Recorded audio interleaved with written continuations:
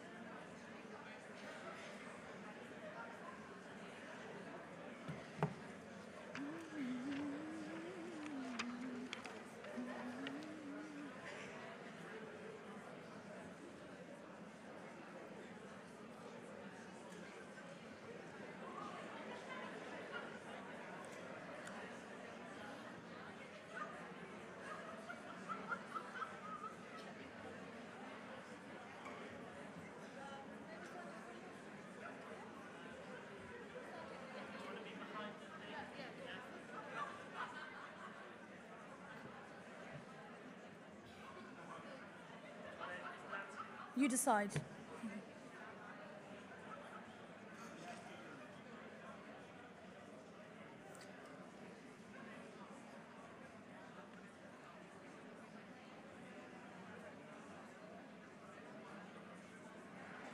Done? Good. Right.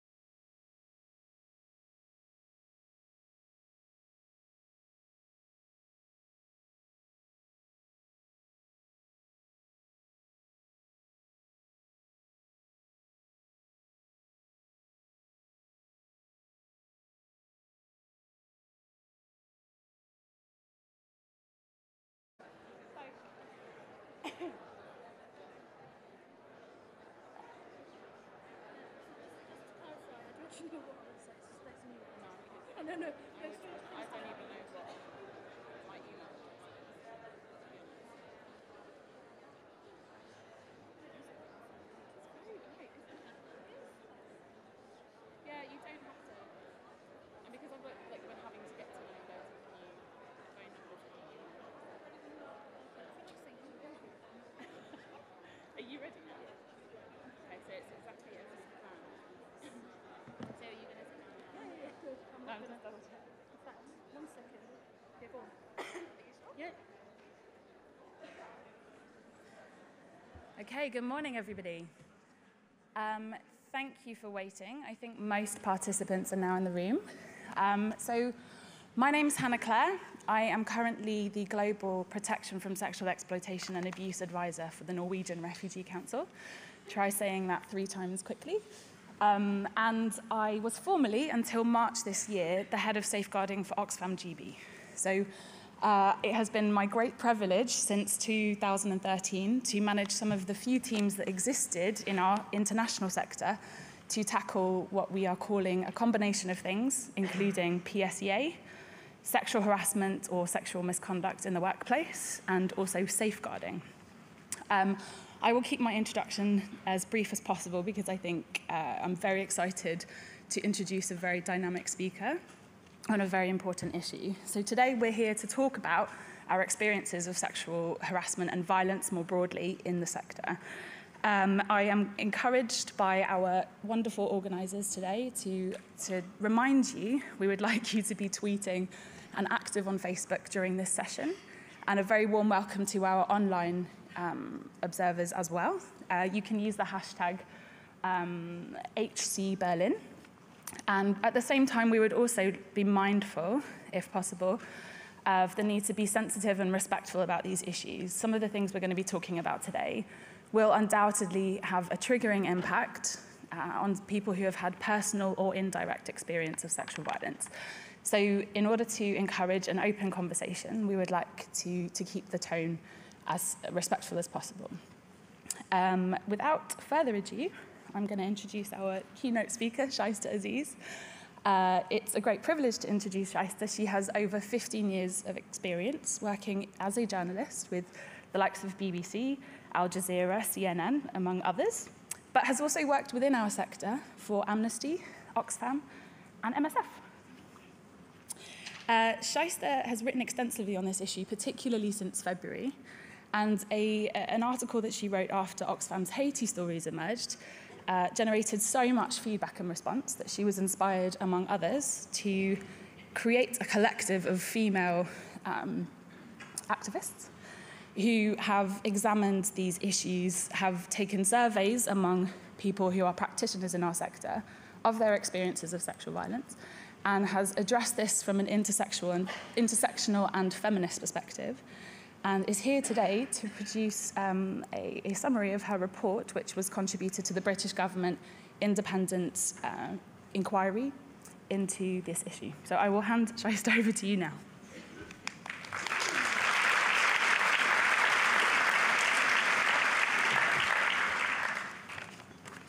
Hi, morning everyone. It's great to be here, great to see so many people in the room so early in the morning as well. Before I start, I just want to thank the Humanitarian Congress Berlin for the invite. I think it's very brave and very bold and very, very necessary to be discussing the issues that we will be reflecting on this morning. And in particular, I want to thank Nora Detmer for the invite and for the excellent organising, and all the colleagues who've been working with her. This is my first Humanitarian Congress, and I've been very impressed with the level of discourse and the speakers. And also, just to say, I have a very high bar because Sister Degan was on yesterday morning, another visible Muslim woman who, was phenomenal. So thanks for that, Sister. So no pressure on me.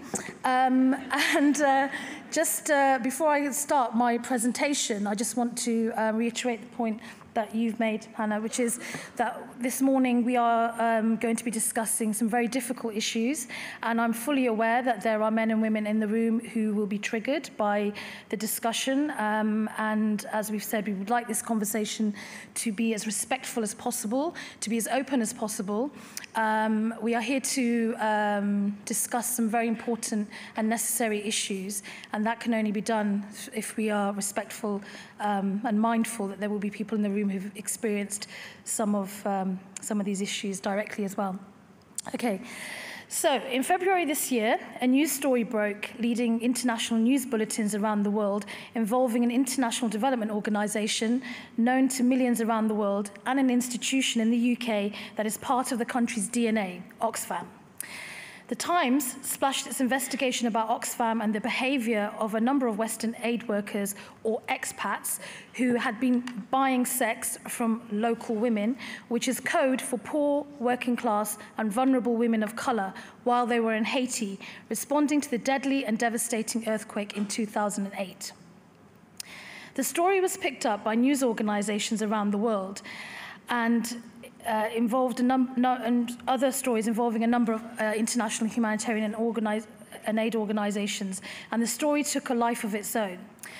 At the heart of the story is patriarchy, power, privilege, race, toxic masculinity, women, men, girls and boys harmed and damaged by systems and structures and powers that are overwhelmingly white, Western, male, and that have the roots in legacy of colonialism and neo-colonialism.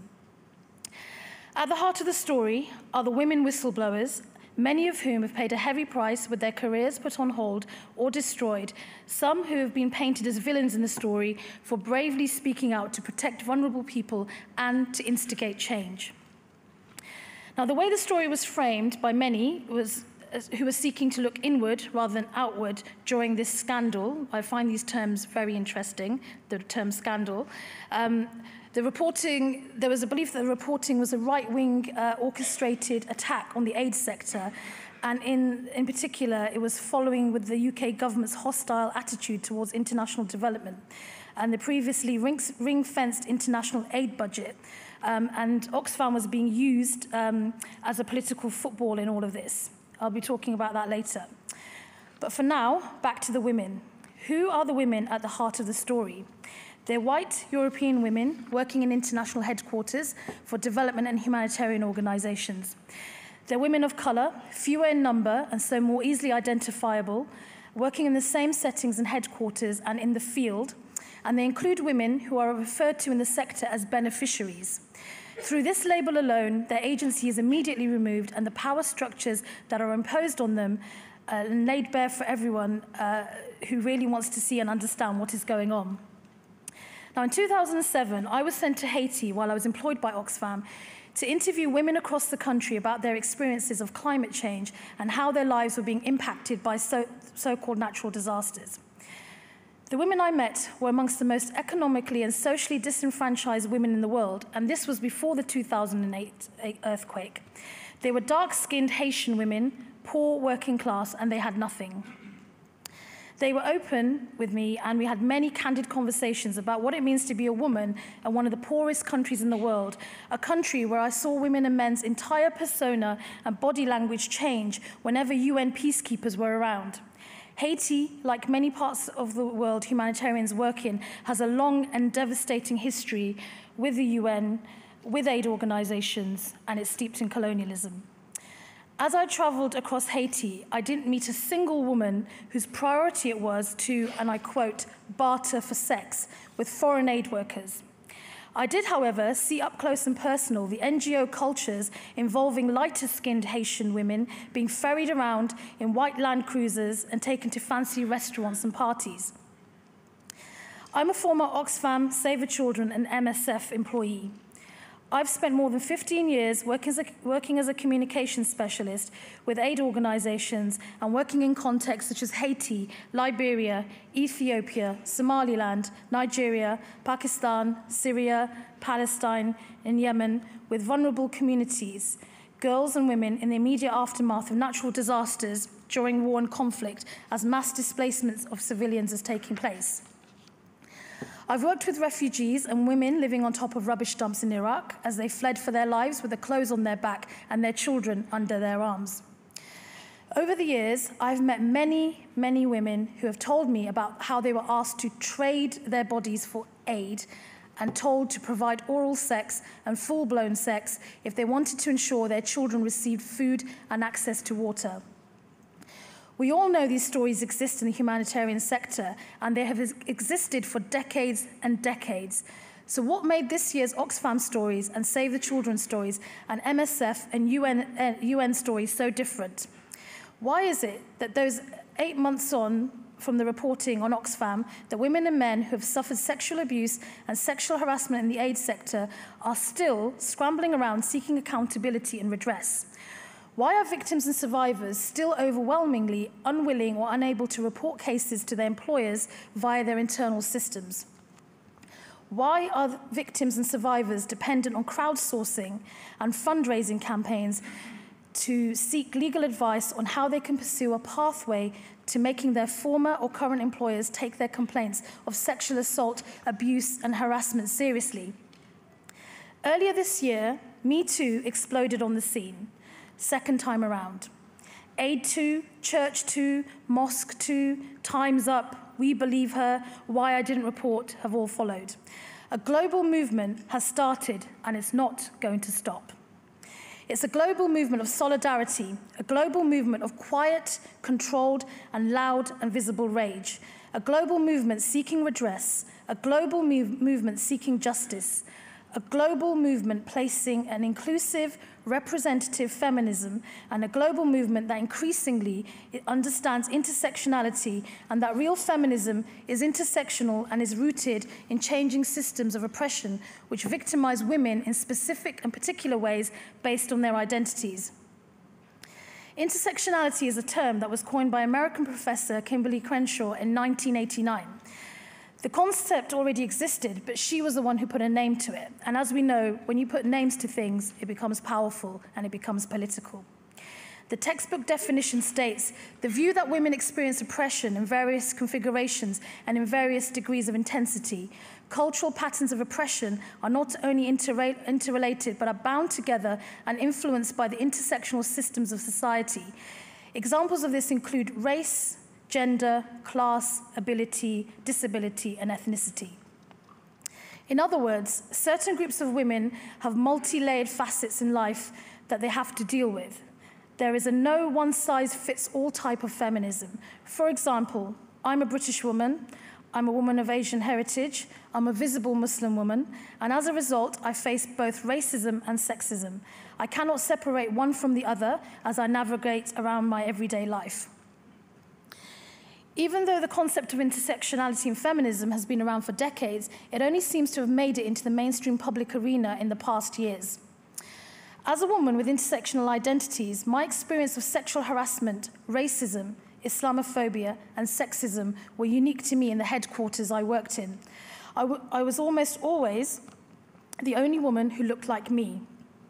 To many in my own country, the UK, I look foreign, including to my colleagues, and yet I have the privilege of sounding like I do. I speak English like an English person. This is what I've been told my entire life.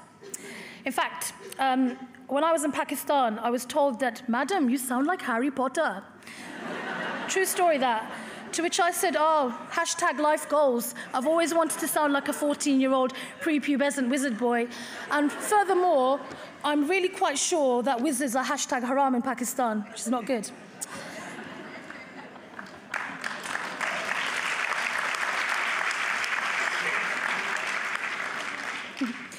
So I have agency, I have economic independence, I have a first world passport. And yet, in every aid organization I've worked for, I've been subjected to racism, Islamophobia, sexism, and sexual harassment.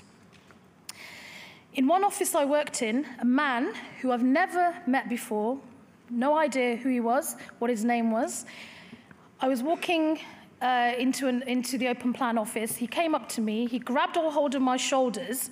Like I said, I don't know who he is, no hello, no nothing. He grabbed hold of my shoulders and he said, and I quote, "I've never kissed a hijabi woman before."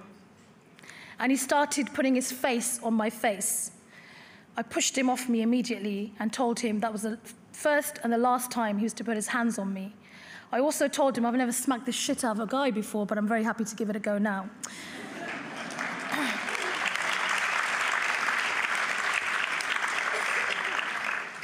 So he looked quite surprised. He was a white European man, just to be clear about that as well. I reported it to my employers. The first thing they asked me was, what do you want us to do about it? I told them, the burden is not for me to tell you what I want you to do about it. You tell me what you want to do about it. It turns out they didn't really want to do much about it. A culture of bullying, harassment, and racism is rife among agencies around the world, and it's about time that we actually accepted this. In February, I wrote a piece for The Guardian, and it was titled, "As a former Oxfam aid worker, I'm not shocked by the revelations." And I actually talked about the systemic racism and sexism in the aid sector. On the back of this article, I received more than 100 emails from people around the world wanting to share their experiences. For many, it was the first time they had shared what had happened to them, and they told me this in the emails that they sent. I have to say, this was one of the most overwhelming moments of my life, just to receive email after email. The vast majority of the emails were from women, but there were also men sending me emails, telling me about the horrific things that they'd experienced while working in the sector. Obviously, I have absolutely no way of being able to, get evidence or know if the information being passed on to me was accurate, but I believe victims and survivors of sexual violence. I will always believe them. In February, I chaired a panel discussion in the House of Commons titled, "Are Me Too and Time's Up flash-in-the-pan social media movements or part of a new inclusive feminism movement?" So we had a very robust debate in Parliament, and this is where I met Alexia Pepper de Kers, a former Save the Children aid worker and a whistleblower, and along with 2 other feminists and women working in the aid sector, we founded NGO Safe Space to support victims and survivors of sexual abuse in the aid sector, and to specifically platform and amplify the voices of women of colour who are the first to be silenced and the first to be minimised. So we produced this report. I'm not going to go through all of it now. I have a few copies, but we also have it on, online, which we'll be able to share the link with you. If you go to www.ngosafespace.org, in a couple of hours, it should be up and online. So we reproduced this report in March 2018. So I'm just going to talk you through some of the findings of the report.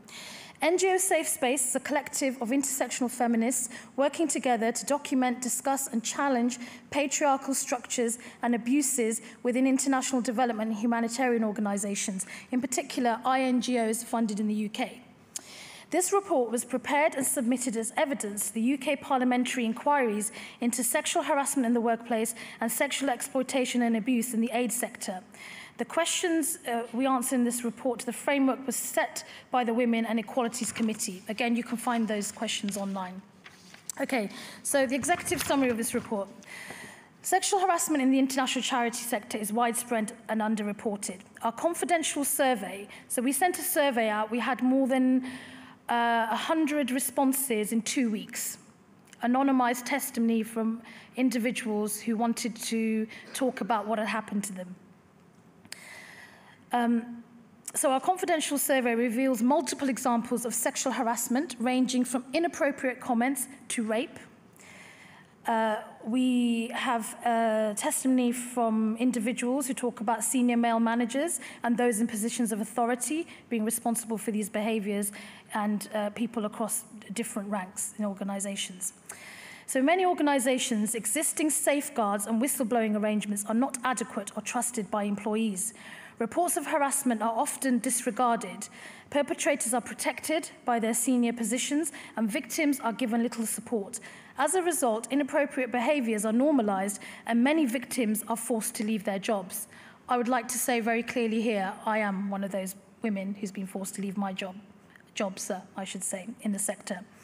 To help end sexual harassment in the international charity sector, we submitted this evidence, as I already said. What I'm going to do is I want to read you some of the testimony that women, well, mostly women, but as I said, men as well, gave us as part of our survey. Now, once again, as I said, I do want to acknowledge that this is very triggering, and there will be people in the room who've experienced this themselves, so I just want to acknowledge that. Okay, so here are some quotes. I have definitely experienced cases of sexist and ambiguous remarks and jokes at the workplace, but often not directed specifically to me, but just accepted in general. Another quote. I've experienced harassment several times from allegedly less harmful comments and jokes focusing on my body and its sexiness and beauty to unwanted physical contact. Another quote. Inappropriate touching, constantly invading personal space in an aggressive manner. Another quote. At office drinks, when ordering the first drink, I was told I was very beautiful while being grabbed by the waist. From then on, small stares, knocking on my chair when passing by, pulling my hair. I had to completely stop talking with this person for these micro-invasions to stop. I never went to office drinks ever again. Another quote. I was sexually harassed by a very senior director, verged on stalker behaviour, barrage of emails, text, requests, sometimes via his PA, to come into his office for a, quote, little chat, end quote. I was directly told not to mention our chats to other people as they wouldn't understand. Another quote. In the most recent situation, I was harassed by a male worker who was under my direct supervision. His first made personal advances, inviting me for dinner, drinks, and then sending me texts with obvious intent to have sex with me. Other colleagues, men and women, repeatedly hinted to me about his interest in me. It felt like an attempt to normalize these types of advances towards me, end quote. Another quote. I've had a man try to lock me in his office to rape me so I could get a UN job, end quote. Unlike most other sectors, employees of international charities may work in a range of environments, from an office in a UK-based headquarters or a European headquarters to a remote office or a crisis situation on the other side of the world. Women shared experiences of being sent on overseas missions by charities funded by organisations where they were consistently harassed or felt vulnerable and poorly protected from potential harassment.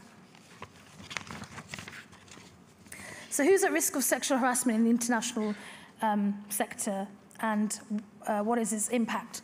Well, anyone is potentially at risk of sexual harassment, but almost all people who contributed to our survey and the submission report that sexual harassment is predominantly experienced by women. From this point onwards, we try to focus on the experiences of women, and we also obviously included men as well. But what we found was that the men who responded, who were particularly vulnerable, were gay men, and men in female-dominated environments can also be victims of harassment. Pervasive inequalities in the workplace and wider society make all women vulnerable to sexual harassment, regardless of how senior they are, and whether they're national or expatriate staff. These terms are just horrific as far as I'm concerned. Certain groups of women are particularly vulnerable, namely young women early on in their careers, women in junior roles, women on low-paid and insecure contracts, and women of colour. So guess what? The industry reflects the outside world. Women of colour and from ethnic minorities are underrepresented in this evidence. There was only 12% response from them, for a number of reasons. There's low representation within the UK international charity sector, meaning that anonymous reporting is very hard to achieve.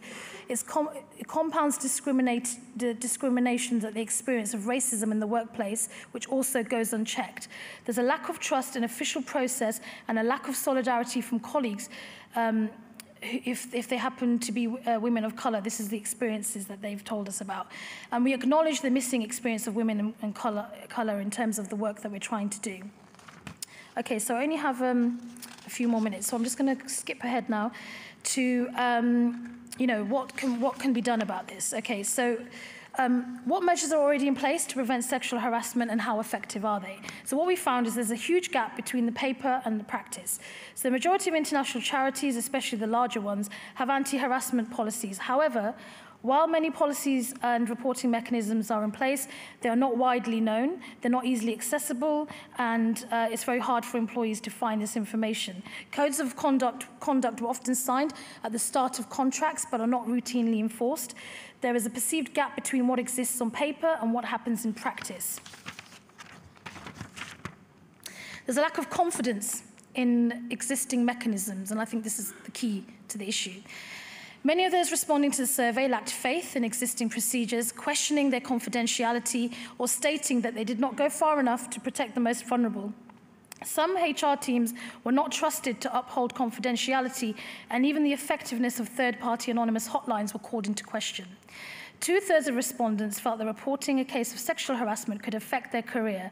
More senior and more experienced women reported feeling more confident in reporting. A distinction was made between feeling confident to report sexual and gender-based violence and not other forms of harassment or bullying, including racism, which may not be taken as seriously.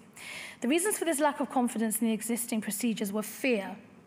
Fear that the complaints wouldn't be taken seriously, that reports would not be confidential, fear of repercussions, being labelled as difficult or a troublemaker, recognition that the burden of proof is on the person who reports it.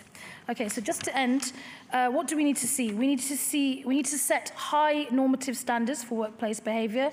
We need to see senior leaders leading by example. We need to develop clear guidelines on behaviours that are and are not acceptable. We need to support an independent and accountable investigations. Again, this is key. We need to push for effective implementation of anti-harassment policies, and we need to strengthen measures to protect staff and beneficiaries from harassment, and we need to increase victims' confidence to speak up. And most of all, we need to stop being defensive. We need to listen. We need to actively listen to victims and survivors.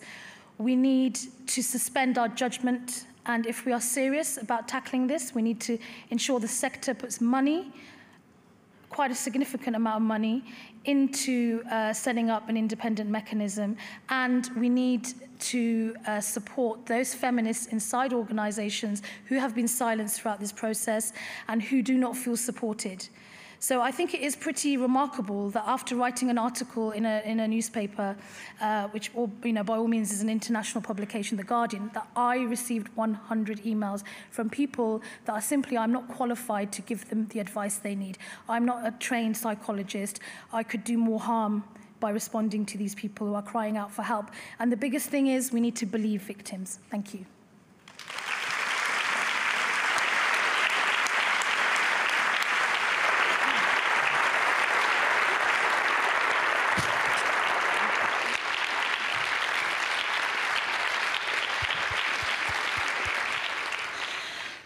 Wow, Shaista, thank you.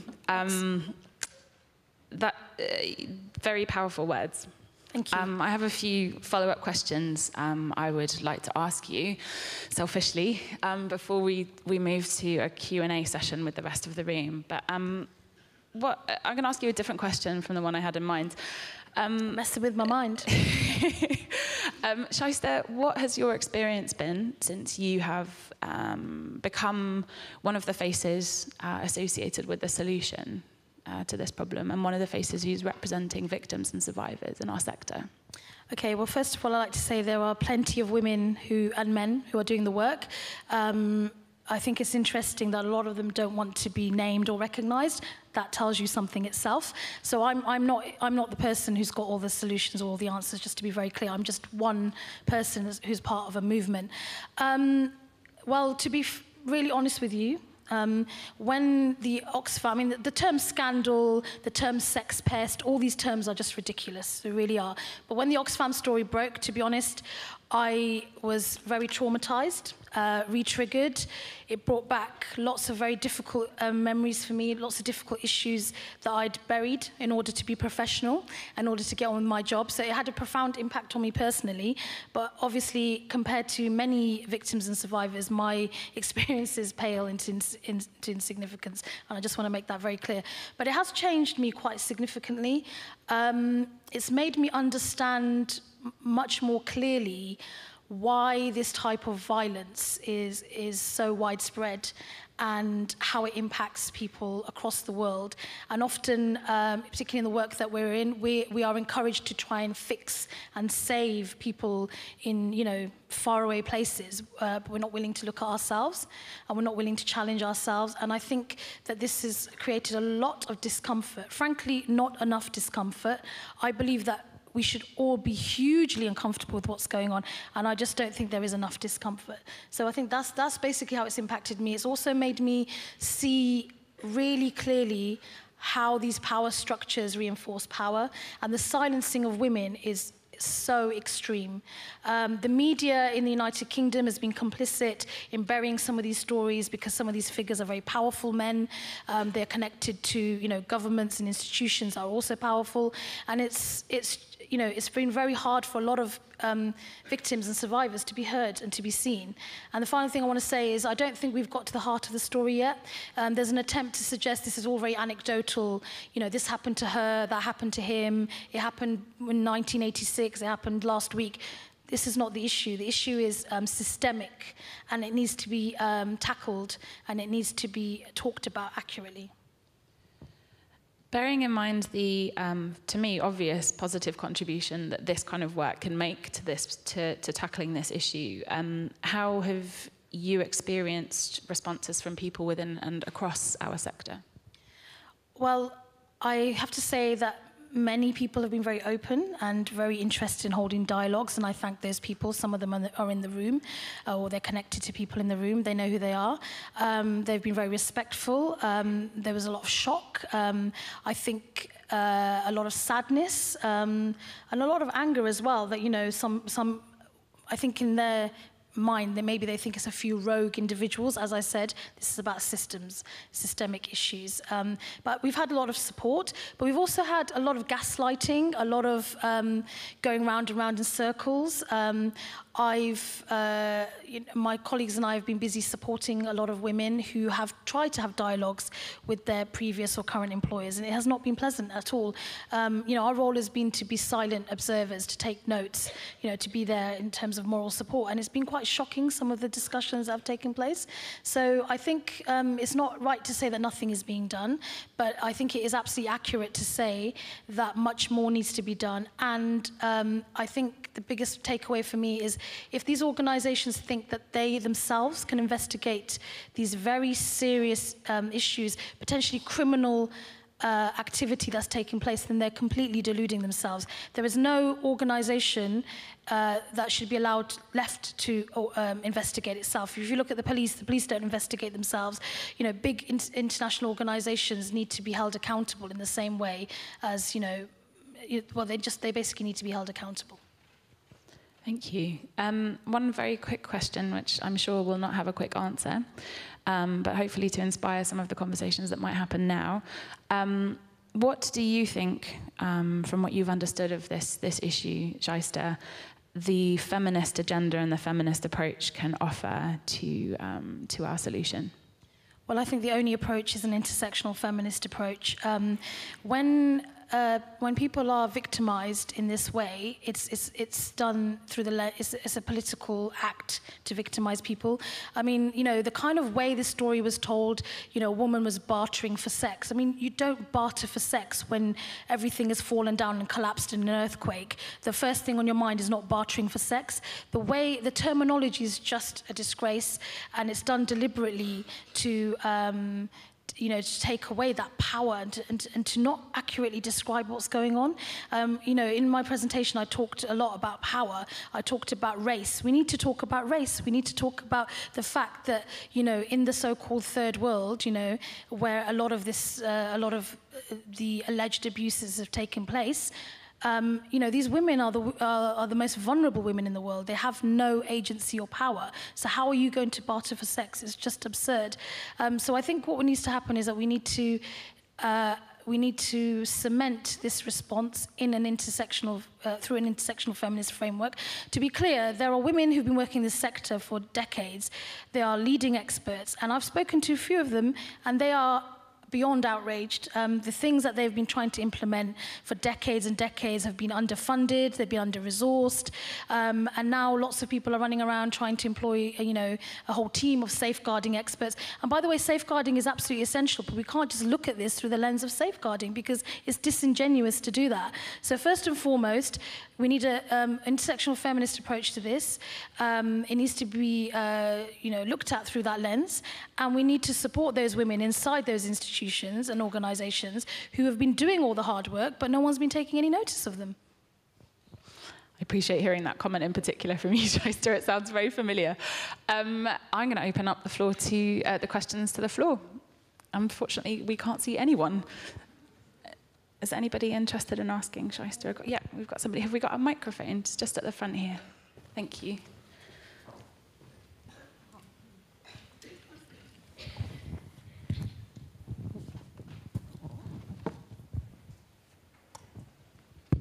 Yeah, thank you very much.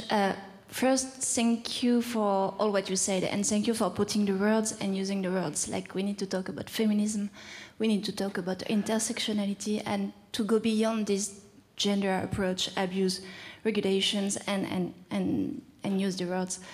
I am myself, I consider myself as a feminist, and I am working on gender-based violence in the humanitarian sector. And sometimes it's really hard to see that even when you have these convictions and these experiences, you still face so many difficulties when you have to talk about what happens to you and to your colleagues. And 2 days ago, I was contacted by a colleague who was asking me, should I report what happened to me, and how can I do it? And actually, it was really struggling for me to say that, okay, I cannot tell you how you can do it because I did it and I was not happy with the response. And I didn't know if it was serious enough to report it. I didn't know how it will be considered, how it will be responded to. And 1 month after I reported, I was also asked by my colleagues at the Human Resources if, like, are you sure it was really that? Are you sure it happened? Are you sure you didn't over-interpreted? Oh, sorry for my English, but yeah. So it's just also, like, we need to talk about it, but we need to accompany. I don't blame this human resource person because she was probably not prepared to respond to that. So how do we prepare them? How do we go beyond the victims and survivors and the people who are working there? And how do you ensure that there is not just an email, but there are people who are prepared to bring you an answer and to adopt the right behavior, the non-judgmental behaviors to be able to respond to you. Thank you. Okay. Are there any other questions? Any other questions before Shyster has an attempt at this one? Yeah, we'll just ask one more. Thank you for your first question. We'll come back to it. So hi, thank you very much for the presentation, very powerful, and yeah, important for all of us to hear that. I'm Justin Lyle from People in Need. We are kind of like working through a similar process ourselves, you know, partly kind of strengthening these confidential channels, then also thinking about the policies and how to respond. But from what you've said, I'm kind of thinking that this kind of dialogue and discussion where the kind of the consciousness of people changes rather than a kind of response to individual cases, that seems to be really important. So what advice would you have for an organization trying to conduct a process like that? Okay, so just to go to the first person who asked the question, first of all, thank you very much for that question. The short response is a person who has lived through a certain experience is the only person who has the right to decide what they want to do. I would say the first and only priority for them is to take care of themselves, mentally and physically. So that's the first thing I would say. And then I think the key to ensuring that victims and survivors do report is by them being able to see perpetrators being held to account. So until a system shows that, you know, it is able and it is willing to hold people to account, other people will not come forward. You know, the thing that we constantly hear over and over again is, I didn't think anyone would believe me. I didn't believe, you know, I knew I wouldn't be believed. I didn't have a witness. He's very powerful. She's very powerful. You know, there are massive power dynamics at work here. And so until those power dynamics are shifted, you know, people will not feel comfortable or confident in going forward. And also the way, the nature of this type of crime, and it is a crime, is about shaming people. It's about shaming those victims and survivors and making them believe it's their fault. And, you know, gaslighting, you know, making, you know, individuals feel that it's all in their head is all part of the process, it's all part of the manipulation. So I've had, and indeed, my colleagues have had people come to us or email us or WhatsApp us even. I mean, I've had, you know, I don't even know how these individuals have found my number. I've had people contact me from South Sudan and other places in the world, you know, on a Sunday, just a message pops up on my WhatsApp, you know, asking for some advice. And I think that itself shows you the deficit in terms of the lack of adequate support being provided to people. So that would basically be my simplest answer, but I'd love to talk to you some more afterwards. To the gentleman over there, the question, a brilliant question. I think we need to start talking accurately about things. We need to name those things. We need to label those things.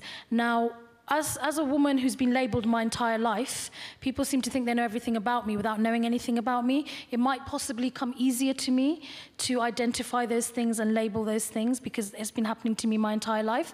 But I would say that we need to unpeel those layers of words that are being used. You know, I've spent my entire life going into rooms where there's been meeting after meeting where no one's actually said anything. Just going round and round in circles, and that is something that needs to stop. So I think the first thing is that being fully aware of, you know, how we talk about these issues, and actually to really talk about these issues. And it does require change of mindset, and that takes time. But I think the other thing is that the more solidarity we openly show towards each other, the more we stick together. And when I say we, I'm not just talking about women, I'm talking about men as well. We need to call things out. We need to call things out, and then we also need to support those who are willing or prepared to call those things out. So those are two things that people can do very easily if they wish to do it, and I think we need to start doing it. Because effectively what that is called solidarity, and we've heard that word repeated quite a few times already in this conference. And solidarity has to be active if it's going to be meaningful. So that's what we need to do. Thanks, Shaista. If I may, these are two issues, questions very close to my heart as a practitioner in the area. And to add to what you've already said, Shaista, I think one of the things I've really noticed in the time I've done this work, but particularly in the dialogue of the last year, is that people have systematically failed, as Shaista has indicated, to listen to people who already know how to do this well. Now, that might not be me. It's more likely to be somebody who's working more frontline more recently. But I do come from what I think could be the richest education I could ever have received in doing sexual violence work. And that is through the grassroots rape crisis movement.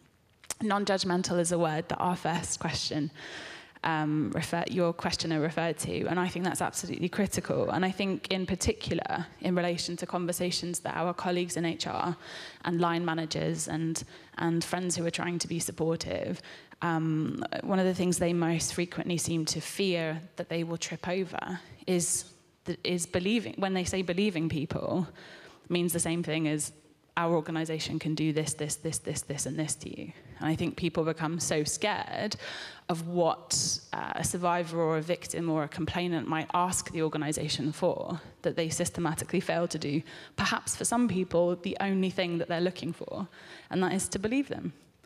And I think one of the most meaningful interventions that I participated in my time in Oxfam, and since joining NRC, has been spending time with managers as a distinct group, HR as a distinct group, and explaining how you can be non-judgmental, how you can be non-discriminating, how you can be non-directive, and how important it is to keep the trust of somebody through a process if you're all going to achieve the best results for everybody. And those conversations and dialogues haven't really happened, and I think for me it was always very difficult to find the time. And I think, as Shaista said, everything is stronger if you're truth-telling and if you're encouraging and rewarding that kind of environment, so that the most successful interactions you have, everybody is one of my stakeholders in my organisation. Like, anybody could be a survivor at any time. The most useful dialogues I've had are with people who I or they have been able to do something in my personal relationship with them to make them feel like that I'm not judging them if they don't know the right answer. And I think that's also been something that not many people can achieve if they don't know how to approach this. So, yeah. But that requires humility, to accept that you don't know something. None of us can know everything, but you have to be humble to be able to accept that. And there's a fundamental lack of humility in this sector. And I say that as a woman who has worked in this sector for a long time. And as I said, frequently when I go into these rooms, I'm the only person who looks like me. I'm sure that's still the case. And there is a massive lack of humility and an unwillingness to listen to someone who may know more than them, even if they're more junior or whatever they are. That's irrelevant. So I think it needs to start from there as well. And, you know, for a lot of the individuals who've come forward and spoken to NGO Safe Space, you know, the main thing that they're looking for, they want an apology. In many cases, they just want to hear, we're sorry this happened to you. We're sorry this happened to you while you worked for us. We're sorry that you were let down. That is really what they're looking for more than anything else. These are not people who are, you know, trying to, you know, destroy men's careers or, powerful men's careers or disrupt their careers. You know, Trump said, you know, a man's career is in tatters. You know, just to be very clear, most victims and survivors we've spoken to, and indeed, I'm sure the ones we've never spoken to as well, that's not in the front of their mindset. They want to make peace with themselves. They want to be believed. They want to to move forward, and they're stuck because they were violated and horrific things happened to them, and they never, ever got justice. And that's something we need to remember as well. And so I'd say to those leaders in the room, when you go back to your, your offices or whatever, please take that back with you. These are, I've had people accuse me of wanting to be famous on the back of this work. I've had women whistleblowers, high-profile whistleblowers, tell me that they've been accused by their former employers and the people they worked with, oh, you just want to be famous. There are many ways of being famous, right? Far less taxing ways of being famous than, listening to people tell you about horrific things that have happened to them that they've not shared with anyone. And by the way, this line about we want to be famous, this was used again when the Harvey Weinstein, accusations were made. Women in Hollywood were accused of that as well. This is a typical line that is thrown out over and over again. There are many parallels in the way whistleblowers are treated, be it in Hollywood, be it in the aid sector, be it in any sector. And, my final words were this: we're not going away. We are not going away. People are becoming braver because they can see that it wasn't just me. It wasn't her. It wasn't him. It's all of us. This happened to me. It happened, they're starting to understand that if it's happened to all these people, then surely perhaps it wasn't my fault. And I think that is really, really powerful. And I'd say that more than any other time, I want some honesty. I want people to try and be honest to themselves. If they can't be honest to anyone else, be honest to yourself.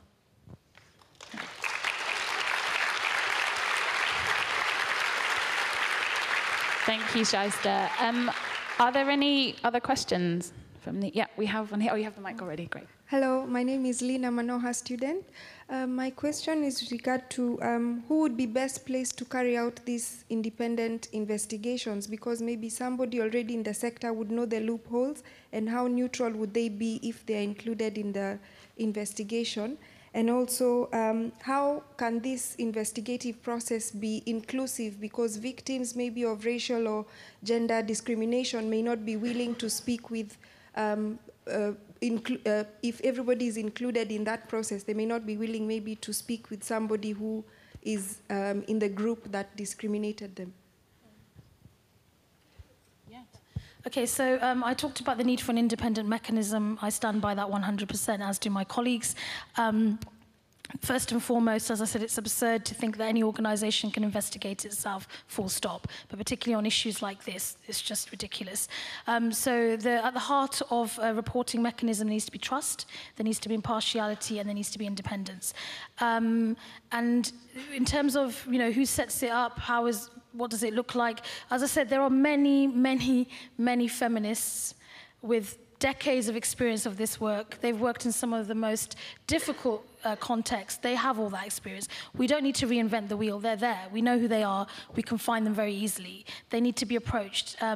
Again, the things that we're talking about here, we've been talking about these things for decades and decades. This is not new. This is just, so it's like we need to decide, do we actually want to do something about it? In which case, let's start doing something about it. In terms of inclusive, what you said about being inclusive, throughout my presentation, I talked about race. I talked about the intersectionality of race and class and gender. And again, this is the heart of it. If in most of these organizations, I don't like this term diversity, but nonetheless, the diversity in these organizations is woeful.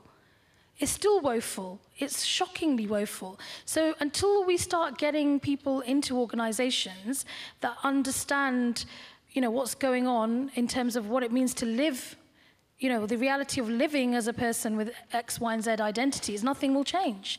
And by the way, often what happens is there is like 5, 6, 10 people of color who are recycled over and over again in different organizations. And it's like, well, what's going on here?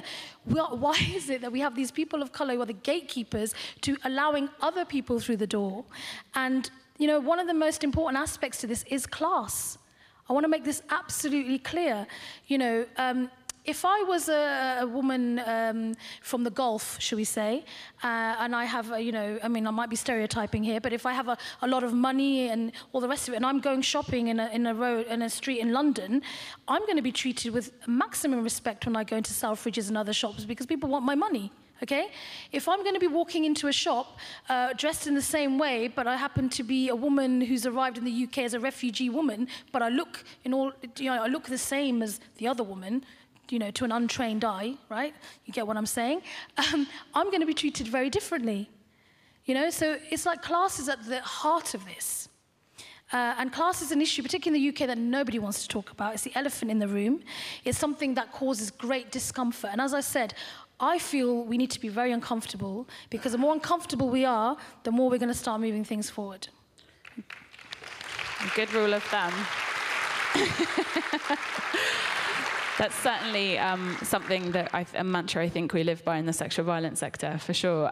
If I may add my own as an investigator who does work internally in an organisation, I do actually feel there's something I would like to add to Shaista's point here in terms of understanding the value of having internal capacity, because one of the things that I feel I want an organisation to have to do is to take the burden of finding the strength and finding the humility and finding the capacity to respond in an appropriate way.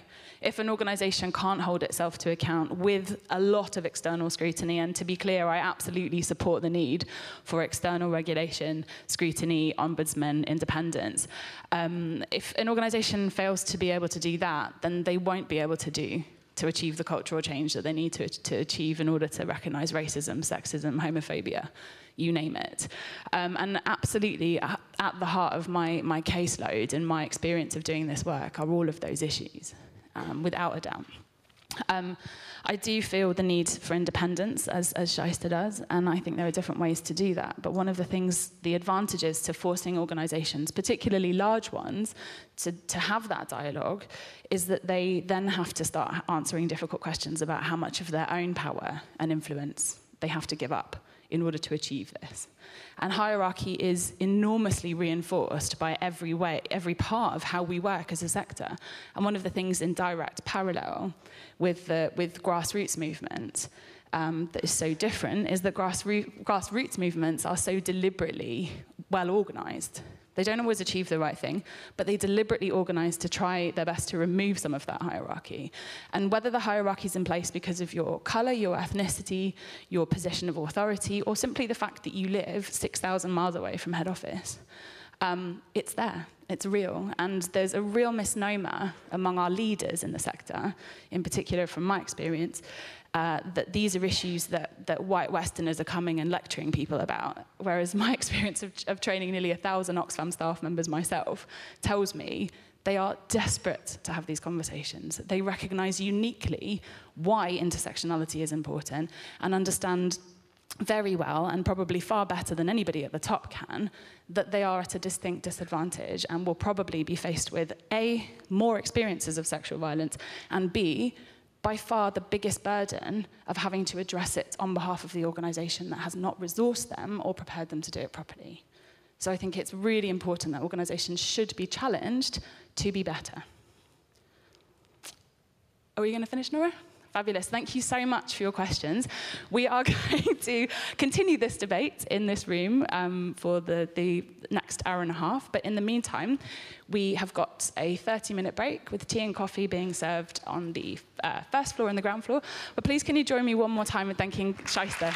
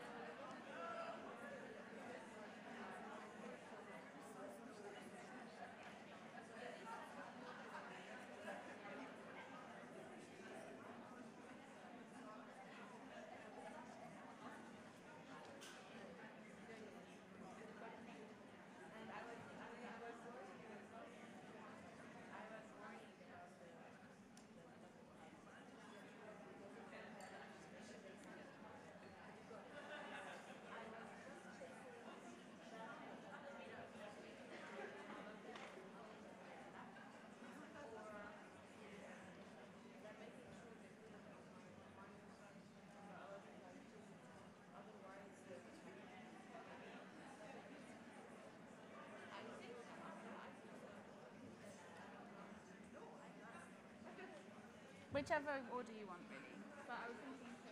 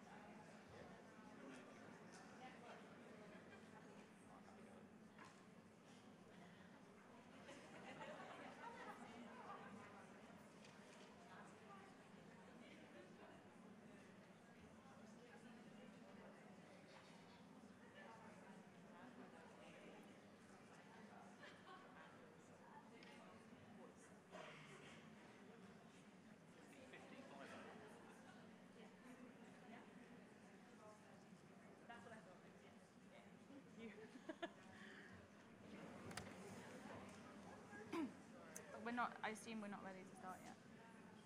We're not starting now. Now? Okay. Yeah, they should be. Okay, good morning again.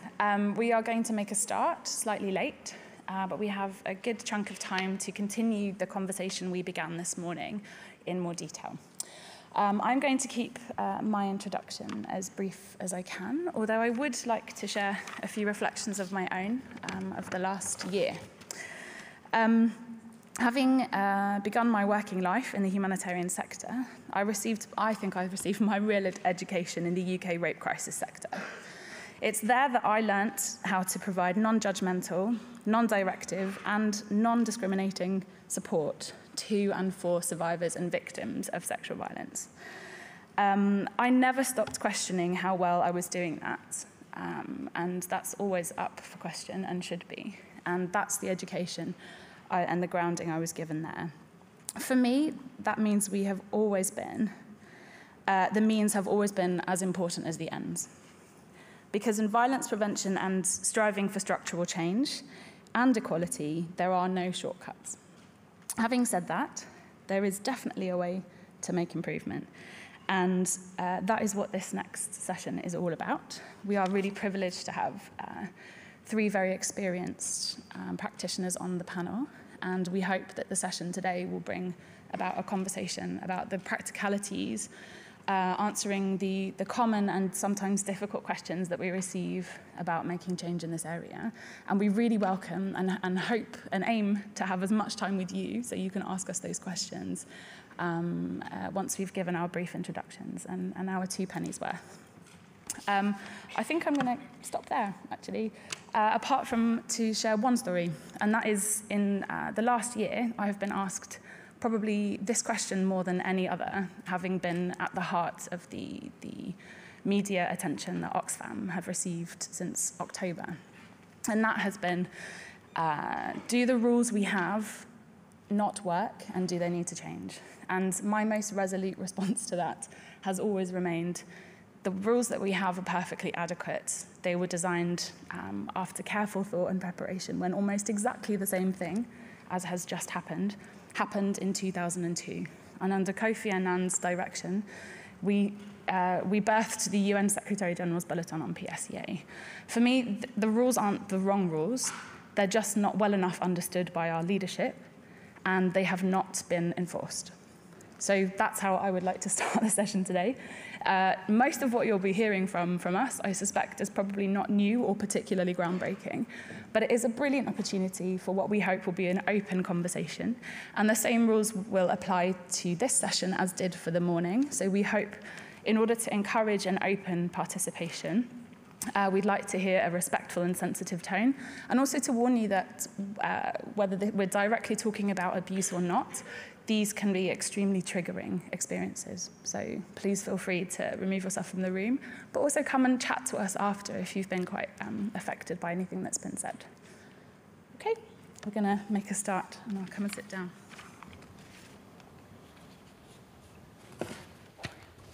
All right, without further ado, I am going to introduce you to our panel members. Julian, you have been you have described yourself to me as someone who's all about ethics. He comes from multiple sectors and described to me this morning that he only has a toe in the humanitarian sector. I think he's being a little bit hard on himself, but I will pass over now to hear what he thinks about ethics and what he thinks are some of the solutions to the issues that we're discussing today. Great, thank you very much. It's a real pleasure to be here. I have to say up front that it's also slightly nerve-wracking being a representative of dead white European malehood to come up here and pontificate on some of these issues, many of which, because of my position and status, I haven't really been exposed to. But I want to start, I mean, one of the reasons why I was interested in this whole conference was because I'm very interested in concepts of dignity. And it seems to me, if that is the kind of moral focus of this session, it seems to me that there is something in the concept of dignity that can really provide us with some assistance when we are approaching some of these furiously complex and emotionally and politically charged issues. And when I was listening to Shasta this morning, she was talking about the kinds of emotions that this kind of debate generates. And one of the emotions that I felt was sadness in some ways. It's this sector, this humanitarian sector, so intensely focused on bringing goods to the world, slides away, is in some respects corrupted by behavior that does not reflect its fundamental and core values. But after feeling sadness, I then was thinking, but it's quite extraordinary, this conference, because one of the wonderful things about this sector is it's willing to talk openly, frankly, in such an engaged way with some of these issues. So I felt a kind of surge of optimism. And it struck me that if I think about the kind of underlying the fundamental principles of humanitarian engagement, if I look at this concept of dignity, it seems to me that it points towards a number of principles that need to underpin the way in which the sector goes about its business, both internally facing and also externally facing. Now, my interest, I'll be quite candid, my interest in this has grown up from some of the work that I've done with and alongside Médecins Sans Frontières.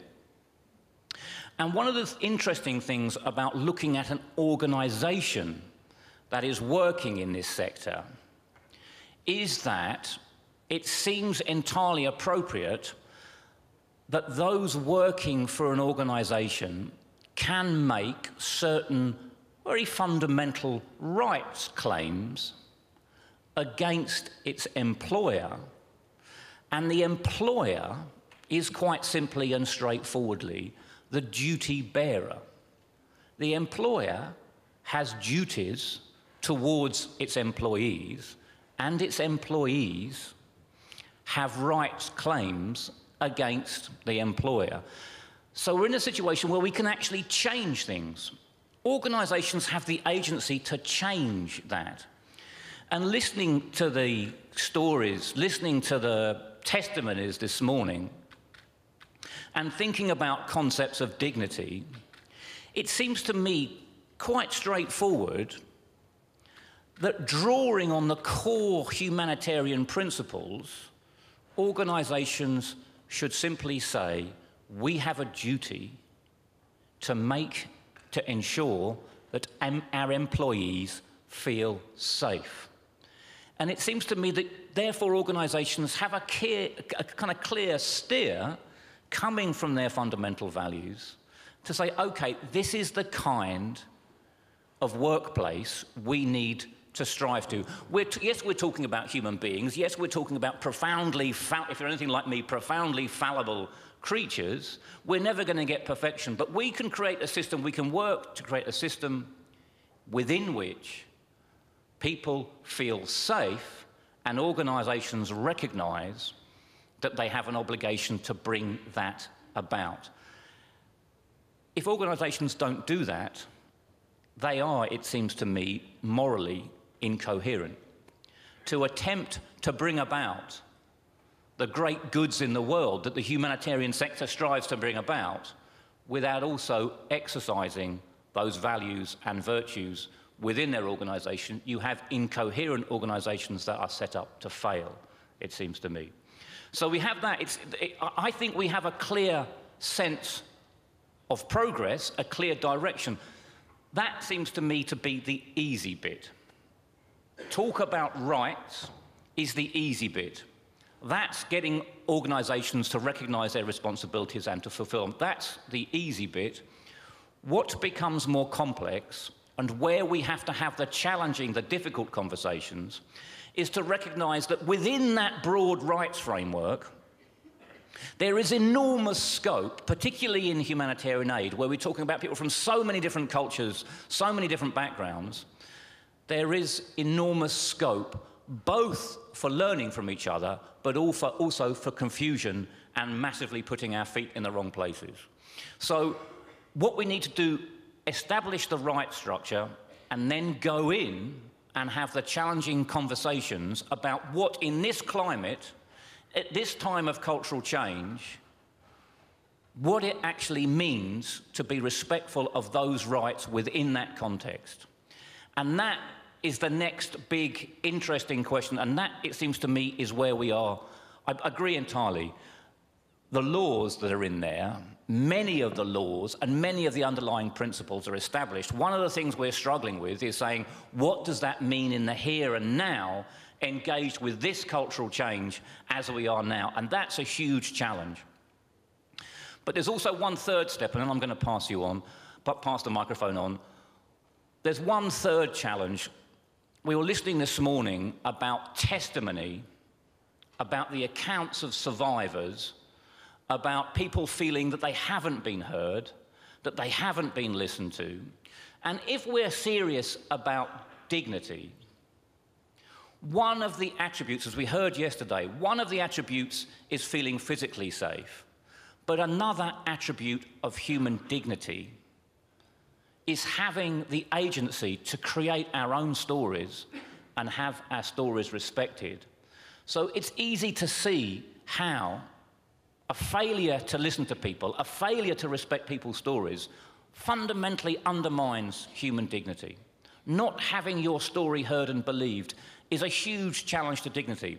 But as an ethicist, someone used to working in areas where principles conflict, where goods are in tension with each other, we also have to recognise the vital moral and practical importance of due and fair process.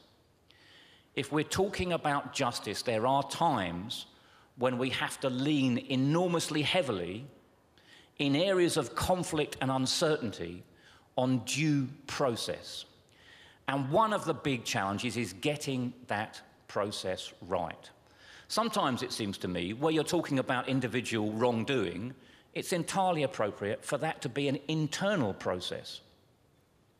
But if we're talking about claims, deep structural claims about organisations, their malfeasance, their malfunctioning, it really may be the case that there it's appropriate to look externally. When we're talking about due process, we are talking about complex procedural issues that we have to try and get right.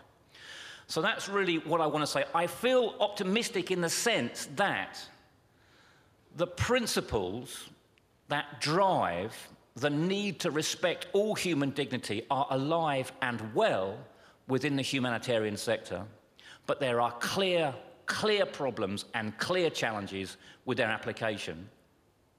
We don't need to reinvent the principles. We need to understand how they work in this time of cultural change, in this time of cultural challenge, how they work and what a good exercise of those principles looks like in this context. And we also need to invest energy into due and transparent process, because then people will trust the system. And in the absence of trust in the system, people will not come forward. And what will emerge in one form or another is explosive scandal, not respect for due process and listening to people's narratives. Thank you very much.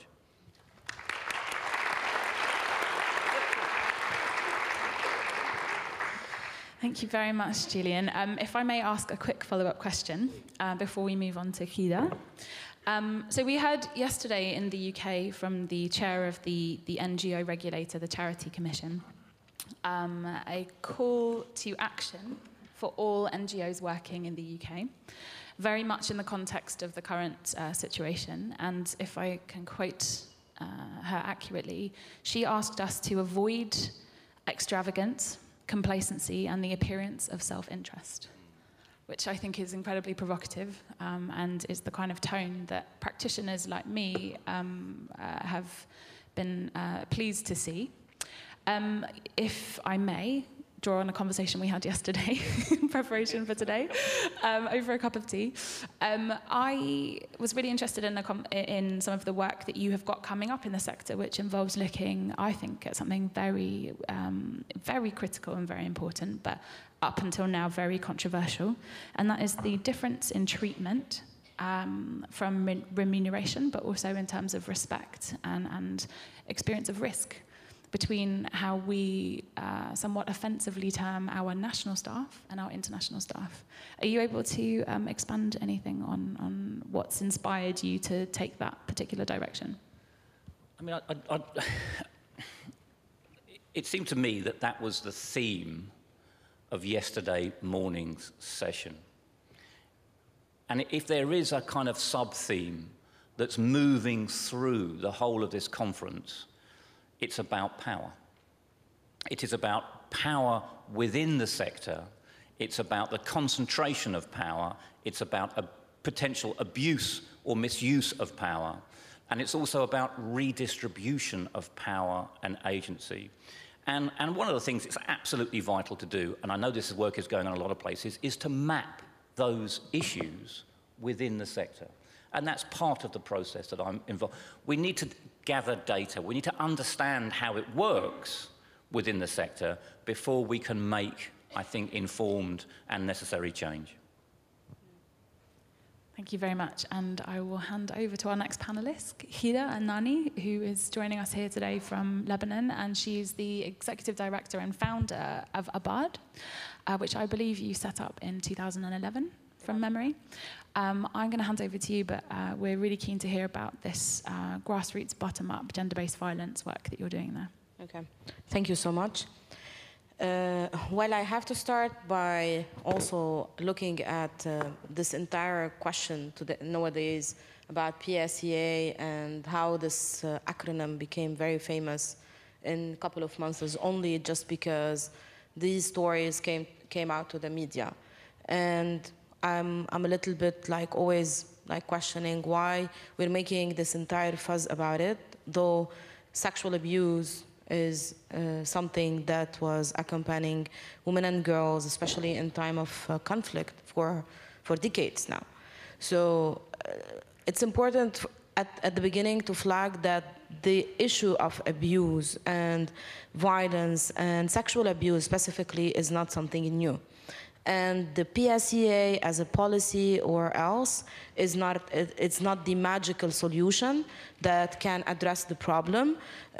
Just because a piece of paper, as Dr. Julian was highlighting as well, it's not about that. It's about the entire practicality. It's about how we're integrating mitigation and response within our own organization. What does that mean? It means as leadership and as management to acknowledge the fact that by applying integrating all these principles, actually it is the benefit and the win-win for an organization, rather than being lazy about, I don't want to produce this document or apply it because of the arguments and pretexts always that it requires time, it requires resources, we don't have money to hire people only to do investigation. We're a local NGO. We don't have definitely an annual budget similar to any UN agency, though we're applying it since the start in 2011, even before the Me Too campaign and other campaigns and the survivors that actually came out in a very brave way to claim about these things. And this, at least I can say, the minimal benefit was for the organization. We have a very minimal turnover yearly of our staff. And I think recruitment and induction and all of these for management is way costly in sense of time and resources, rather than ensuring a safe environment that respects not only the dignity but the integrity of all team members and well-being in such a context that we're all striving in. I always ask the question, even to our partners from UN agencies and INGOs, like really how serious you are in applying the human resources recruitment process. Because from me, this is where we start from the beginning to prevent sexual abuse from happening inside organizations and from any of the members toward any of the right holders or beneficiaries. And this is a very serious step for us as Abad, as organization, in sense of like really selecting, in the selection of who to be part of the organization, in the sense of like level of interview we do, the face-to-face where we embedded in the questionnaires, like questions looking at psychological aspects, not psychological tests, but some questions that we believe can also give us indication of how much the person believes in non-violence and abuse. At the same time, there's a written exam that is done. The reference check, we don't simply send the form. We want to ensure that it's filled out by direct line management with a proof evidence, because we know that sometimes I can simply list a name of an ex-colleague in an organization and say that this is the person as line manager to provide the reference, and at the end of the day, and actually it happened once, we discovered that as organization, that the person was actually leaving this international NGO because of accusation of corruption and abuse of power, and she gave us name of 2 people in the organization as being the line manager. But making sure as human resource department that in the reference check we make sure of this. We're very serious about the 3 months probation, where we look at like really not only performance, but we do 360-degree evaluation inclusively to people they deal with, before saying, yes, you passed this period of time and now you're fixed term in the organization. And also the angle of like really committing to do the performance review, again 360-degree, in making sure that we're inclusive to peer, colleagues, supervisors, beneficiaries, and all of this regularly. This regularity is very important to mitigate abuse within organizations and toward the beneficiaries. As organization, like really working on gender-based violence, for us it's a red line. We cannot be managing safe shelters for women survivors of gender-based violence, forced prostitution, forced trafficking, forced marriage, survivor of rape, while having among the team people abusing their power to actually replicate that within the organization. Same for safe spaces, same for our men centers and our mobile unit. We talked about it yesterday. I'm not going to elaborate here a lot. But at the same time, mainstreaming the PSEA and the complaint mechanism and the information about it across, it goes simply with the meal package, the monitoring and evaluation and learning package, that at every single session, we introduce briefly, like you have the right to talk about anything that will make you feel uncomfortable, to leave the session, and making the complaint box and different levels of reporting like really known by the people we're serving, and same within the organization. And trust me, this is not costly. It's simply when you do it as part of the routine, not foreseen as a standing alone measure, it will be much more easier for everybody to trust the system and to trust to come in. But at the same time, making sure that this is accessible, like in the planning for everybody, not only for women coming to centers, but like making those that are illiterate feel comfortable in coming in. How? We ask them, what is the best modality you feel comfortable about it? We did like focus a group on every single medium of reporting to take into account diversity and to take into account, like yesterday we were talking about the inclusion. Like for people with special needs, elderlies, illiterate, women head of household, that they don't have their own phone number, for mobile number, for instance. How do they feel comfortable to talk about if there's any violation from anybody from the team? At the same time, to know that if they do that, what will happen?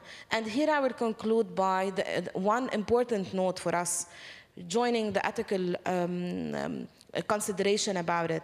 It's how we ensure if someone discloses, this is not gonna come like backfire in a sense that will cause more vulnerability to the person. So we know that women that come and report, even a staff member or women we're serving, in context like Lebanon, and I think this is across, making sure that accompanying the woman in her reporting, acknowledging her pain, acknowledging her suffer, at the same time walking the walk in the procedure while ensuring that she's not gonna be additionally abused by her community, by her husband, by religious leaders, and considering that if she's talking about sexual abuse, it means she cannot go back, and she dishonored the community and dishonored I don't know what. So making sure that the process is done with high ethical consideration in protecting, like the respect of human protection principles, is very key and very vital. And this need to be communicated while presenting PSCA and the complaint mechanism. To say, like, ensuring confidentiality, ensuring the respect of the choice of the survivor in whatever she wants to do, the commitment and being brave to go to till the end, whatever the cost will be, to stand by the staff member or the woman, is very essential to build the trust and the credibility around the system, and will make it more functional in sense of people coming in and feeling comfortable to talk about these matters.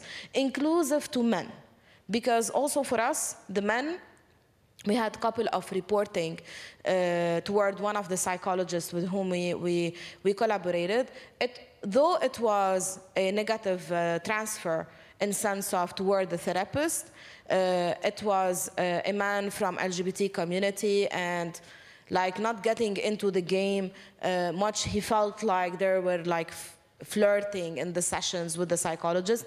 Even with that, and he reported like complaining about the attitude and of the psychologist and so on, not getting into so much details about the story itself, but even with that, we made sure to investigate, we made sure to come back with feedback to the men that was coming to the men clinic, and making sure also to give him the opportunity, if he wants also, to make other men knowing, without names, about the process, because this will encourage others to speak about things that they feel uncomfortable about in the service.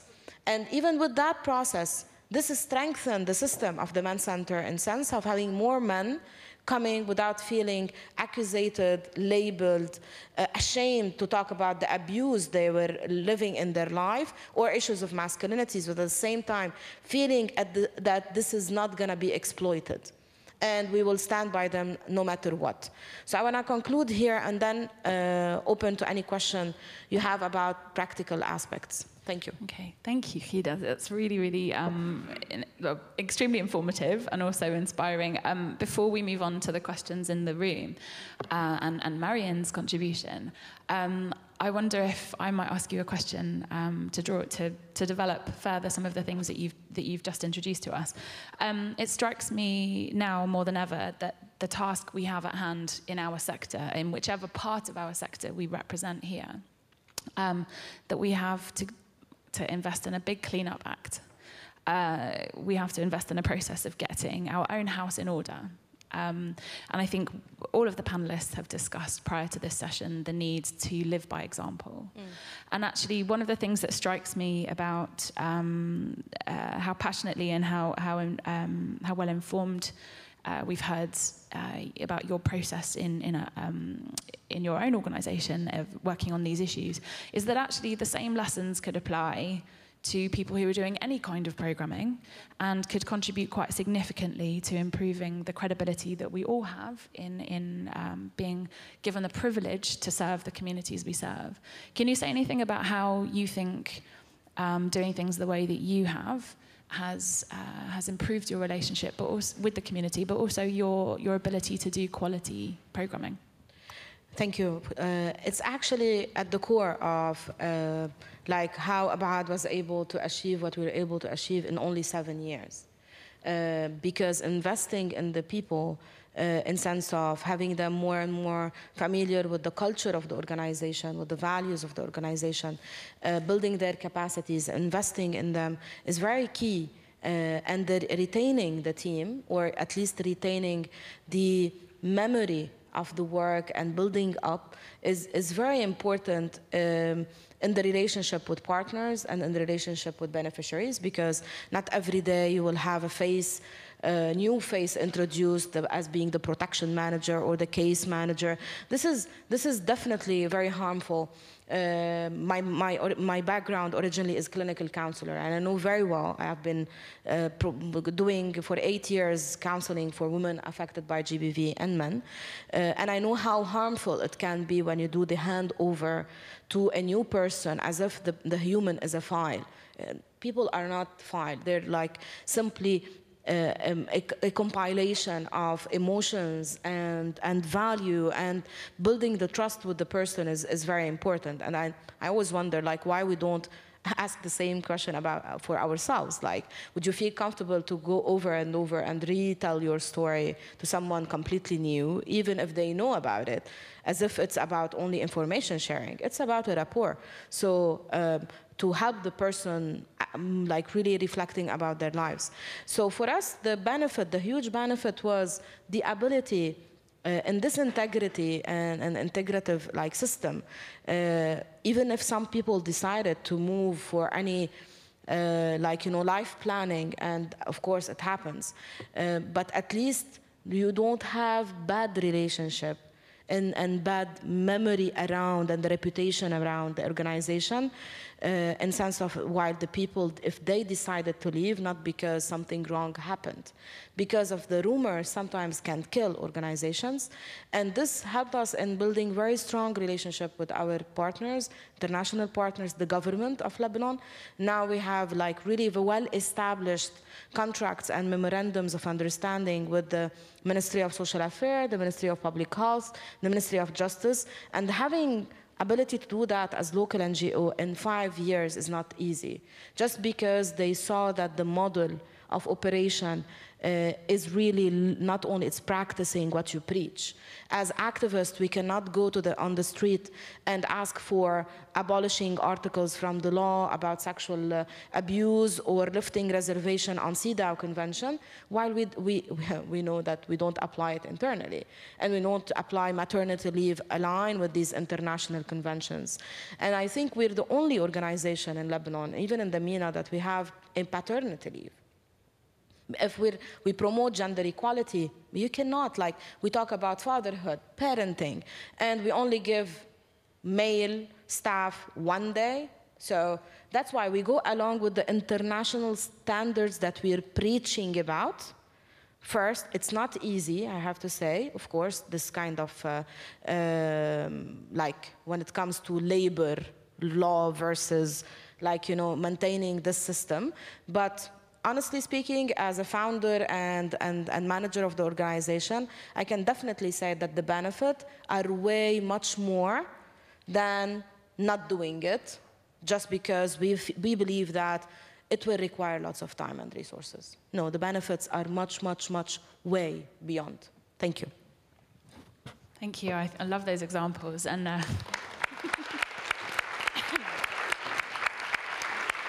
And as a theme clearly emerging this morning, being uncomfortable means we're probably doing something right. Drawing a bit on your really important point, I think there, Kida, about not treating people as files. I think in the context of dignity, and many of the conversations I've heard here in the last couple of days, we've recognized that we systematically fail as a sector who is here to try and humanize people and the plight of people, to treat them as people, whether that's internally or externally. And one of the things I've often encountered in my role as an advocate, or indeed to enforce internal policies and due process, as Julian has described, and you yourself, is I've been accused of being overly emotional about an issue. And it's remarkable because I'm trained in my sector before anything else to be reasonably objective and to understand the dynamics and to practice active listening. And what I realized over time, which I think helped us in the progress we saw within Oxfam, was that actually I was just processing the projection of the people I was talking to. And quite often, I don't know if you agree, but some of what you're really dealing with is fear. Fear of failure, fear of doing the wrong thing. And often when we really got to the bottom of a conversation with a manager who had just accused me of being overly emotional for trying to recognize the emotional impact of sexual violence on a human being, oftentimes you were dealing with a personal experience of their own. Or you were dealing with a sense that they would let somebody down. Or indeed, for some managers, this notion that you must always have an answer. And yeah, I don't know whether you've, for me, it's also been a real life experience in much of my work of blatant sexism, actually. And I wonder if you've experienced anything similar in trying to sort of add a human face to a problem. Yeah, sometimes an answer can be simply saying, I don't have an answer. As simple as that. Just people, like, they prefer to hear that you don't know what to do about it, rather than avoiding. And that's what most of the organization, I think, and this fear comes from not knowing what to do, because not all organizations by necessity deal with sexual abuse or gender-based violence. And I know that from our various partners, and I say, as we don't know how to do maybe WASH, it's like normal that we fear something we don't know about, but at the same time, it's very important from a human perspective to say, I don't know, and refer to someone or to an entity that would be able to manage the demand, because sometimes the most of the people will only say they just need a space, a safe space, to just share what they have to say, and they don't have a specific request. In the claims and that we receive few of the complaints, they're not asking even to have the person lose their job. So they're not asking in sense of measure, I want to see this person in jail, but it was simply saying, I want to share what happened and I feel very bad about it. And just acknowledging that feeling is more than enough sufficient. Hence accountability. I will just add to the aspect of dignity, accountability. Accountability is at the core. If you just show that you're accountable toward the system, your system, that you put yourself, and you're accountable toward any violation of the system, it creates a safe feeling more than anything else. And definitely in the practice, as per your question specifically, we receive lots of like, sometimes kind of accusations in sense of, you're very tough about it. It's, come on, she might be like really creating that story, or he's like really, maybe he had a crash on the psychologist, that's why. And this is not only normal, but this is accompanying actually the sphere of gender-based violence. It's always about blaming the victim. So we know that as a culture. And that's why we need to be more firm about it, and respecting and acknowledging the story of the person, not putting in like the hypothesis as like she's lying or he's lying. And we know that. That's why you will receive that. You're very emotional about it. Why you're very feminist and radical about the way you're dealing with it. Okay, I'm a feminist. Yeah, this is not an accusation. I don't know what would that be. Don't need to justify it. Okay, and definitely we stand for women human rights, and we stand for human rights. We stand for men human rights as well, because for us the fight is against abuse and abuse of power, not against who is committing it. So either the man or the woman. And that's why in our complaint mechanism, by the way, I forgot to mention that, there's a way to report anything against me, even as a founder. Okay, a modality where anyone, if they feel like I abused any of my power, though the organization is an organization I personally established with a colleague of mine, she's a lawyer, to always be brave and putting all the levels of channels, safe channels, to report anything at any time, and to be processed, because also this is important, not only reporting, but to show that you actually did something about it, while I'm totally out of the equation in the investigation or anything else, and make this known for everybody. Yes, we wrote a similar clause into our policies in Oxfam about me, and it's always sobering to see your name in print in that way. But absolutely necessary to demonstrate we've even thought about this as an issue. Which I think certainly lends to that credibility and trust-building process. Before we move on to Marion, who will talk about a much bigger organisation, it's fair to say, and how the challenges we meet in addressing some of the issues that we're talking about today in an organisation like Oxfam, particularly in the context of what's happened in the last year. I think, Kida, you made a point for me as a practitioner that I find myself repeatedly making, and that is I feel we've had far too much of a dialogue about how to train people to recognise who survivors are. We should know who they are. We do know who they are. They are us. They are you. They are the people we serve. We aren't spending enough time telling people and teaching them to have confidence that they understand what a perpetrator looks like, and actually giving them the confidence to call them out and to say, I don't care how good our friendship or our relationship was before now. I don't care how well you do your job as an engineer, as a PSEA practitioner. What's right is right and what's wrong is wrong. Full stop. Absolutely. And moving on finally to Marion, who's waited patiently to share her story about what I think is fair to say has been an enormously reflective period.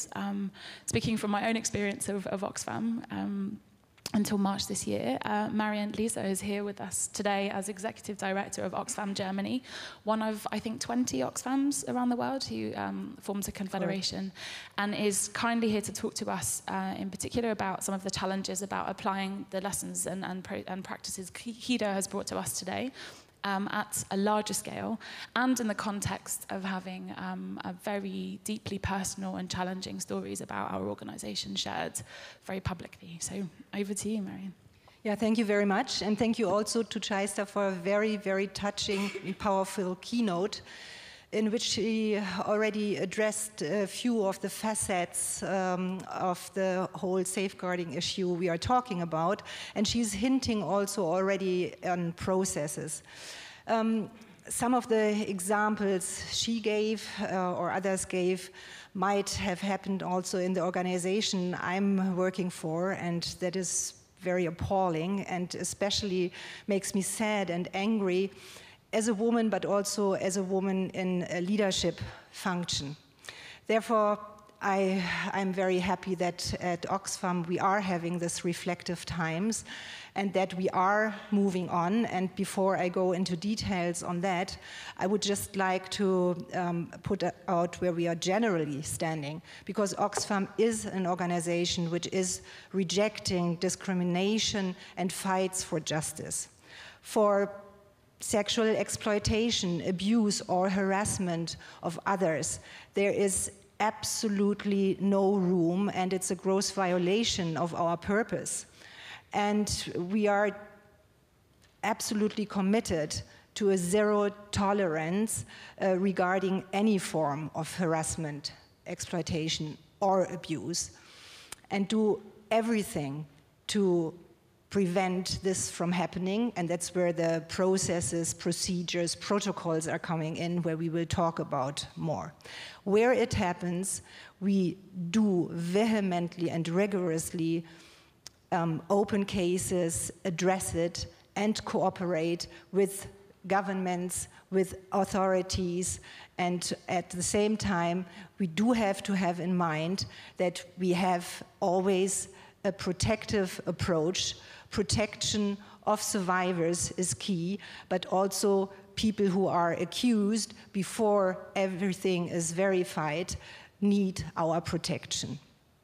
To achieve that, we came up with a two-pronged approach.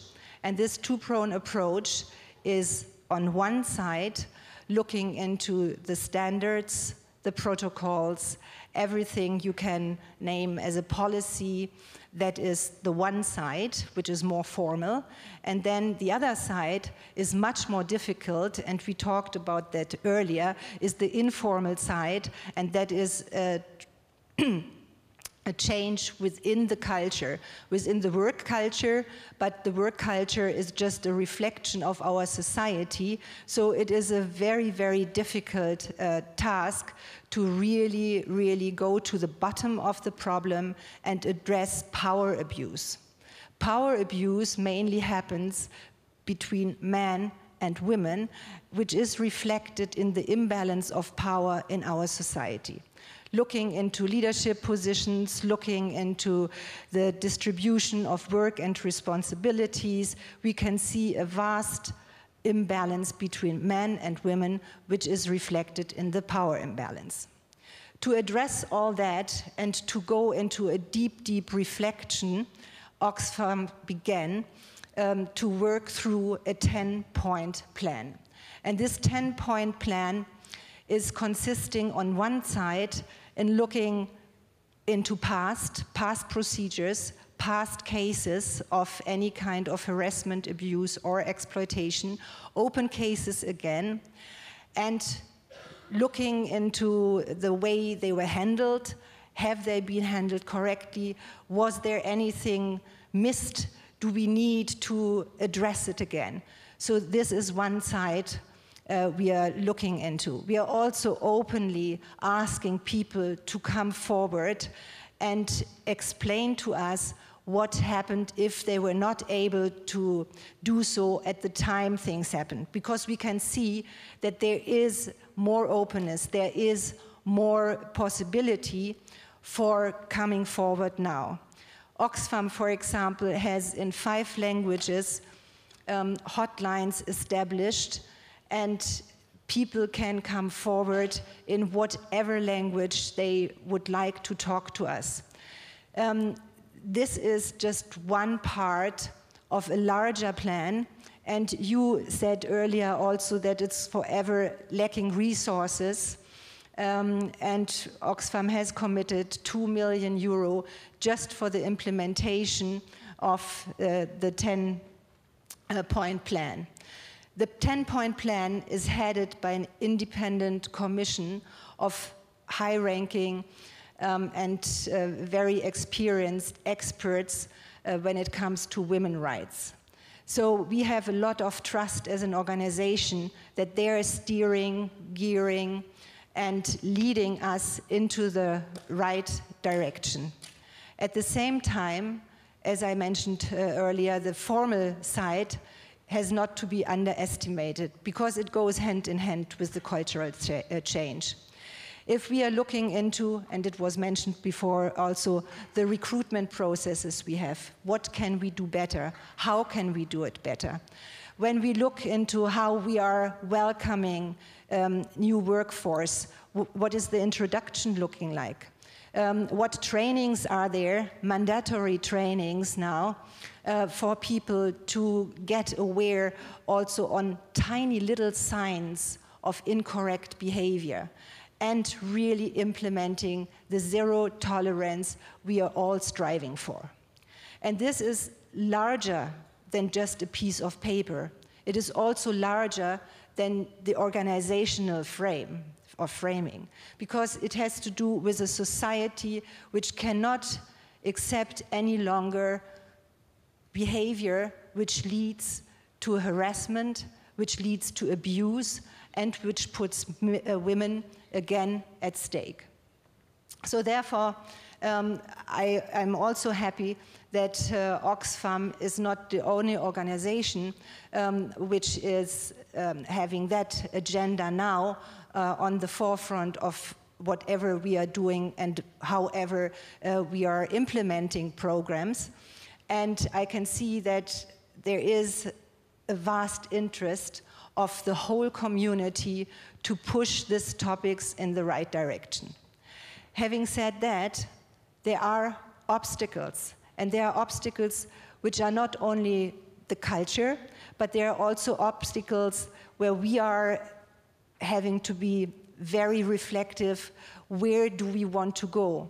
Where are we able to move towards? Also, when we look into protecting the rights of people, looking into data protection issues, and looking into personal rights of everybody. So I think it is quite an interesting process we are still in. We are listening a lot. Listening is key for the whole process. And we are also having people who are traveling and listening on the ground to cases which have happened in the various countries. So I have not only hope, but I'm convinced that this is the right approach. I'm convinced that at the end of all the things I have just in very few words been able to explain to you, we will have a safer organization, and we will have not only a changed organization, but we have been one of many other organizations changing our society to a better. Thank you.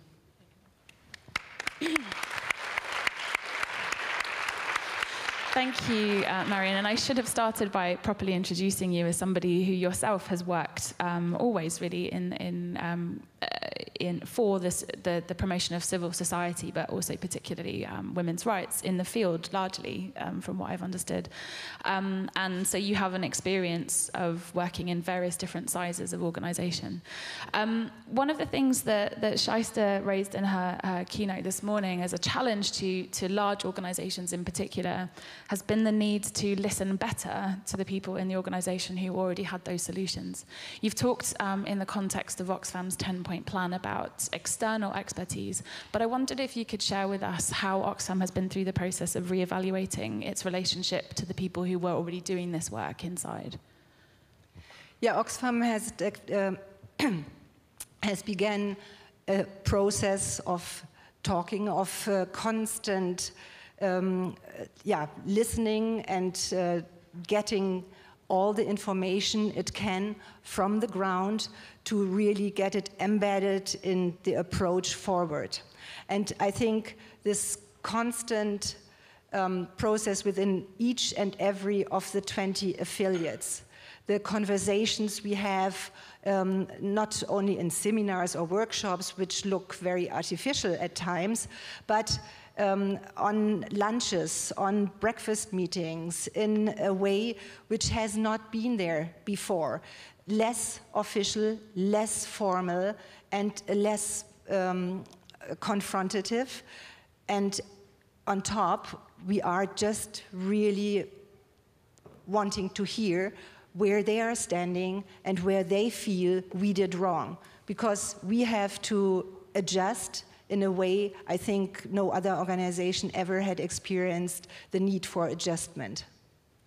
Thank you. And you talked about a significant investment, increase in your investment in the work that you were doing here. For many organizations and representatives of organizations here, just as with any INGO or NGO, their resources are not infinite.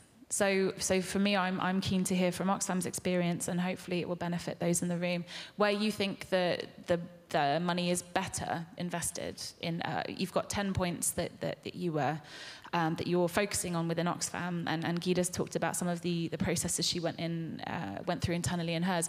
Where, from your conversations and where you are now as an organisation, do you think the money is best invested? It's an age-old question, because there are many ways that you can do this. No, I mean, Oxfam is reallocating funds, but since we are having the needs of women at the heart and core of a lot of things, and most things we are doing anyway, it is also looking into adjusting the programmatic approach and embedding the issues directly. And when we are talking about the human resources and recruitment approaches, for example, just to get a proper line in there that people from the beginning onwards are aware of what we are doing and how we are doing it. And it is more than just having a code of conduct which everybody is signing. And the code of conduct lays out behaviors very, very clear. But at the same time, it is just more than a piece of paper. And this is what we are able to do. I'm very convinced that we will have the conversations we need to have. And for always, after 6 months or 12 months, again, going into the topics again and reminding people. So very often it is also reminding people of the way things should be done, things have to be done.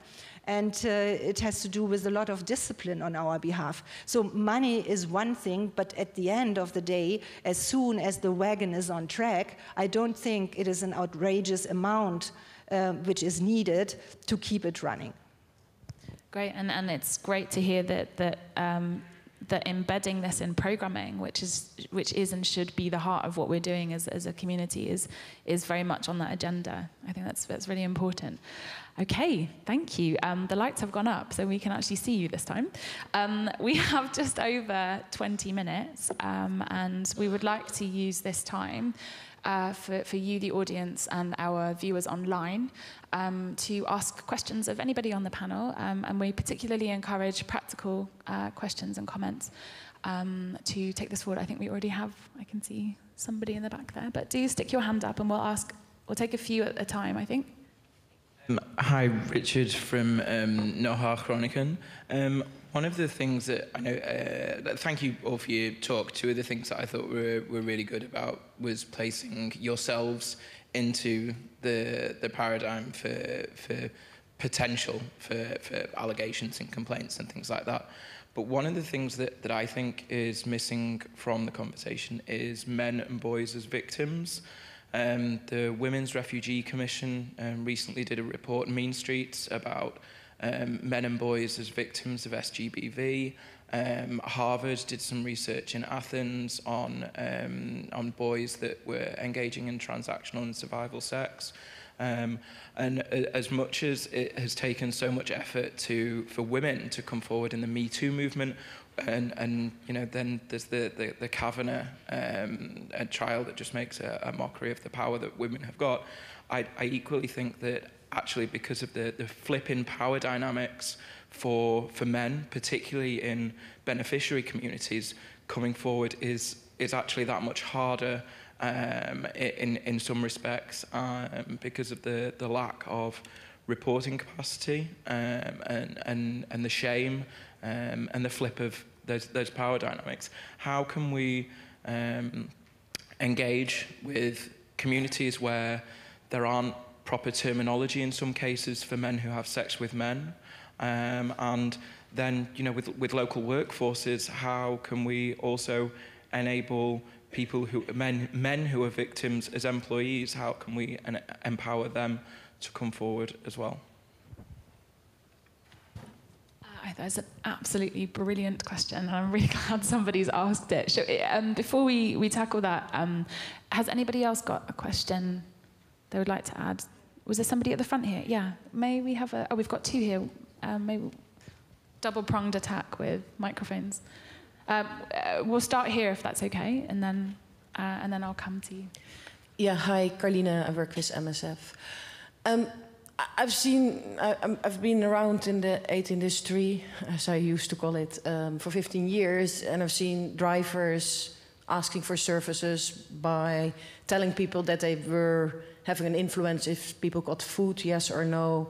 I've seen senior managers using money, because that's the power they have as well, to have girlfriends which are indefined. Are they prostitutes? Are they girlfriends? These borders are extremely small. What I often miss a bit in the discussion, and while there is a lot we need to change in all these big organizations, also in MSF and the small organizations, because it's on all levels, it's local NGOs, national NGOs, international NGOs, UN system. Yeah. It's at what I loved about Shaista's speech, it's about power at the end. We're at this moment focused, rightfully, because it's a rightfully priority, about a lot about the internal reporting systems.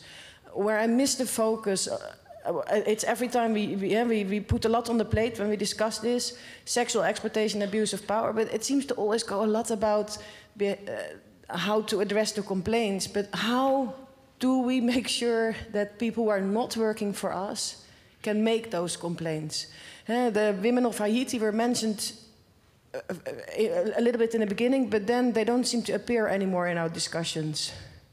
And how do we, and I think that needs to happen on a massive scale. I don't think even, I mean, yes, each organization needs to take its responsibility, but there needs to change something massively to make sure that the people in the Bangladesh refugee camps, that the migrants who are mixed in populations have access to a system where they can bring this forward. And I don't hear that drive. So I was just very curious to hear how you look at that. Another fantastic question. Yeah, Me Too hasn't done a huge amount for the male survivor community or our beneficiary community at all. It's clearly the beginning of a process. Well, one would hope. Thank you. We'll come back to this question. And we have another one here. Hi, I'm Tom. I was just wondering if you think that there is a fundamental conflict between some elements of, say, people's employment rights and attempts to tackle this type of issue. Say somebody's accused of something but then leaves before an investigation is sort of found against them. What powers would organisations have to tell other organisations about that person if they hadn't been kind of found guilty through a due process? Excellent question. Okay, can we start with the first question? Does anybody on the panel particularly want to comment on in regards to this? Okay, thanks, Khida. I just want to thank our colleague for mentioning the male survivor, which actually I highlighted that maybe in a very indirect way in my presentation. In sense, for us, again, when we talk about gender-based violence, it doesn't mean violence against women. So that meaning that the entire programmatic awareness, prevention, and response are inclusive in sense, shall the survivor is men, women, or from LGBT community. So for us, it's very key, and this is a very important recommendation when we want to apply the policies around sexual exploitation and abuse, is to ensure in the reflection, in the application, and in the accountability that the system is accessible to all. So for women or for men or for any group, and at the same time joining also Marion from Oxfam in sense of the layer of reporting mechanism also to reflect on what is accessible by who, and when and how. Because for men, we need to ask the people concerned. For men, they might be comfortable in sending an anonymous email, but not maybe calling, or maybe coming to the forefront to speak to the person. From our organization as an accountability officer or someone under the monitoring and evaluation, we have these different layers that are written and explained because we take into account illiterate women in the camps at the same time, to give them the multiple options, either calling, we have like a summary flyer outside about our system. So either calling a helpline number 24/7, which like there's a person not within the organization power position that will respond, and indicating if they prefer to speak to a male or a female, because we need to provide both.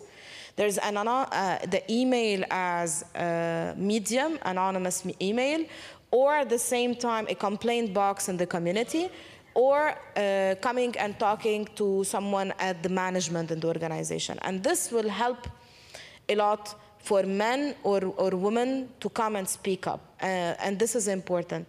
But just very briefly commenting on the question related to measures after completion of investigation. This is embedded in our HR induction, because everyone that reached the point of like being accepted, they know that there's the code of conduct, there is the PSCA, there is the child protection policy, anti-fraud, different things. But also it's part of the staff handbook that they are inducted about from the beginning, that violation of these, it means immediate break of contract. And we reserve the right to communicate to any future employer, even the Ministry of Labor, to put it in his or her file, that this kind of allegation happened.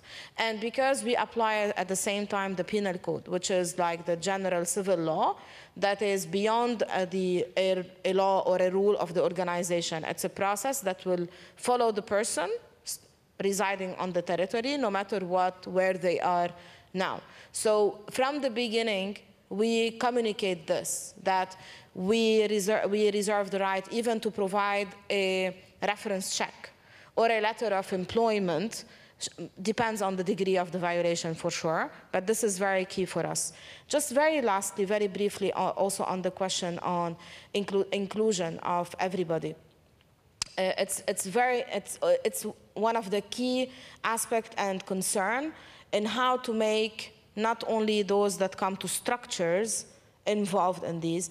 And this is why we created that, and we strongly advise organizations to do it, a very systemic structure of mobile team.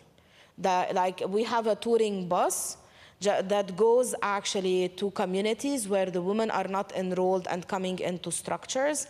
And the same complaint mechanism introduced in safe spaces or structures is also always communicated and advertised for with these women, to tell them, like, if anything shall happen by any humanitarian aid worker or our team, like, how is the medium? And we went creative in the modality of giving them numbers, the helpline numbers, in a way where they feel safe in safeguarding that. Because giving like a flyer sometimes is not okay with the woman, if she's illiterate or else, to keep it with her, to use it shall need it. So in some communities, they asked us to do a sewing of the number on a small dignity kit, like the pocket where you put the sanitary pad, from the inside. And we did that. And then we distributed these while the phone number is inside, like not visible for men in the community. And if she leaves, she can take it with her without like looking at it as a piece of paper that let me search for the business card, emergency card.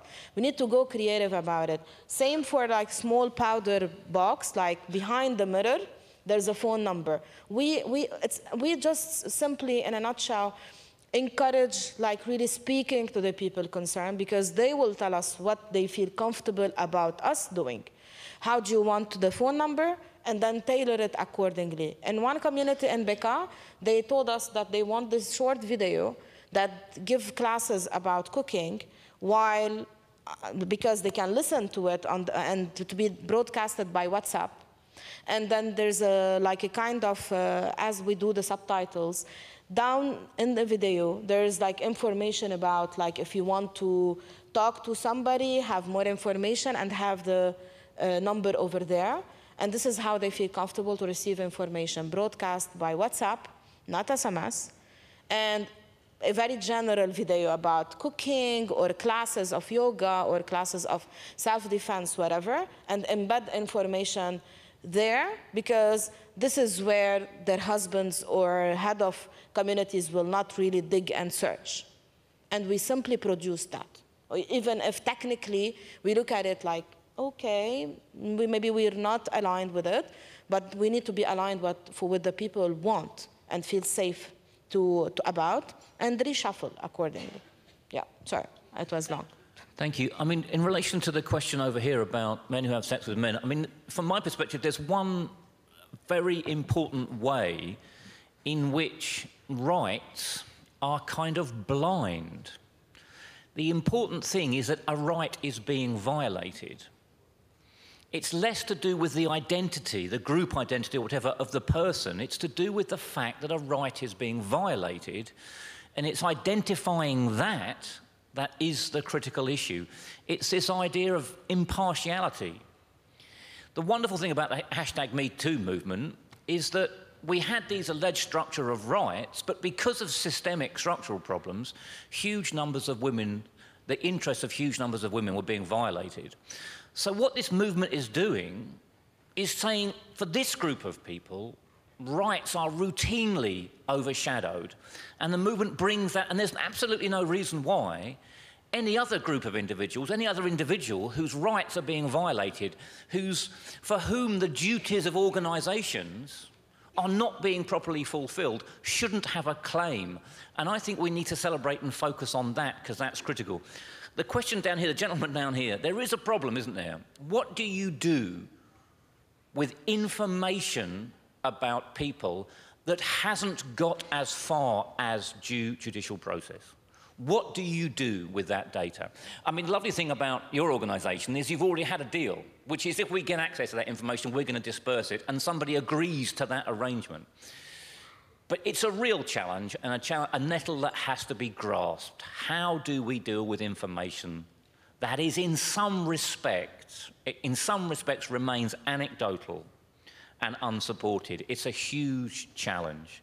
I don't think we've got there yet, but it's something we really badly need to look at. And in relation to the question down here, I mentioned earlier, organisations have duties to their staff. You've got a clear rights holder and a clear duty bearer. In this context, it's much more confusing.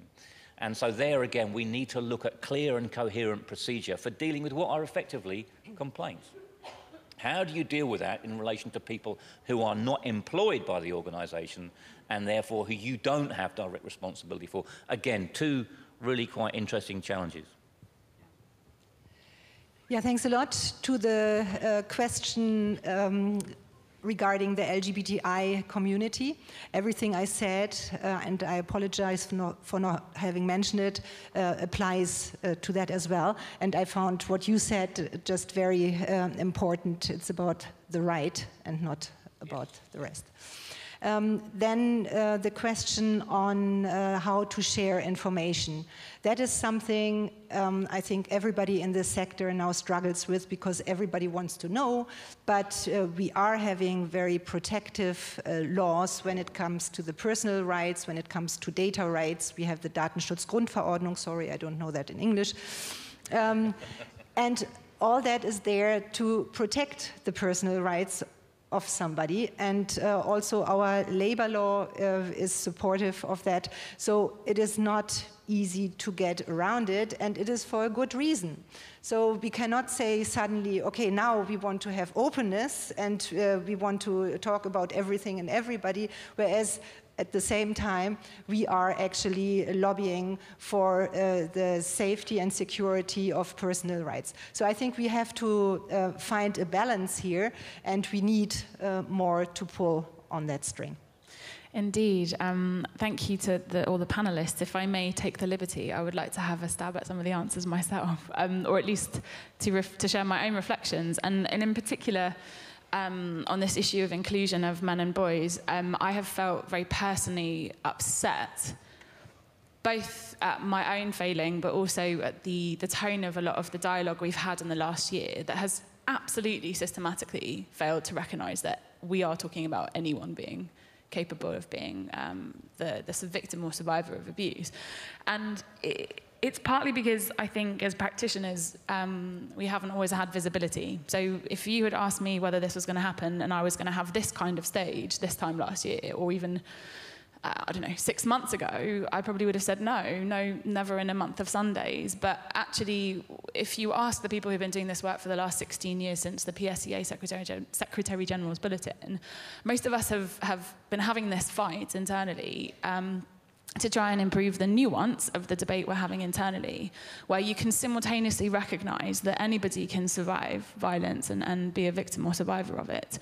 Anybody could perpetrate it, but actually still apply a feminist or any other type of intersectional perspective which recognizes that in most cases it will affect these communities or these communities or these communities. And I think, as coming from a strong feminist movement myself in the context of Oxfam, where I was moving from a women-only space into a space where my stakeholders could literally have been anybody, it was quite a personally challenging time for me philosophically.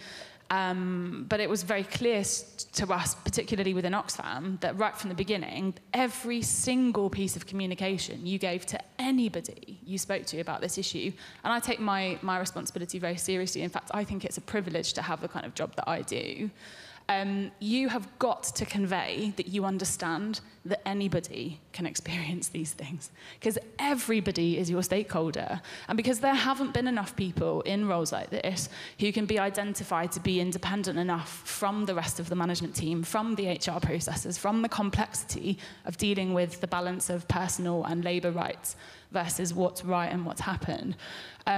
You can't always convey that. And so what we tended to do, I think your question was also practically what can you do about it?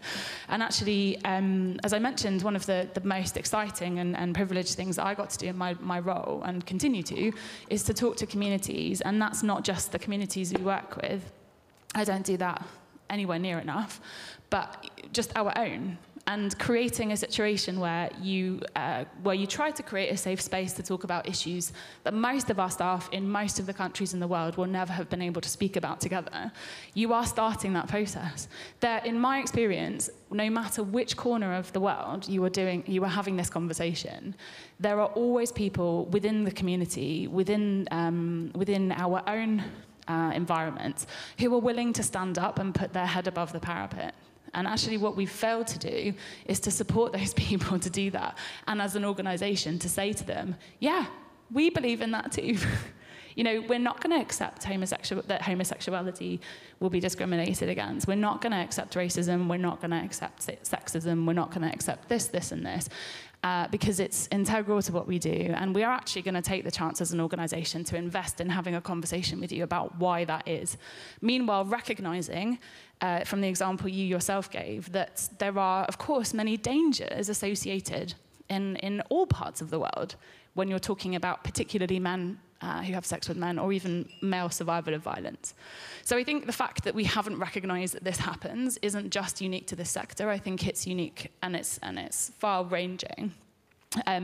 It's a debate that we felt we had very little credibility to contribute to in many ways as the women's sector in the UK, but tried wherever we could to support the male community to create and organise themselves. And what I really hope is coming as a second wave is the Me Too movement, where more male survivors feel comfortable to. I mean, there have been examples of male survivors coming out. And I would like to say that actually we met with and attracted complaints from quite a few male survivors in Oxfam. And I think that's when my team and I were deeply humbled and realised, oh, something about this is working. You know, we didn't expect that for quite some time once we'd begun this journey. So by no means can any of us in this room think we've gone anywhere near to achieving what you're talking about. But it's not as difficult from my experience to introduce those conversations, particularly if we start them from within. Yeah, that's my 2 pennies worth. In relation to the particularly to the contract question, which I love that you asked, Tom. I would absolutely love for one thing to be understood about this particular issue. Speaking as a practitioner who's worked across 71 countries initially, an organisation has every right to complete an investigation whether the perpetrator or accused person decides to participate in it or not. Okay, so there is absolutely no reason in the vast majority of cases that we see and we receive and we try that we can't complete that process. What due process and the means to uphold your rights as an employee and as someone who is always entitled to a fair process you should be offering the accused 2 or 3 opportunities to participate and explain very clearly in the right written language, we are going to make a decision whether you participate or not. And once we've made it, we will communicate to you what that decision is, and we will tell you what we are likely to say in any future references we receive for you. And actually, I think that covers most of the cases that I've ever sort of encountered that might fall into that camp that you're referring to. The other side of it it shows the real value, I think, of having an independent team like mine, because we were able to manage intelligence. So we were able to have conversations which ultimately led to the organization thinking, are we willing to take a risk here? The risk will be litigation from the person who is accused, or it might be the cost of a case by the person who accused. Once you've started a process, you can finish it. And again, this is another call for getting people who know what they're talking about, who can balance the 5 or 6 different areas of law that you need to for an organization of the size of Oxfam, or even an organization smaller than the ones that you're running here, HIDA. So I think we need to remove some of this fear and mythology around. I think it's a fantastic question, and it's the question, actually, isn't it, for a lot of people. You can tell people in references what you've done. In the vast majority of environments, if what you've done hasn't been an investigation, then you've still done something, right? And it opens a conversation. And the final point, I think, moving on, is to make the point that I think us not knowing how to do complaints mechanisms that work for communities is symptomatic of a much bigger problem. For me, the fact that we are so structurally powerful over those communities and that we systematically fail to engage them in the way we design ourselves and our programs is the reason why we fail to reach them in the first place. So actually, the kinds of things that we should be doing, and the UN Secretary General Bulletin directed us to do for the last 16 years, is to explain to every member of our community, this is the behavior you should expect from our staff. If these kinds of things happen, these are the multiple different ways you can engage with us as a bare minimum. But actually, I think it's that we go further. We could go further and actually say, how many of us have listened and done a proper needs analysis, or have truly understood how a program will be more successful in a particular community. So I think once you start looking at that structural problem, we might get better at reaching more people at that level. Were there other points there? We've got very, very small additional commentary on the data protection protocol, because it requires big reflection. I think we don't have all the time now to do it, but it's not only about the person who committed the harm within the organization toward an employee, but there is also the data related to the employee who disclosed that. Because when we think about data protection protocol, it's called protection, and it needs to preserve dignity no matter what the behavior is, in a sense that is thinking not only what to do with the result of investigation, to communicate or not, but we're living in context where sometimes we need to think of this, there's a fire, there's a war, and we need to evacuate. Like in Lebanon, we don't think about data protection protocol only from the perspective of communicating or not, keeping or destroying the data. Sometimes we operate in areas where we have to move, like in our safe shelters, for instance, where we have women in life-threatening situation. There's the entire data under the GBV IMS or else, what to do in case we need to do evacuation. Because these data, sometimes about people talking about an abuse they have been struggling with, it might become more risky and harmful for them if these information falls in wrong hands. And especially, just going back to the colleague, when we talk about male survivors, I'm sorry, this is a misconception if we believe only that male will harass male. We have situations where we have female in position of power. Absolutely. Not by necessity we're talking about rape, but we're talking about sexually harassing male staff and while she's in position of power. And this, we witnessed that and we hear about it, and we can have it also from female humanitarian worker toward male young adult in communities we're serving. So abuse can happen from anybody toward anybody. Most vulnerable are women, or most affected can be women because of vulnerability of other aspects in the economic structures and many other things. But it can happen, and we're not talking about only male having sex with male. This will provoke me a lot. We're talking about also it can be anybody harassing anybody for multiple reasons. And that's why we have the responsibility in making sure how we engage the people that work with us, for us, and for the people we're serving, okay? Especially for the safeguarding thing. Very good point. Nora, do we have time quickly for a question? Yeah, we've got a question here. I'm sorry, we can't see very well. Do you want me to? Oh, yeah. This. Oh, sorry. We can have two very, very, very quick questions. Sorry about this. Yeah. So, I'm Abdulaziz from Noha Bochum. I have a question for Marion Lisa. I am a keen visitor of your website, Oxfam, and read about your projects and so on. I have read that you are working with more than 3,000 partner organizations around the world.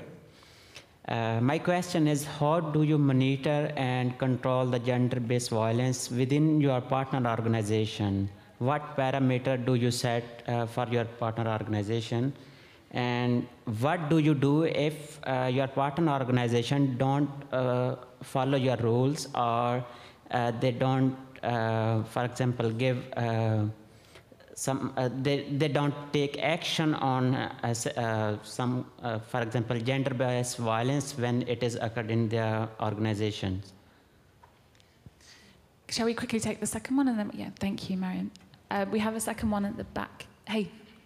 My name is Daniel from Friedensau University. I just wanted to find out, we are talking about response. I agree with the mechanisms that are involved with responding to these kind of issues. But for me, what is most important is prevention. This should not even happen in the first place. So how can we put in concrete measures? I know at the global level, there are rights that are failing us. There are institutions that have been put in place that are not working. But for humanitarian workers like us, how can we put in structures, even within our small systems that we run, to prevent it from happening? So for example, we shouldn't even have a case in any organizations for us as humanitarian workers where we have issues of sexual exploitation. So how can we practically, for me as maybe a leader of an organization, how can I take that back to be able to ensure that I have a staff that understands the dynamics of these things and do not make these things happen? Because response is okay, but let's also spend some money to prevent it even from happening in the first place. Thank you very much. Great, thank you. Marion, I think you can respond. Yeah, thank you very much. Thanks a lot. That was a brilliant question, because that is definitely true that we are dealing with more than 3,000 partner organizations, and we try to ensure that those partner organizations are living up to our expectations. How are we doing that? We are having contracts with the partner organizations, and part of the contract is a certain standard, which is including a behavioral standard. And if there is anything happening which comes to our attention, we will definitely take care of it in the way we should.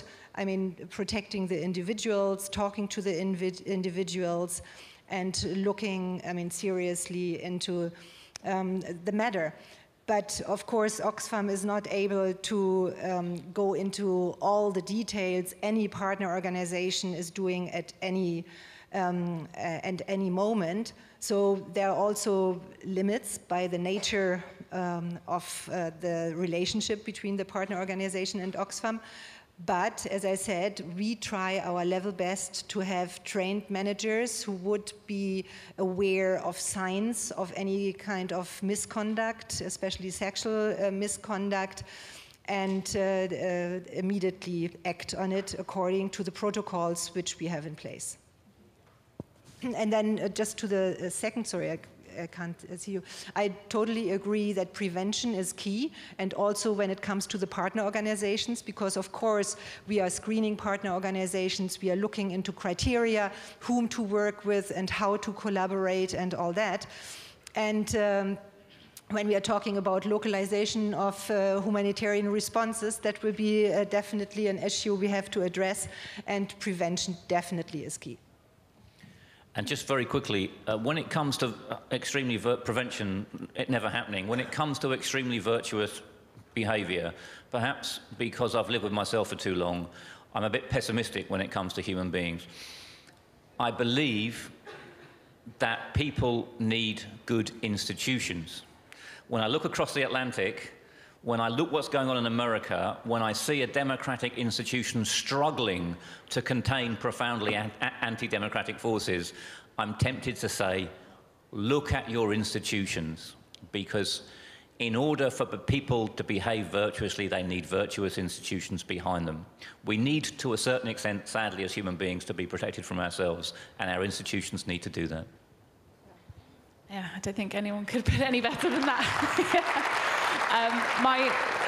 My final point, having worked a lot on this prevention issue, is that I would just urge people, whilst prevention should always be our ultimate aim, to recognise that to do proper prevention work and to understand the size and the scale and the nature of the problem, you must always be doing good response work. There should be 4 pillars of work that interchange with each other all the time in order to achieve a truly preventative piece of work. We don't know what works to prevent this properly yet.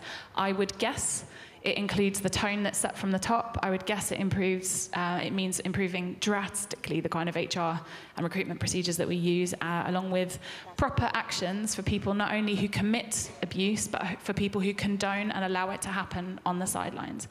Okay, we've clearly got to vacate the room unless you're here for the next talk, but please join me in giving a huge thanks to all the panelists today.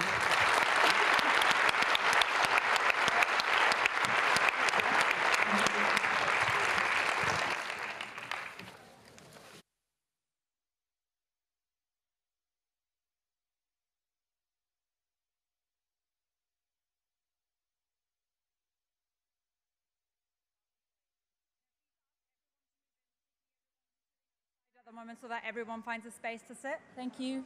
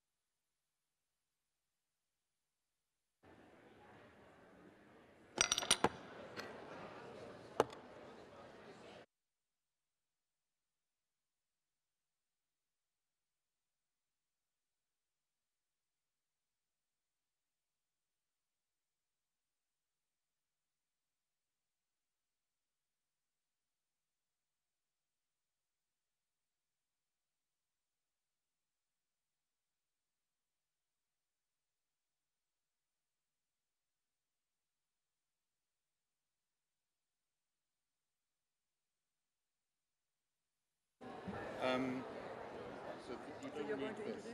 I will just very briefly introduce you. I can need this when we use it. When we're back here. Okay, ladies and gentlemen, we're running a bit late, so if you don't mind, we'll get started. I'm told we can go up to 13:11 in the local time. That would be 11 Zulu time for you logistics people. And because we're short of time, I'm not going to give a whole big introduction. Ursula Müller is the deputy head of OCHA and the most senior German citizen in the United Nations Secretariat, which of course she leaves her nationality at the door.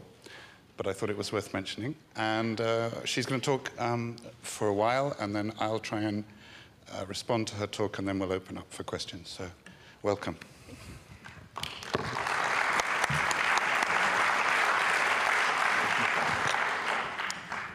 Distinguished participants, colleagues, ladies and gentlemen, it's a great honor for me to participate in this year's Humanitarian Congress in Berlin.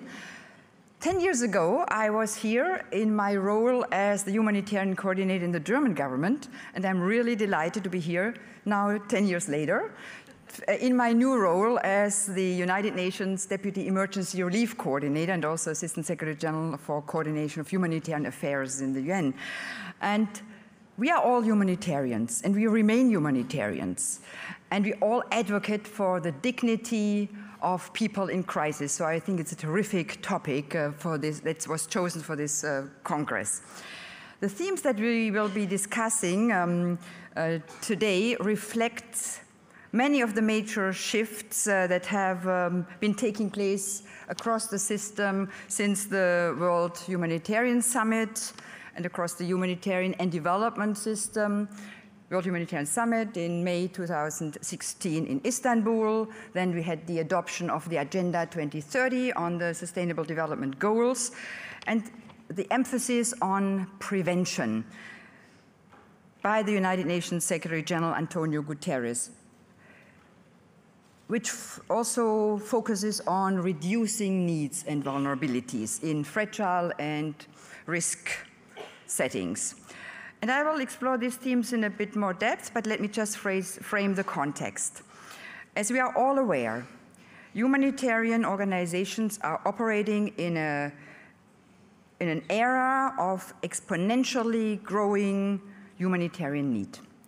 And this year, the United Nations coordinated global humanitarian appeal aims to mobilize $25.3 billion to meet the needs of 92 million people of the most vulnerable in the world. And this is almost 4 times as much as was required 10 years ago.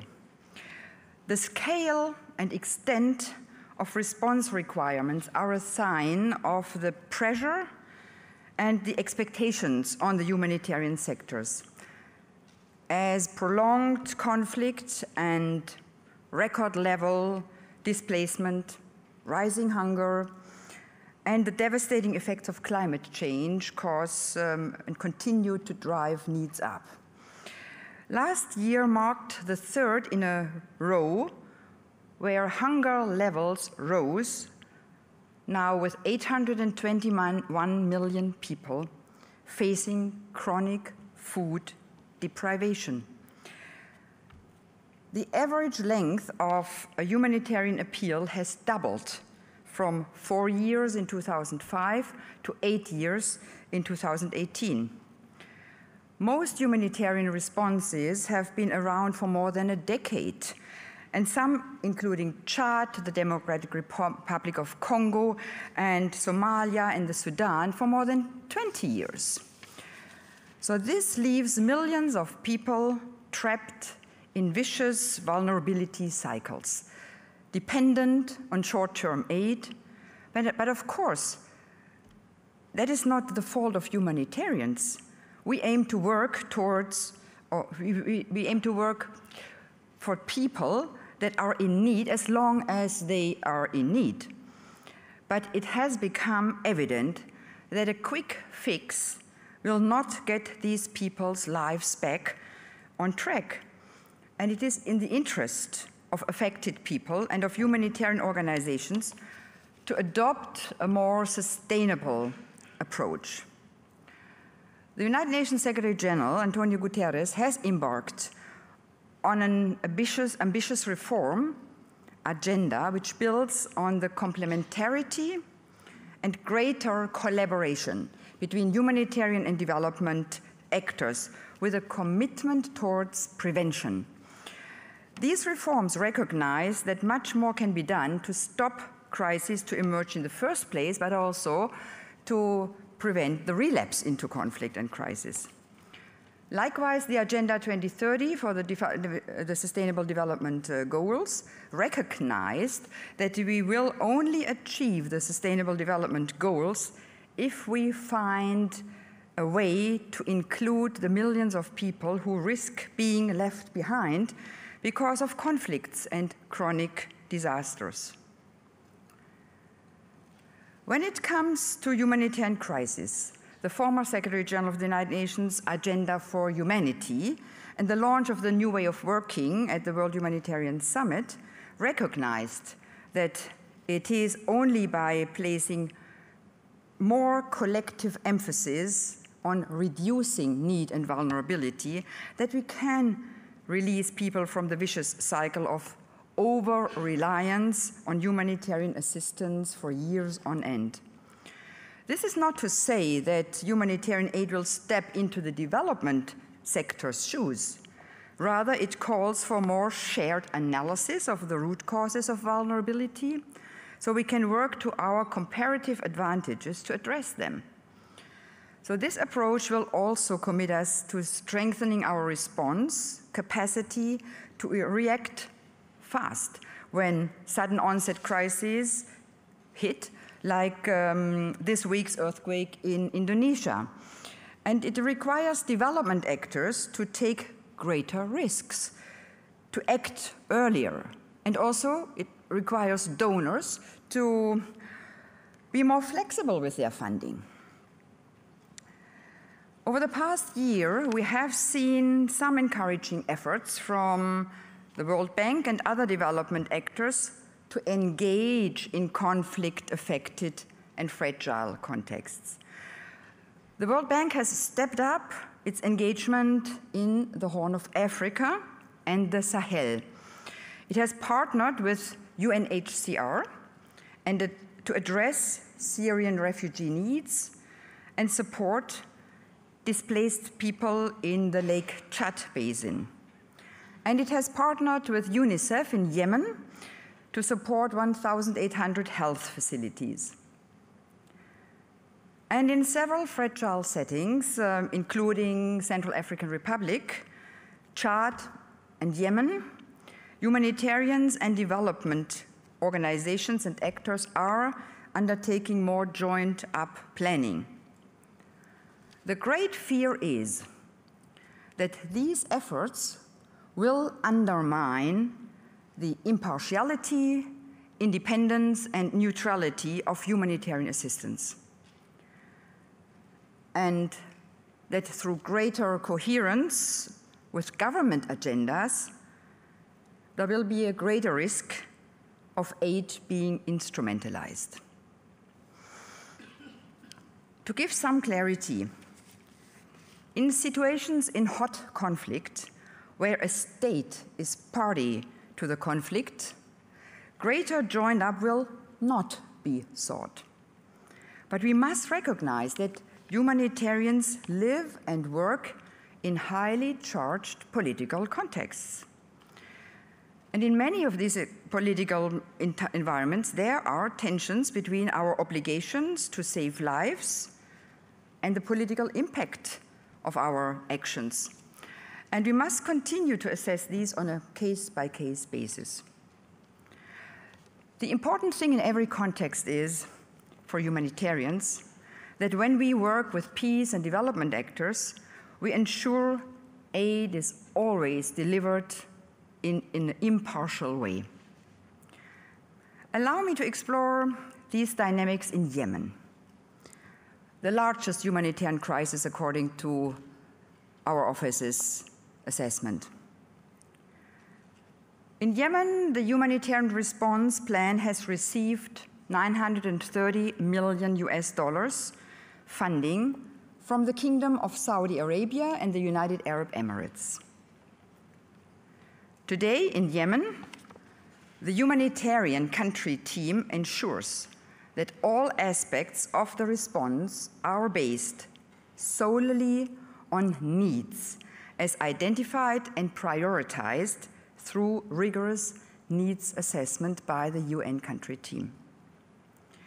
And I can say that the response in Yemen, including advocacy for an end of this conflict and protection of civilians, remains highly principled. This has likewise been also our experience in other contexts where parties to the conflict have been major donors to humanitarian action, such as in Afghanistan and Iraq.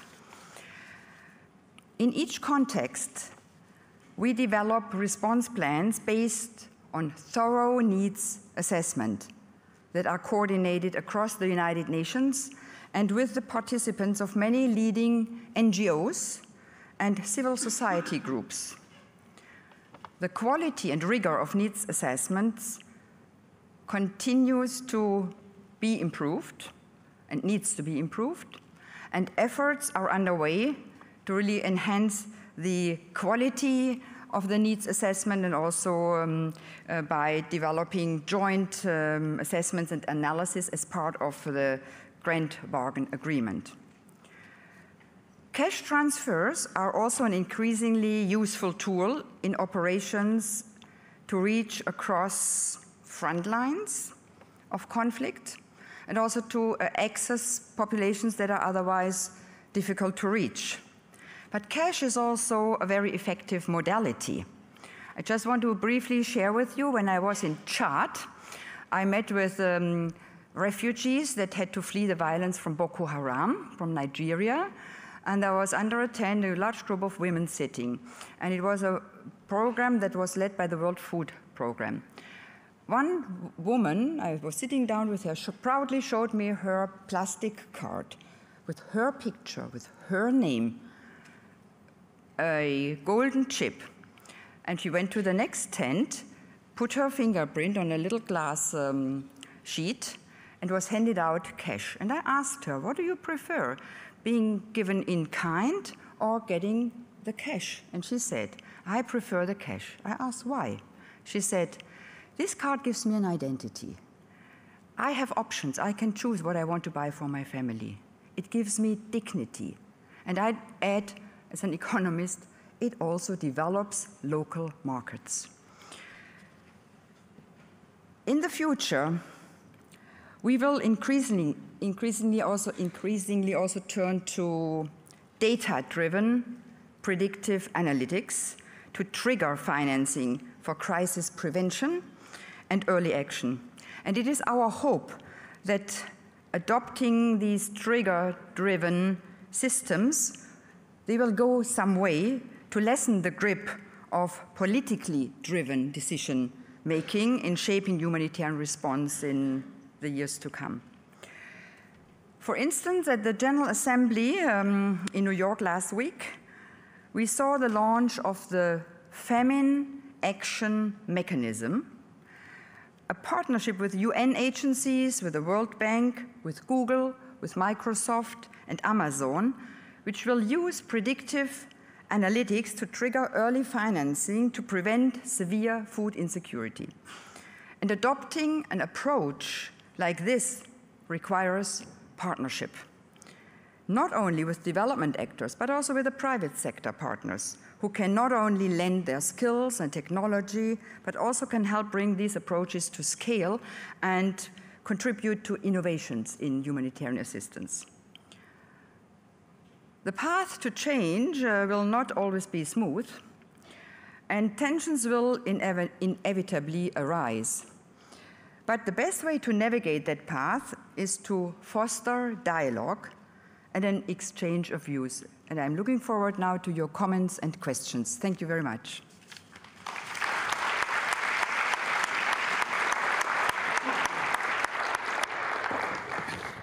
Great, thank you very much, Ursula.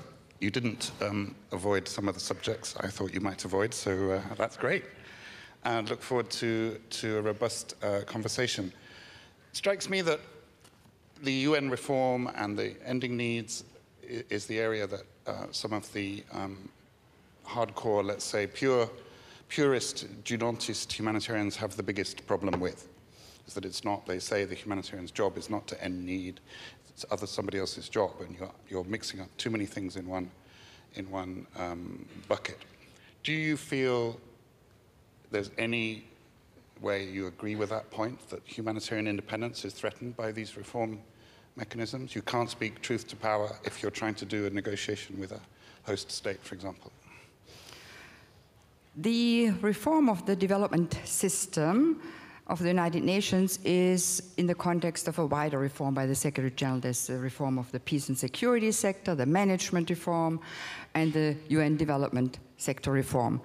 And the engine of this reform is the so-called resident coordinator on the ground, who is responsible to help the countries deliver on their commitments to achieve the Sustainable Development Goals. And looking at the various Sustainable Development Goals, for instance, take Sustainable Development Goal number 2, end poverty.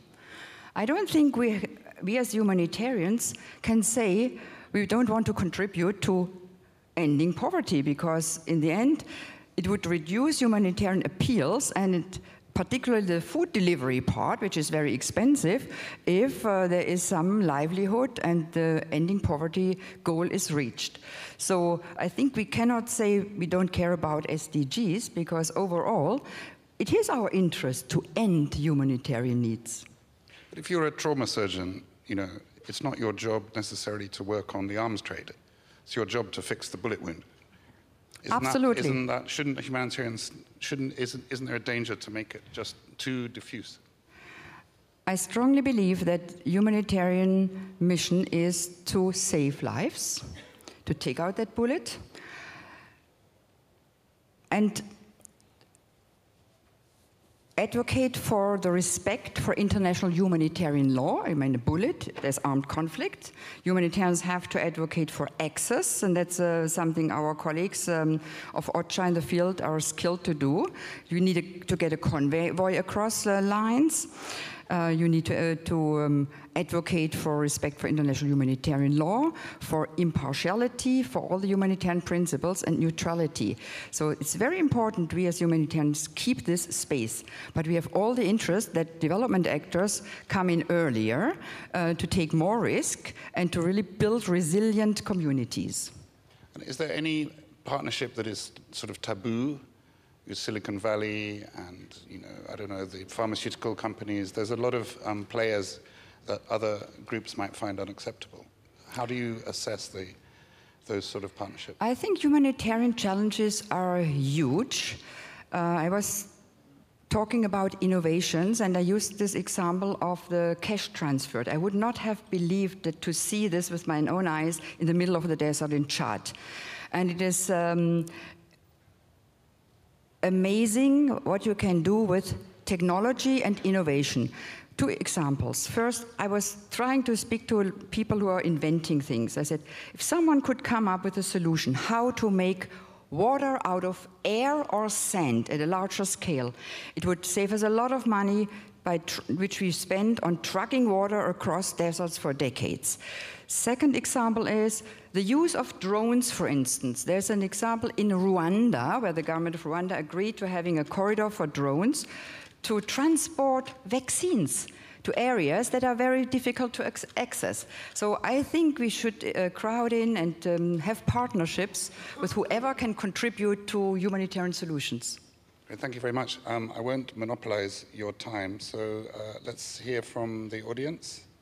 I can look for a hand anywhere. You, I think, are the first I've spotted. A few more. Thank you. My name is Corinna Kreidler. I'm an independent consultant. I would like to ask the question that is in the title, The Grand Bargain 2 years on. Where are we? Is it worth the effort, or is it a hype that will sort of slowly go away?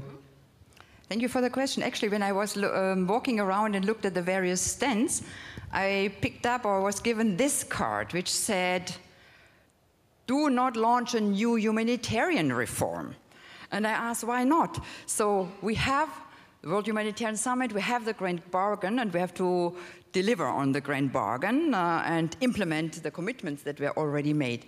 And there has been progress, albeit slow. There needs to be more progress. I mean, there was progress on the simplification of reporting, the multi-year funding. Donors have been forthcoming with multi-year funding, but there also is very slow progress, for instance, when it comes to unearmarked funding. I don't have any evidence, but my observation is that there is more earmarked funding by donors. And another commitment made by the 59 stakeholders of the Grand Bargain was accountability to the affected people. So I think we should keep going and to remind all the stakeholders to deliver on their commitments. Some more?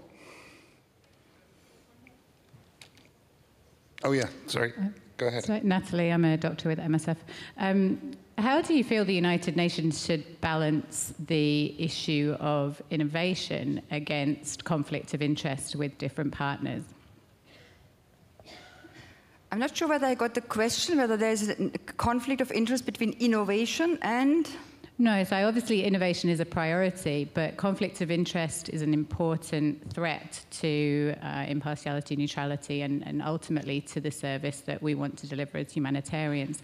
How do you feel the United Nations should balance those competing priorities, avoiding conflict of interest and innovation?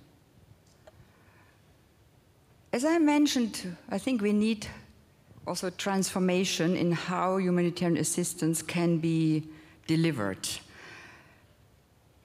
We need innovation, for instance, the data-driven innovation. I mean, refugees these days have all cell phones. They have apps. There's health information available on apps. I don't think there is a conflict of interest when we develop new partnerships and find solutions for the problems. It's pretty clear. The rules are the principles of humanitarian assistance and protection. I think the protection part is very important. And we spent about 80% of all the humanitarian funding in conflict-driven settings. And I don't see other actors, like the private sector, being engaged physically on the ground. But it's pretty clear that the United Nations is sort of the guardian also of the humanitarian principles. That does not preclude that we are searching for new solutions and innovations, how to really deliver humanitarian assistance, as I mentioned with the two examples by cash transfers and the drones. Yeah, thank you very much. Nice to have you back here. You just mentioned that you are, and that the UN, and you especially in your agency, you're responsible also for the respect for international humanitarian law. Now, we know that 4 at least members of the P5 are directly or indirectly involved in bombing hospitals. What do you think you can do about that, and how do you plan to go about that? Thank you. Thank you for that question. And there is an increasing disrespect for humanity on our globe. And the combatants have a disrespect for international humanitarian law. During the World Humanitarian Day, which is every year on the 18th of August, last year, OCHA launched a campaign, actually it was someone else's idea, not a target, hashtag not a target. So civilians are not a target. Humanitarian workers are not a target. Medical facilities are not a target. Schools are not a target. This went really viral, so we partnered with also media, social media and others, and also included celebrities because they have a huge followership, to really raise awareness that it is unacceptable behavior to target hospitals. I have the opportunity of briefing the Security Council of the United Nations, which is the body entrusted to take care and is responsible for peace and security. So every month they have a briefing on Syria, the humanitarian situation in Syria. So every time we mention how many hospitals have been again targeted to really raise the awareness, and it's not acceptable. And these countries you mentioned are sitting on the Security Council.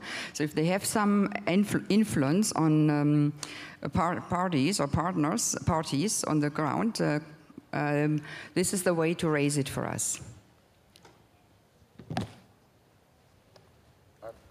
One here, please. My name is Rainer Lucht. I have to you, as you are a representative of the broader humanitarian UN system, a broader question: what do you think about the future of the UN humanitarian system facing a political UN which is more and more weaker, which is inactive or helpless in front of the bigger armed conflicts in the world?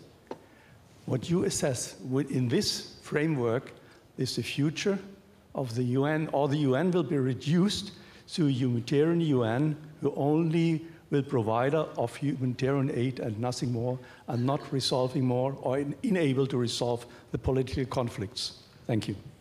That's a very interesting question. Actually, it was two questions in one. The first one was the wider humanitarian community, also outside the UN.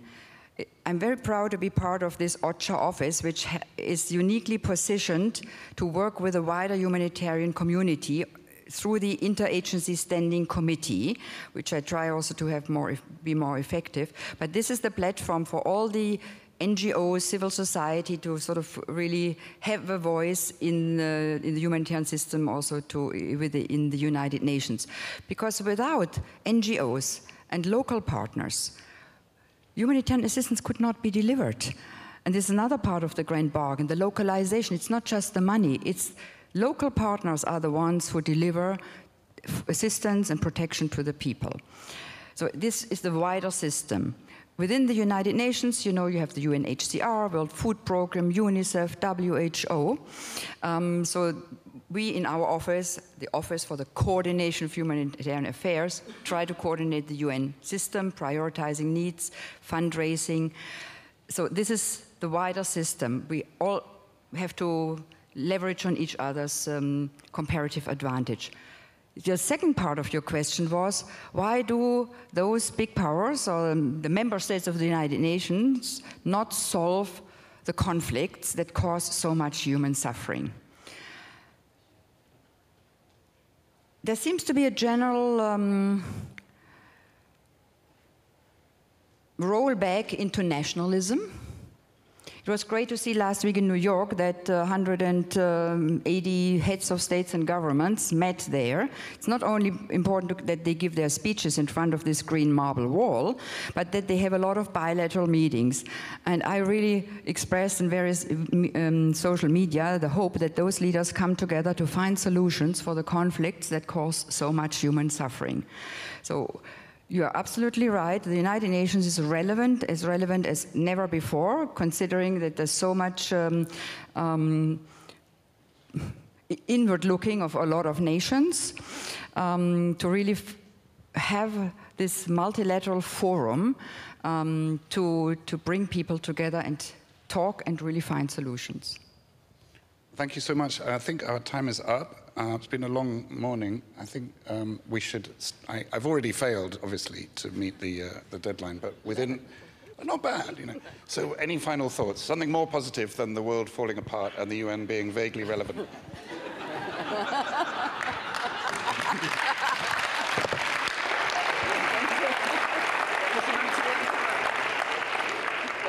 Okay. Thank you.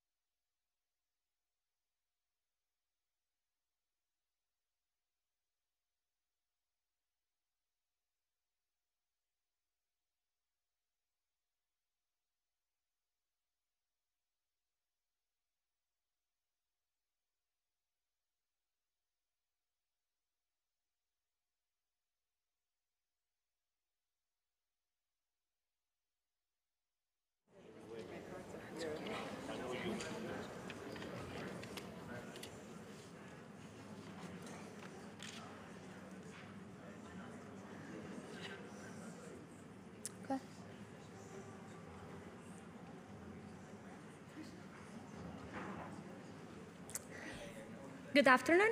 Welcome to today's session on the humanitarian financing gap. My name is Raquel Alcega, and I work in the development data team at DevEx. And it's my pleasure to be your moderator today in what I foresee is going to be a quite vivid discussion about the opportunities and challenges to fill the humanitarian financing gap.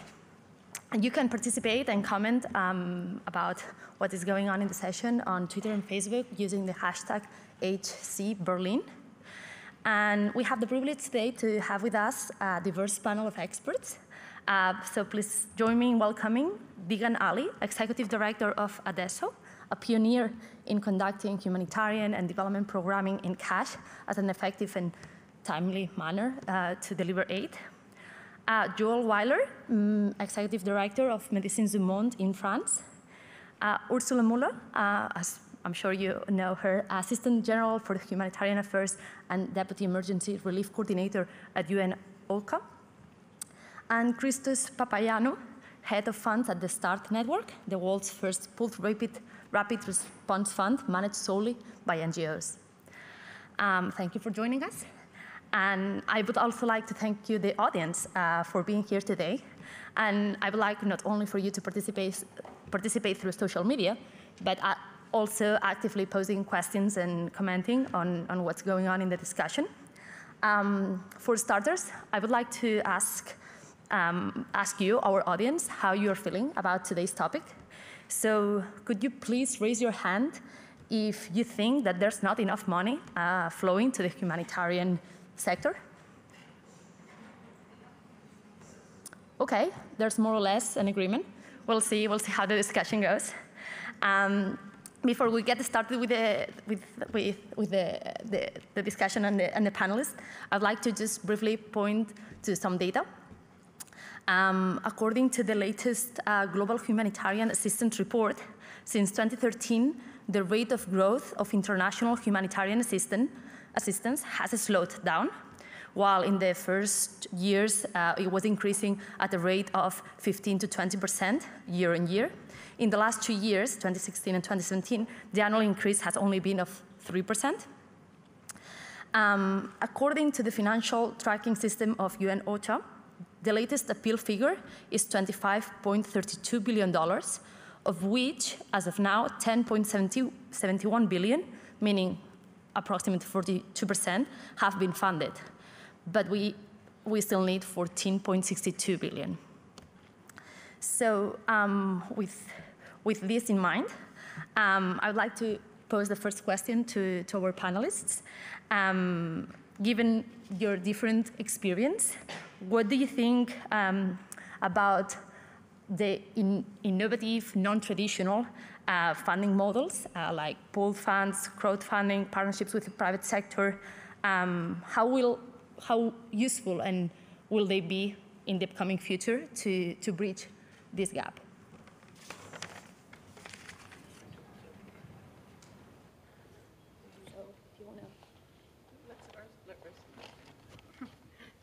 Thank you so much. Thanks for inviting me to be part of this very interesting panel. How to close the humanitarian financing gap. First, let's just look a bit at the context. Donors are providing record levels of funding for humanitarian response. The United Nations appeals raised $14.9 billion last year. But at the same time, the funding shortfall is still more than $10 billion. And this in the light of skyrocketing requirements. And thus the gap widens between the funding provided and the money needed to respond to humanitarian needs. The United Nations coordinated humanitarian response appeals, as our moderator said, appeals to almost $26 billion for 2018 to meet the needs of 97 million people in need. That is more than 4 times what we asked for a decade ago.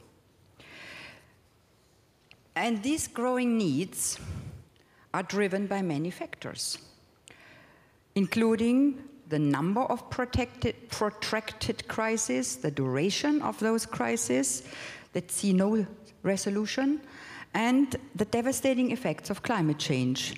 And at the same time, response costs have also increased due to rising assistance standards and increasingly insecure operating environments. And it was in this context that the high-level panel on humanitarian financing produced a report, and it recommended a number of practical changes to reduce the need, to improve the efficiency and effectiveness of humanitarian financing, and also to expand the funding pool. So I will explore some progress on these themes here. So first, reducing need through early action. Prevention and early action saves lives and cuts cost. I think prevention is really a smart investment because it does not only prevent human suffering, it is also cost effective. Had we acted sooner to support MSF in 2014 in West Africa Ebola outbreak, we would have saved thousands of lives and millions of dollars. We now need to lay the path towards a more anticipatory approach and funding model. And in this model, we can put in place response plans and finance before crises really kick in.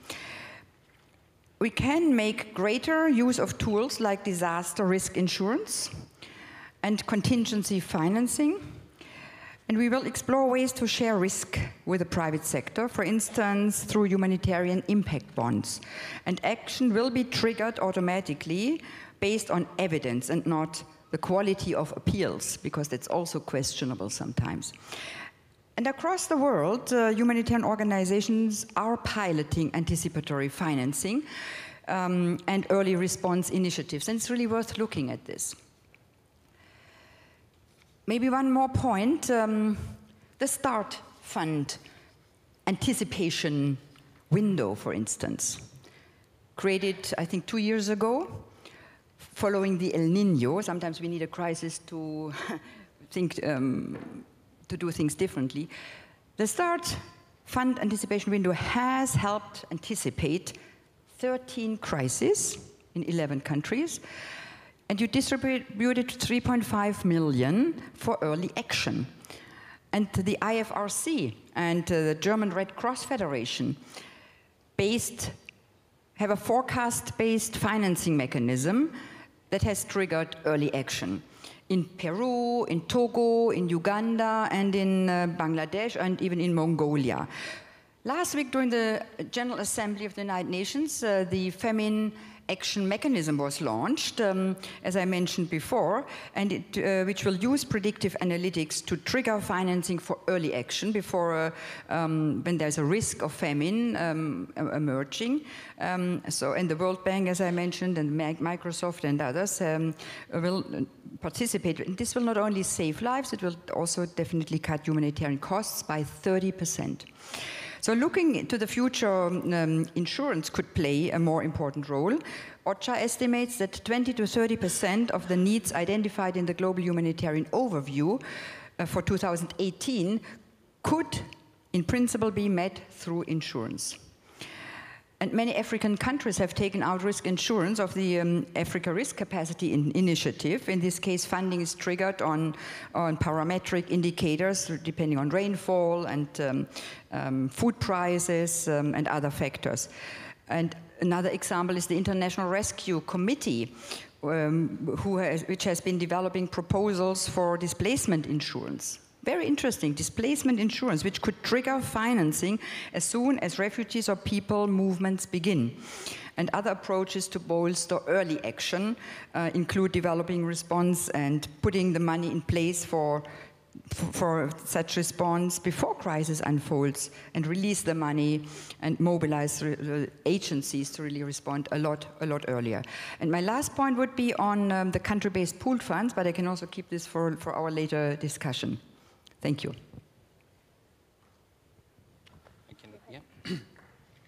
Yeah. Well, thanks very much for the opportunity to be here, actually, and thank you, Ursula. Actually, you covered a lot of examples I also wanted to give, but I can elaborate a bit more. Before doing that, and I will not get into any statistics. I mean, we already heard a lot, but when I was preparing and I was looking online for some statistics, I found interesting comparisons, which I'm not sure how well-based they are, but yeah, I found an article a couple of years ago that said that actually in the world we spent 3 times more money for ice cream than the aid sector. And I think similar comparisons have been done as well with the bubblegum industry or the yogurt industry. I mean, the point is that, yeah, probably for the world's safety net, the aid sector, probably we're not spending enough.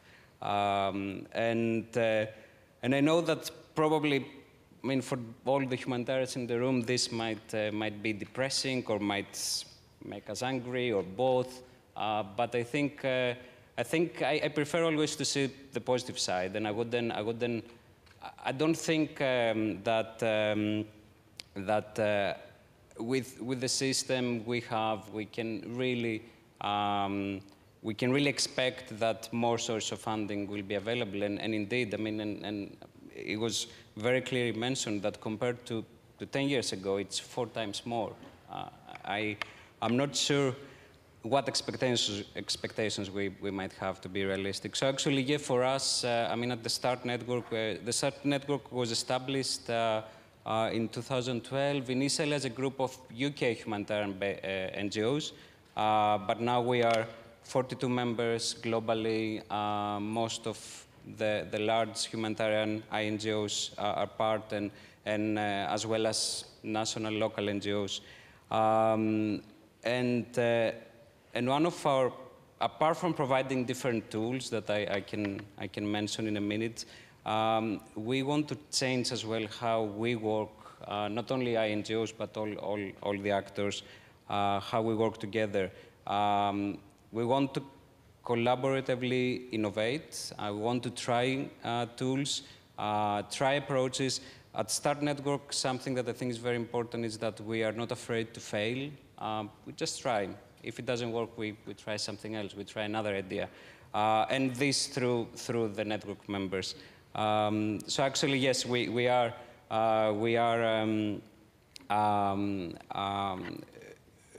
very open to ideas that members are bringing, and we want to do more. And really, maybe a last point on the collaboration, on things that can be done differently.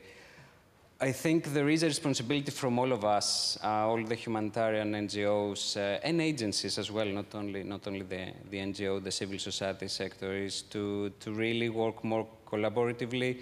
I think competing for media attention is probably one of the symptoms of a problem, but I think we can address it. I think it was Ben from Myri News a couple of days ago, he highlighted a tweet actually that one large agency had a tweet of breaking news. We just reached the visit of Petobo in Indonesia, and then with a simple Google map search, it was 3.8 kilometers from the airport, which of course has been damaged but was partially functioning. So I think we can all prevent this kind of media approaches. On the tools and what we can do, and I will not repeat much of what Ursula said, because actually at START Network and as the civil society, actually we see the START Network as one of the civil society groups that constitute the third pillar, the other two being the UN and the Red Cross and Red Crescent Federation. So we are having similar approaches from a contingency fund, the STAR Fund, which is really a rapid response fund that is managed by the members, and probably the niche there is that we managed to activate the fund in 3 days, where whereas other funding mechanisms might take a month or two. So we really think that we can work very complementarily there. And we're also, it's already two years ago, but we had started thinking and designing it even earlier, the anticipation window, and it's great now that that DREF and SERF also, they're putting efforts there, because there can be a series of different tools that will help agencies respond early and anticipate. And this is the kind of community, the global community that we want to create in order actually to make these tools available and to make them also local, local and context-based. And the last point, and I will stop here, is that, again, going back to innovation and going back to working with international actors, but also local actors, we really want to make sure that we create local-based solutions. So through the network of networks that we want to create, we want really to make sure that there are different solutions that would apply for different organizations. And it's clear that a large INGO might not be able to access the same funding because of course, the guidelines and the rules that are difficult. So we want to create this opportunity as well. And I'll stop here.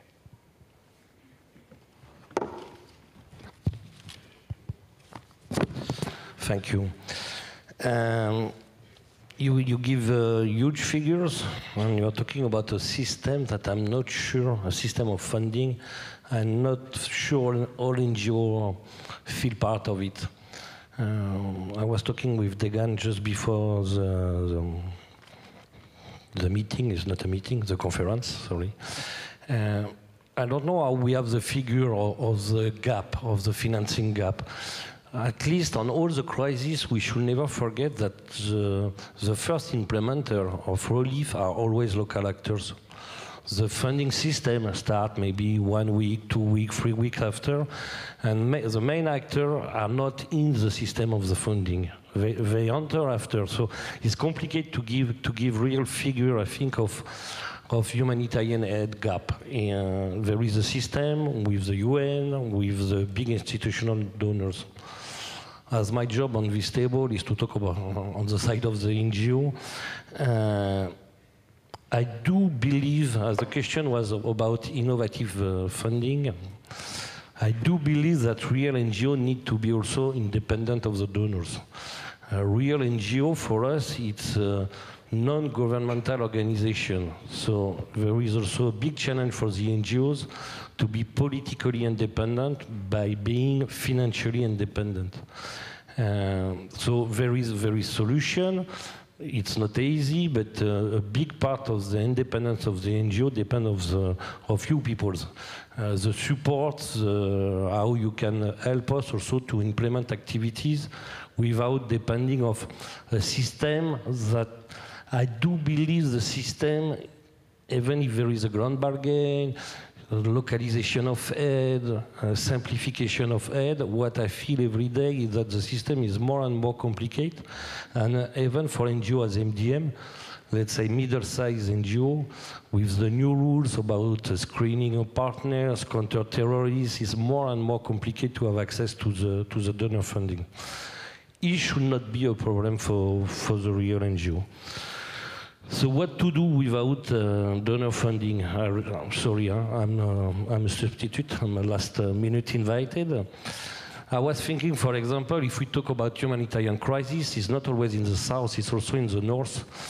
NGO as us, and I think the NGO that they can support too, one of our resources is civil society. We should represent the civil society, and we should be able to mobilize civil society. We give an example. A shame of humanitarian crisis is what is happening in Mediterranean Sea. I think it's not just a question of funding. It's the role of NGO is also to mobilize young European people to stand against immigration policy. It's not just a question of funding humanitarian action. It's advocacy, it's politics.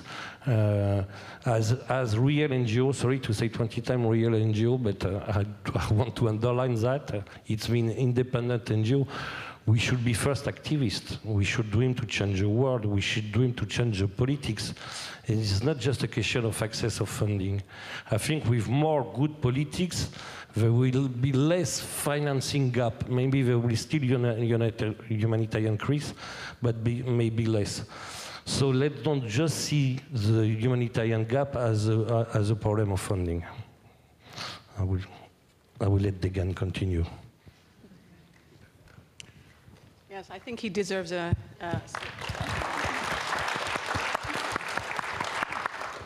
I think that's the first time I have heard a white European northerner actually talk about solidarity in the proper way it should be talked about. Because I give this example, there was a nun from Southern Africa who stood in a room during the WHS consultations. It was a room just full of Southerners. And she stood up and she said, you know what? I don't want their money, meaning the Northerners. Just ask them to solve 3 of the largest humanitarian crises in the world right now. Tell them to solve Congo. Tell them to solve Syria. Tell them to solve whatever. I don't remember the 3rd example she gave. And then we'll be happy. Just tell them to solve those problems, because those are political problems. They have nothing to do with us. Those are their problems that they've created. So I think this is what's missing in the system. We keep talking about money, and we talk about anticipation, and we talk about anticipating a crisis. Well, Syria is a crisis that could have been stopped. That could have been stopped, but there was lack of political will. Where was the UN Security Council? And where was the civil society organizations from the North marching on the streets in the UK or the US saying, you are my representative on the Security Council. I want you to do the right thing. There was no such movement that was taking place. So there is a responsibility that has to be borne here. We panic about immigration. Immigration crisis was a result of political problems in these countries that were created primarily by the inaction or the purposeful actions of northern countries. So we need to stop talking about just money and how we get more money into this really over-bloated system. We need to start talking about how we address the real solutions to these problems.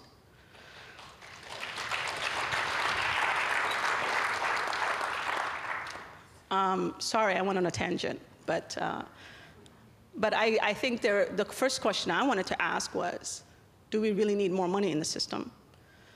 And yes, there are more crises. Yes, there is longer crises. I don't think anybody expected Syria to take so long.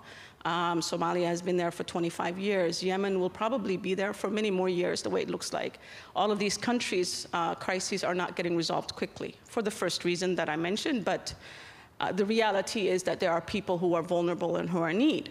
But my thing is, why aren't we looking around the question of the efficiency of the system? There is really lack of, I think we have lost a moral high ground in the humanitarian system. We have industrialized it, we have corporatized it, we have made it bloated. Nobody really tries to address this issue of cost structure. Is it justified for someone to earn $30,000 a month sitting in the airport in Mogadishu behind high walls that cost millions and millions and millions of dollars to protect these people who are sitting in the, enjoying their drinks in bars behind the airport in Mogadishu and going to the beach because the airport is right next to the ocean, while right across behind those walls, there are people who are hungry and starving? Is that morally correct? The procurement systems of many of these UN agencies are highly inefficient and very expensive. To procure items from Kenya or, God forbid, from Europe and the US for items in Somalia, is that justified? No. But this is the kind of things where leakage happens and wastage happens. And rather than looking at the cost structure of the existing system, we only want to talk about getting more money. So we traipse around the GCC countries and the Arabs and say, give us more money. That, to me, is not enough. So we have lost the moral high ground. We really need to address this issue of cost structure. And then let's look at the supply chain on top of that. So the UN agencies get more than 50% of the funding, which, by the way, yesterday I talked about INGOs not giving overheads. Some of the worst offenders in this area are UN. UNHCR has a policy of not giving any overheads to a local actor, zero. So we are subsidizing the UNHCR refugee programs globally as local actors.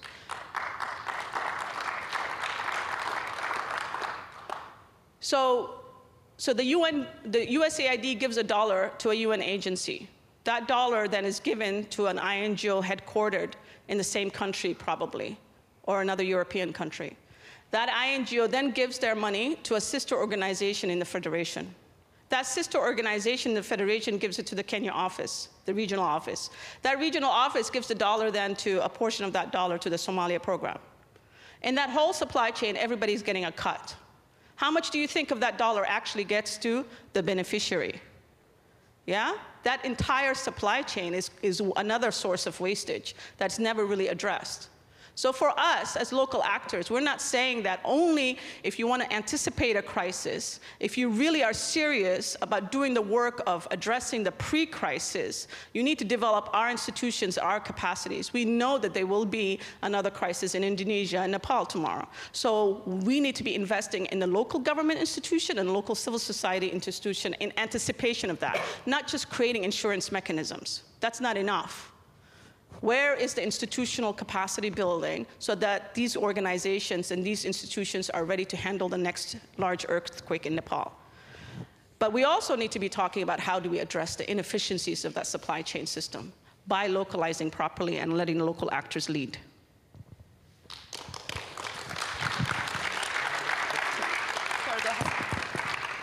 No, just a word from let's say from the field to jump on what you say about Syria and gap of funding.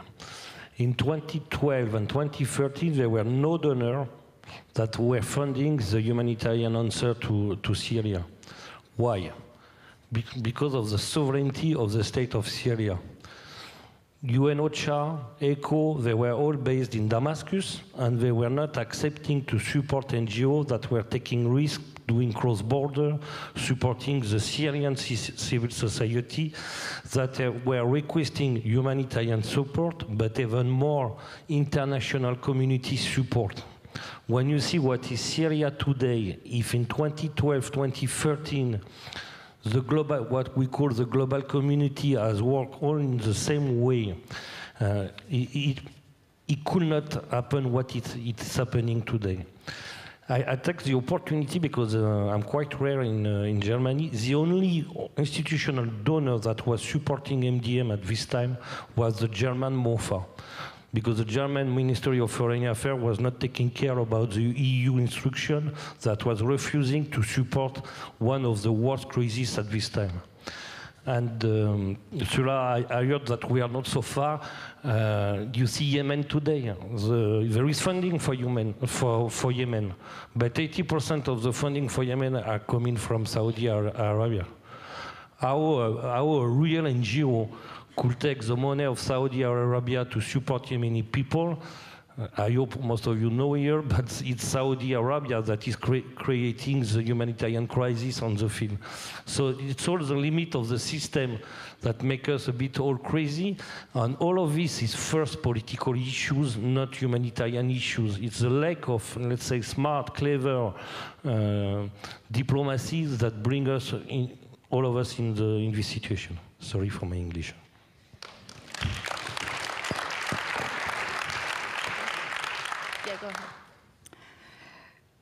I would like to just spend one moment on response capacities to natural disasters, which was also mentioned by Degan.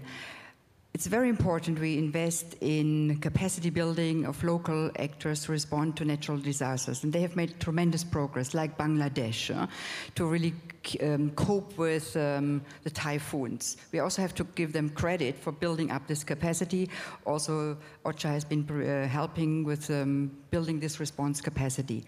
On humanitarian needs that are driven by conflict, I agree with both of you. There's never a humanitarian solution to a humanitarian problem caused by politics. We need a political solution. And on localization, definitely we have to improve the efficiency of the international system. And the industry, as you say, there's almost an industry, a humanitarian business industry on all sides, not only the UN agencies, but also INGOs.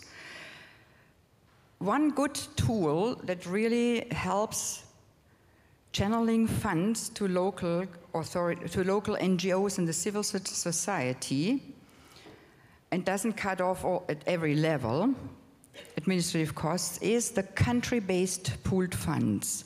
OCHA manages 18 country-based pooled funds. So we have humanitarian response plans for a country like Mali, Central African Republic, Myanmar, and donors contribute to this humanitarian country fund.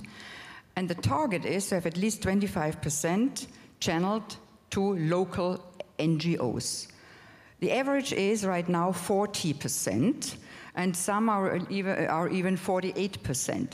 And this is really a very good tool, and the overheads we manage is 2% to manage these country-based pooled funds. You mentioned the vetting of the NGOs. That's very important. For instance, the Somalia humanitarian country-based pooled fund went almost sour because Somali NGO, there was fraud. So this damages the reputation of the whole fund, and donors withhold funding. So there has to be some sort of due diligence and a proper vetting process who will receive the funds in a country. And finally, the underfunded crisis.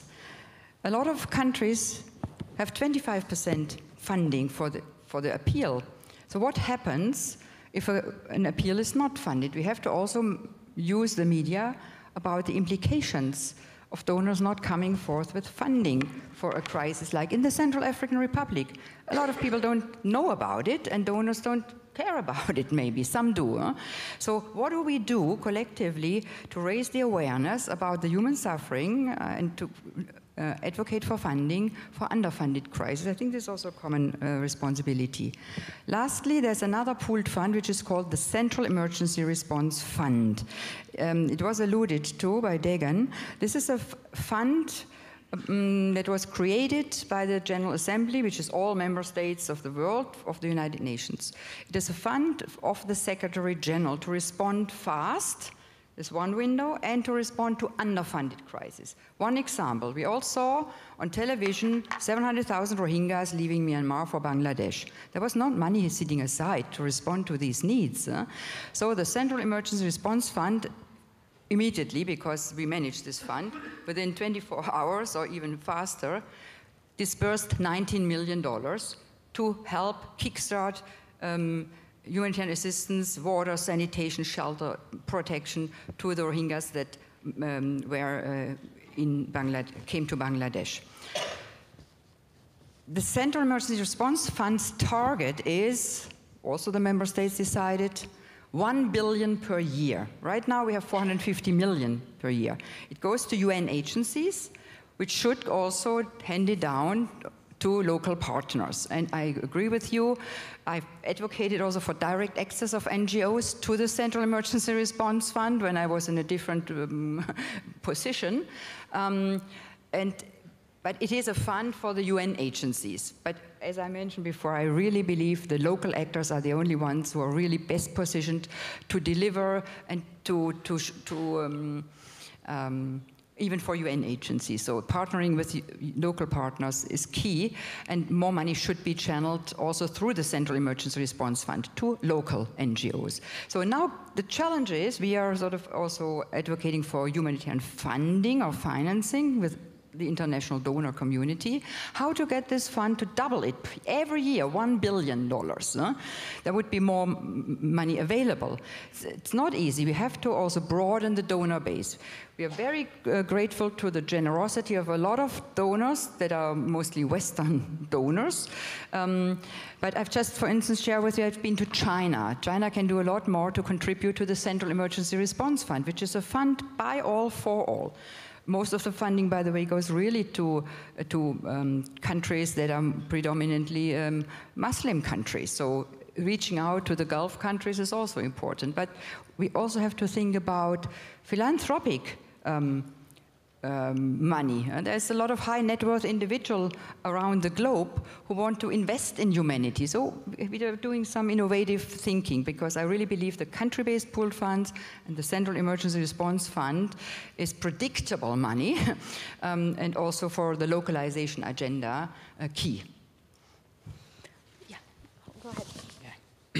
Thanks, Raquel. And just a couple of points to add to the really interesting discussion. I have to say that I can really understand and probably share any frustration or even anger that's coming. And I think that just to add a bit of history or legend, I think the START network, the legend goes that it was initially created in 2010 by a group of humanitarian staff that they were actually very frustrated about how the humanitarian system goes.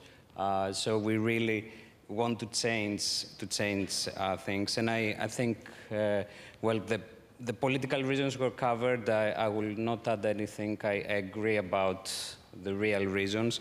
A couple of points.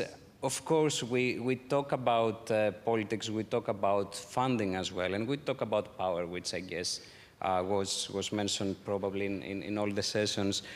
I would like to say that for us it's important to have culture change. If we look at the actors that are still keeping most of the power, and this is the UN agencies or the big international NGOs, they are the ones that hold most of the power.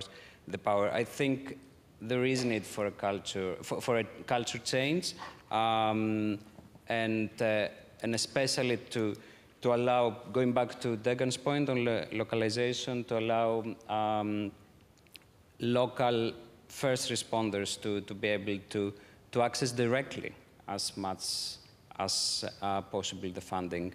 And I do understand, and of course we are all accountable. There are needs for due diligence, of course. What we're trying to create a start is, and we will be piloting in the next year, is having a tiered due diligence model or system. So actually different donors with different risk appetite can contribute to different organizations that can manage and actually use the funds to respond. And the last point, I mean, the STAR Fund, I mean, has been working for more than 4 years now. It is a global contingency fund. It is small. It's about 12 million per year. We would like this to increase as well, because the uniqueness of the STAR Fund is that it is managed by its members. The decisions whether to fund or not and what kind of project to fund or not is by the members themselves and by the humanitarian experts. So we really want to increase the capacity of the STAR Fund as well. Thank you you all for this discussion. We are not over.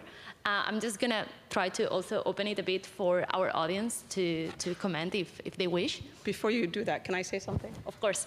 Go ahead. Thank you. First of all, I really want to thank Ursula's point. I think that the UN managed country-based pooled funds have really transformed. The way they were, let's say, 5 years ago and where they are now have been completely different. And I really do appreciate the efforts that OCHA has made and the leadership of the UN to make that happen. However, they were not designed with localization in mind. They weren't designed for local actors in mind. So one of the biggest problems I'll give you a very easy example. In Somalia, the 2017 drought, and there was a possibility of famine. It took OCHA, it had taken after the 2011 crisis, where many local actors were, okay, let me backtrack. So in 2011, there was the famine, and there was a desire to get a lot of money out the door. There had been almost no capacity strengthening done by the UN system and INGOs for local actors prior to this point. So $2 billion had to get out the door, and majority of that went to local actors because the UN and the INGOs didn't have access in many parts of the southern Somalia. So as a result of that, you obviously had situations of fraud. And unfortunately, the local actors were blamed for it primarily. There was no reflection on how we as a system have failed the local actors. But local actors were the only ones blacklisted. There was an incident, a large, highly documented incident of an INGO that also had fraud, okay? This INGO, what happened? Well, let's fast forward to 2014. They received, I think, 15 million pounds from DFID. Fast forward to 2017, in the crisis of the drought in 2017, they actually received 10% of all humanitarian funding in Somalia. One NGO, one INGO, okay? So one INGO had to absorb and burn and get out the door over $120 million in 1 year. What do you think is going to happen in that situation when you have to burn $120 million in 1 year? Okay? I don't think it will be all squeaky clean, yeah? But this is how an INGO was rewarded for bad behavior, and local NGOs were blacklisted to the point where the pooled fund almost went out of business and almost didn't exist, yeah? So there is a huge double standard and discrepancy in the system in how it deals with issues of fraud. And I will also give you another example. My first experience with fraud, it was a long time ago. It was a long time ago. I'm a lot older than many of you students here in this room. But my first experience was actually with a UN staff member. It was a UN staff member who said, if you want this project, you have to pay me X% of the total value of this project, yeah? So this idea that fraud is limited to local actors, we need to stop that narrative right now. It's not true. I'm not trying to bash the UN. The UN, as I've said, is doing a lot of good work. But I refuse to be on the stage here and accept a narrative that we are the only ones who have fraud. We are not. So we need to fix the systemic crisis of fraud and inefficient use of funding and resources. This is amana. We are responsible for this money. This is taxpayers' money. But there's so much wastage in the system, there's so much leakage that people feel that they have no responsibility to protect it. This is the problem. When I go to beneficiary, I hate that word, but in Somalia, and I tell them this is aid money, they feel that it's laissez-faire, that there's no problem with everybody taking a cut, certain elders taking a cut, gatekeepers taking a cut. But when I tell them this is money I raised from GoFundMe or from whatever crowdfunding platform, this is sadaqah from the Muslim Ummah or from people, generous people in London, they feel a sense of, oh, okay, I can't do anything to it.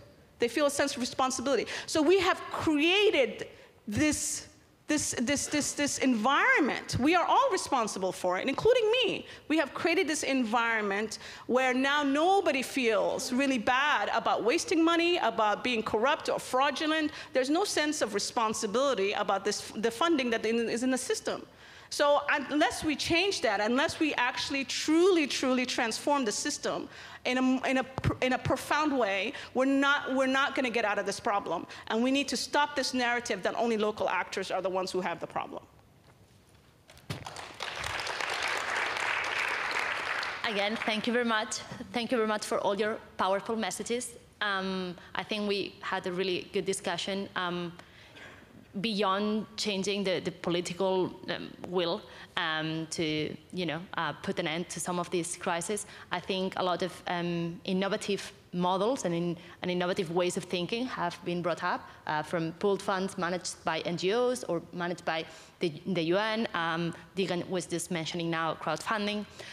So I would like to ask all of you, how do you think we could scale those solutions, and how do we foresee these innovative models, being it crowdfunding or insurance, impact bonds, etc., disrupting the humanitarian system and the actors that work in it? Thank you. Anyone? Okay, we have some people over there.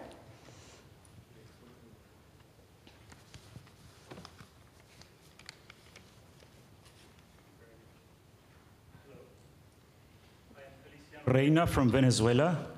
I'm a local NGO called Acción Solidaria, and I'd like to go back before the financing, and I'm glad Ms. Ali brought that about, and also this is for Ms. Müller. In 2015, when we saw the effects of the emergency on the Venezuelan people, we reached out to OCHA in New York and had a long talk and hoping to open the eyes of the agency to work with us. And they did not pay too much attention, probably because we were a local human rights Venezuelan NGO, but we had some information already. We wanted only technical assistance. We were not asking for money, just technical assistance from the agency that we thought had the most knowledge about implementing humanitarian responses. We were directed to the office in Panama, and after exchanging email after email with the person there, we stopped getting any sort of response, nothing. We stopped talking to them. And so we had to go on our own, and now 3 years later, finally there is a point person of OCHA going into Venezuela.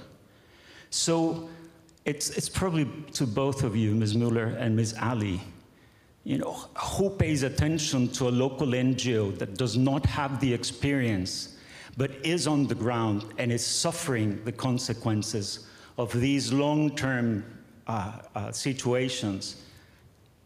Who do we talk to? This is probably for future situations, but I really want to call attention to this because we have implemented a nationwide humanitarian program now. We were going to talk about it later on our own. So, you know, it's sort of a reflection on that engagement with the agencies. Thank you. I'm Abdulaziz from Noha Bochum University. I have a question to Ms. Müller. Yes. Okay. Thank you. Yes, I have a question to Ms. Müller. Thank you for sharing some facts and figure about funding. As you said that, if I have understood right, it has raised 4 times in last decade and still fall off around $10 billion. In order to get rid of this problem, why United Nations don't or can't work on pre-crisis? I just would like to give you an example of Myanmar. It's a poor country, not only economically but also politically. Why United Nations can't put pressure on Myanmar to stop genocide, to give them the right to live or to right to have identity? Don't you think if United Nations can't stop even a country like Myanmar, then the United Nations itself is more vulnerable than any other group? And secondly, as yesterday we had a session about refugees in Bangladesh, Cox's Bazar, and they said that there are around 600,000 people have living since for past 2 years. And what about the future of those people and how long they will be living in such camps? And what about the education of the children of those people? Because it is not the problem of simple those people, but the generations to come. Thank you. Thank you. I think we can take a couple more and then we'll go back to answer them. Yeah. Someone here in the middle? Okay, thank you. My name is Henry. I'm from South Sudan. I would like to begin by thanking all of you, and especially Dagan, because you've actually raised very critical issues, and I think you are rightly representing people in the South, I would say. Now, one thing that I am thinking about is also about HR and about recruitments of international staff.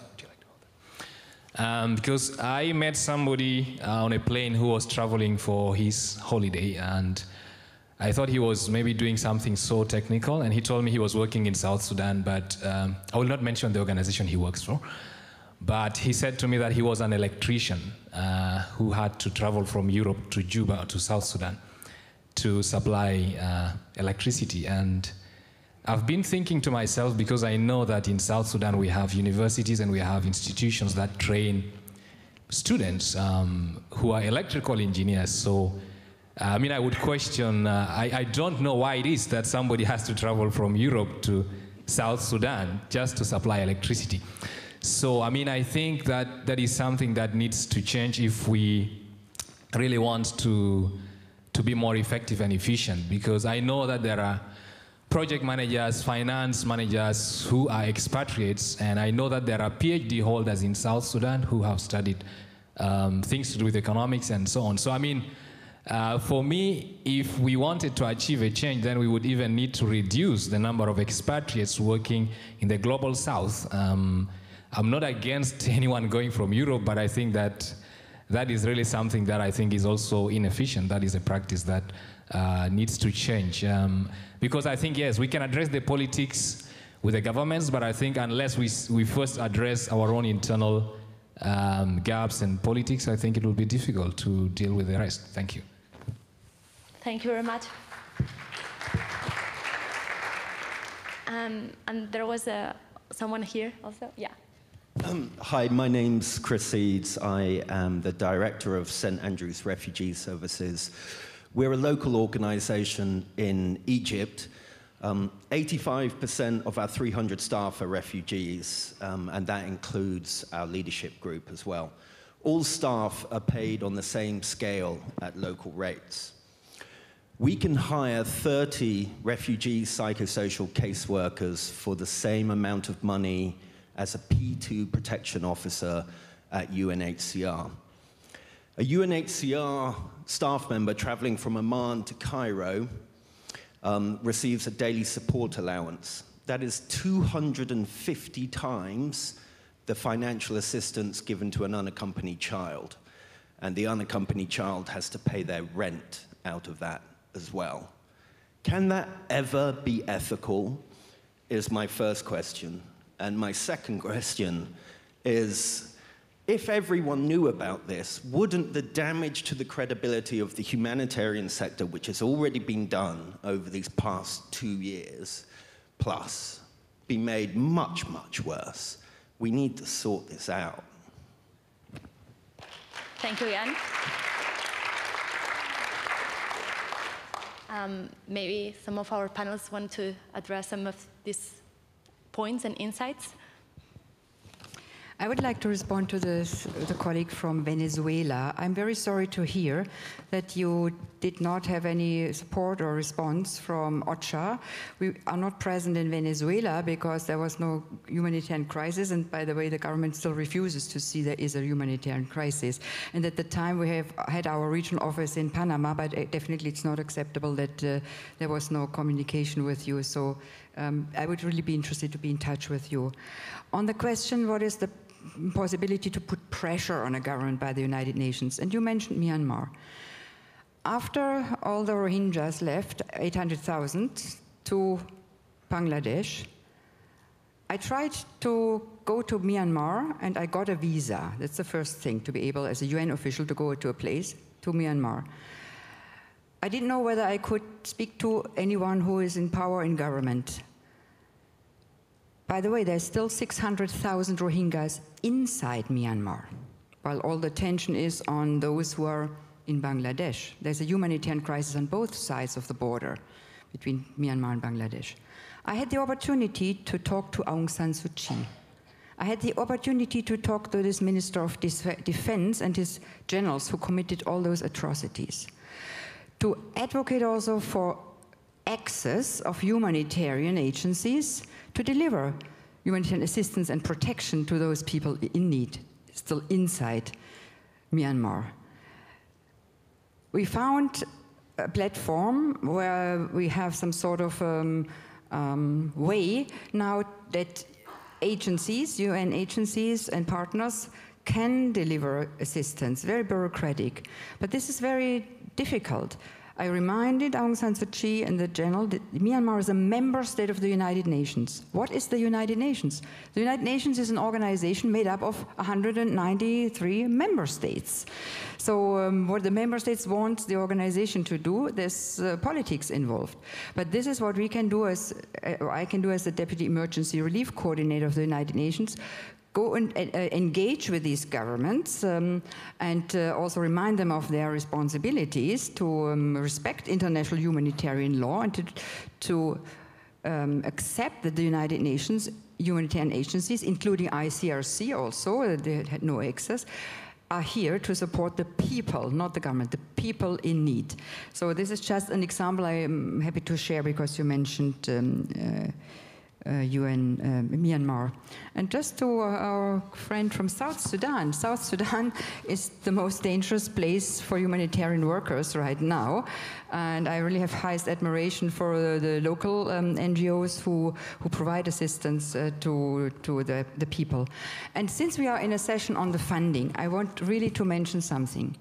You've heard of UNRWA, which is the UN agencies to take care of the Palestinian refugees. UNRWA is a big employer. 30,000 Palestinians are on the payroll of UNRWA. Teachers, doctors, garbage collectors. And 70% of UNRWA's funding has been cut because one country was contributing so much to UNRWA. This is a disaster.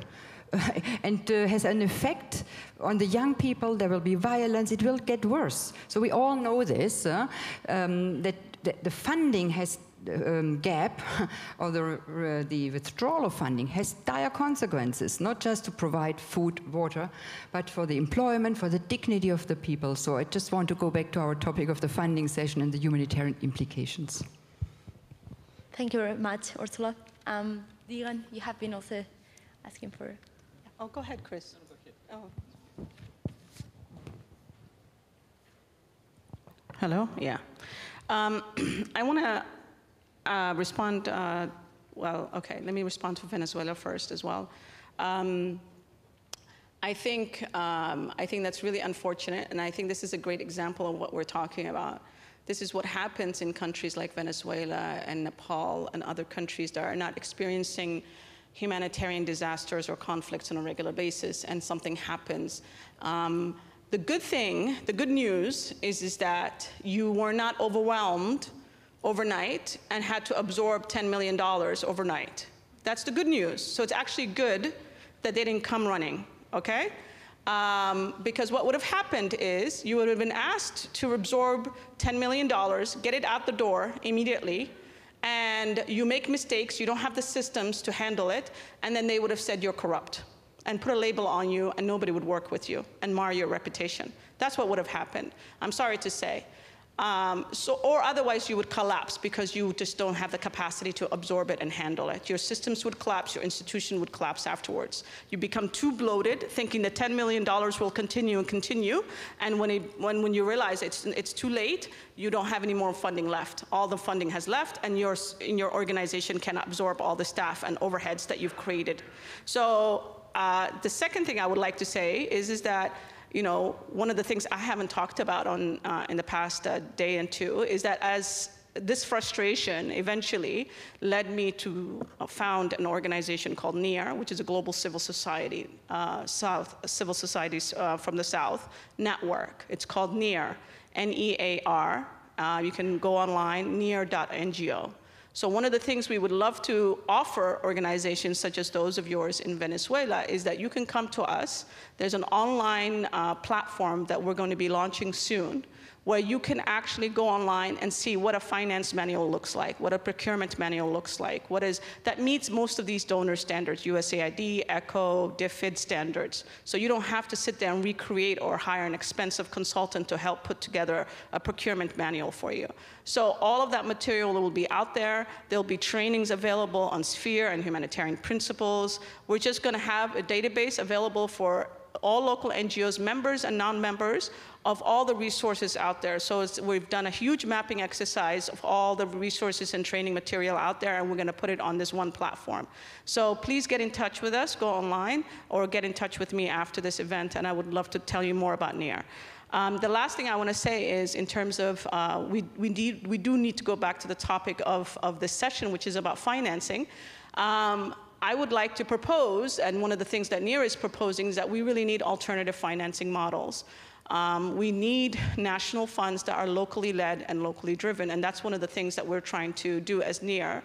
We're trying to pilot one in Somalia and pilot one in Nepal, and we hope to pilot one in other countries. We've thought about Syria as another good case study, and other countries. So the idea of these funds, by the way, is not about just getting a traditional pooled fund where DFID and CEDA can put money into. No, it's about leveraging. It's about saying to DFID or CEDA or Gates that for every dollar you give me, I will try to raise money from the local population or diaspora or whoever it may be, and I will leverage that $1 to turn it into $2 or $3. That's what we want to do. We want to mobilize local philanthropy, and we want to demonstrate to ourselves we think that we need all the money from the North. We need to show ourselves that we have money in the South. We have quite a lot of money in the South. The Somali population in October last year, when there was that big, massive bombing, raised $4 million in 1 month. $4 million was raised by Somalis in country and diaspora and business people. If we can do that in 1 month, what can we do over time if we especially had a means of leveraging and we were organized and we had an online platform that was organized and accountable? And I think the Syrians have demonstrated that. Majority of the large Syrian NGOs are getting their money from Syrians abroad. I know several Syrian organizations that are 20 million plus per year annual budget, and majority of that is coming from the diaspora. So there's quite a lot of wealth from our diaspora and from in-country that we need to mobilize and catalyze. Thank you. Just on Venezuela, I don't know where is the guy, but lucky you are, my friend. It's Venezuela, there is not the UN system put in place, but there is, I mean, in link with the discussion, there is other system. In Venezuela, you can have access to, let's say, to the old system that was not reaching through the UN. And I think one of the solutions for the debate here, that we should not have one system where most of the funding of the big donors, of the global donor, go through the UN system, through some NGOs, through some local partners, what they can explain well with the supply system. Venezuela, there is Médicos del Mundo Venezuela. It's not now, it's from years. It's the civil society that was organized by itself on healthcare, and they decided to take the brand. It's not the brand that we give to a local partner to make it nice. They are supported by Médicos del Mundo Argentina in Venezuela. It's a South-South partnership. They are supported now by other Médicos del Mundo. Sorry, Médicos del Mundo is Doctor of the World in Spanish. So I think there is other system to support a country like yours where the civil society is quite well organized. A word about South Sudan. I spent 2 years in South Sudan. I'm not sure. I hope we still, international NGO are not sending electricians except on very specific things. Anyway, I want to jump on it because South Sudan is one of the more forgotten crises since 20 years, where I think most of millions have been sent in South Sudan for a very small impact since 20 years, 30 years. But I'm happy to see that in the expatriate staff, there is South Sudanese and Sudanese everywhere. This crisis has created a big population of expatriates from Kenya, from South Sudan, from Sudan. So it's also on the two sides. And I have no more place on my paper, so I can't read myself.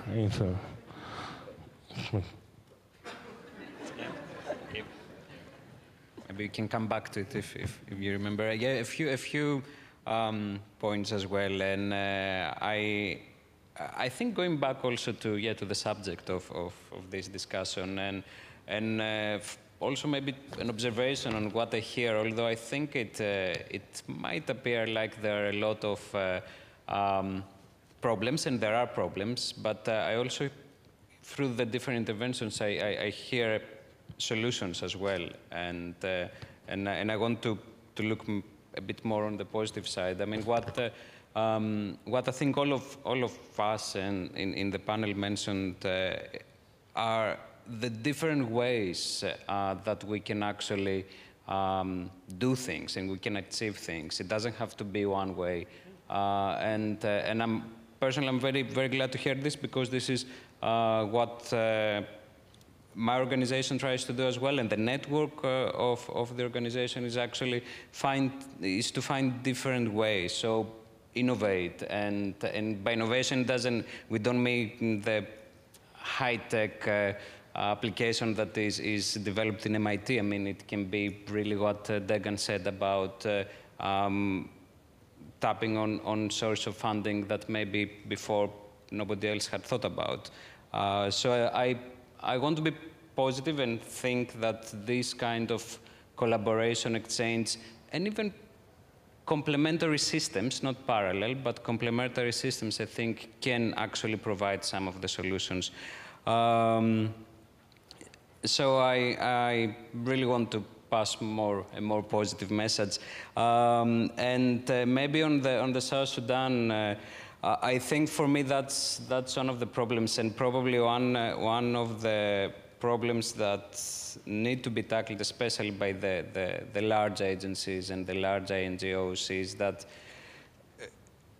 they should stop thinking of growth just for the sake of growth. And I know that quite a lot of the big NGOs, especially, they have the vision to be the leading in the sector in one area or the other.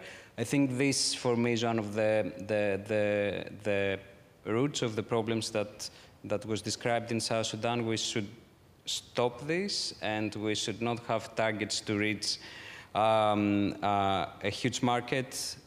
It can be actually that we leave space for others, and that might probably mean a South Sudanese electrician and South Sudanese program manager. And if I'm to leave maybe a last message, I think collaborate more, anticipate more, and be more local. I think these would be my 3 messages. Thank you very much, Christos. I think it was a great sum up of what has been discussed in this past hour. I just, very quickly, because we're running out of time, would love for each of you kind of like what would be in your wish list if we're all here, a group of idealists and thinking that the humanitarian system in the world can be a better place. What would be that thing on top of your list that you would take action on if all the resources in the world were available to you?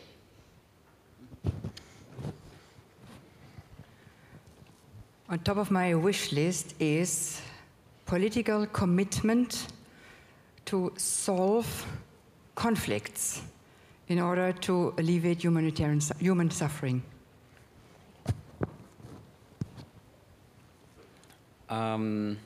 Probably I would like to see, since we're talking about funding, I would like to see funding that is not politically driven and not media driven. Complicated, huh? Let's say more real NGO, independent, let's say, and more activism. I would probably like to see a complete gutting of the international aid system and starting from scratch, and refashioning the UN Security Council completely, just a complete transformation of the system. And I would just like to say that this issue of the politics of the aid and the crisis, we tried to bring that up as civil society consistently in the 2 years of consultations at the WHS. And it was constantly removed from the minutes and the notes of those reports as a priority issue. Ursula, now that I have you here on this stage, one of my other wish lists would be if I could kindly ask you and request your support as a Deputy Relief Coordinator. If today you can make a commitment to push the heads of UN agencies to give a proper overheads to local actors of minimum of 7%. I hear your wish.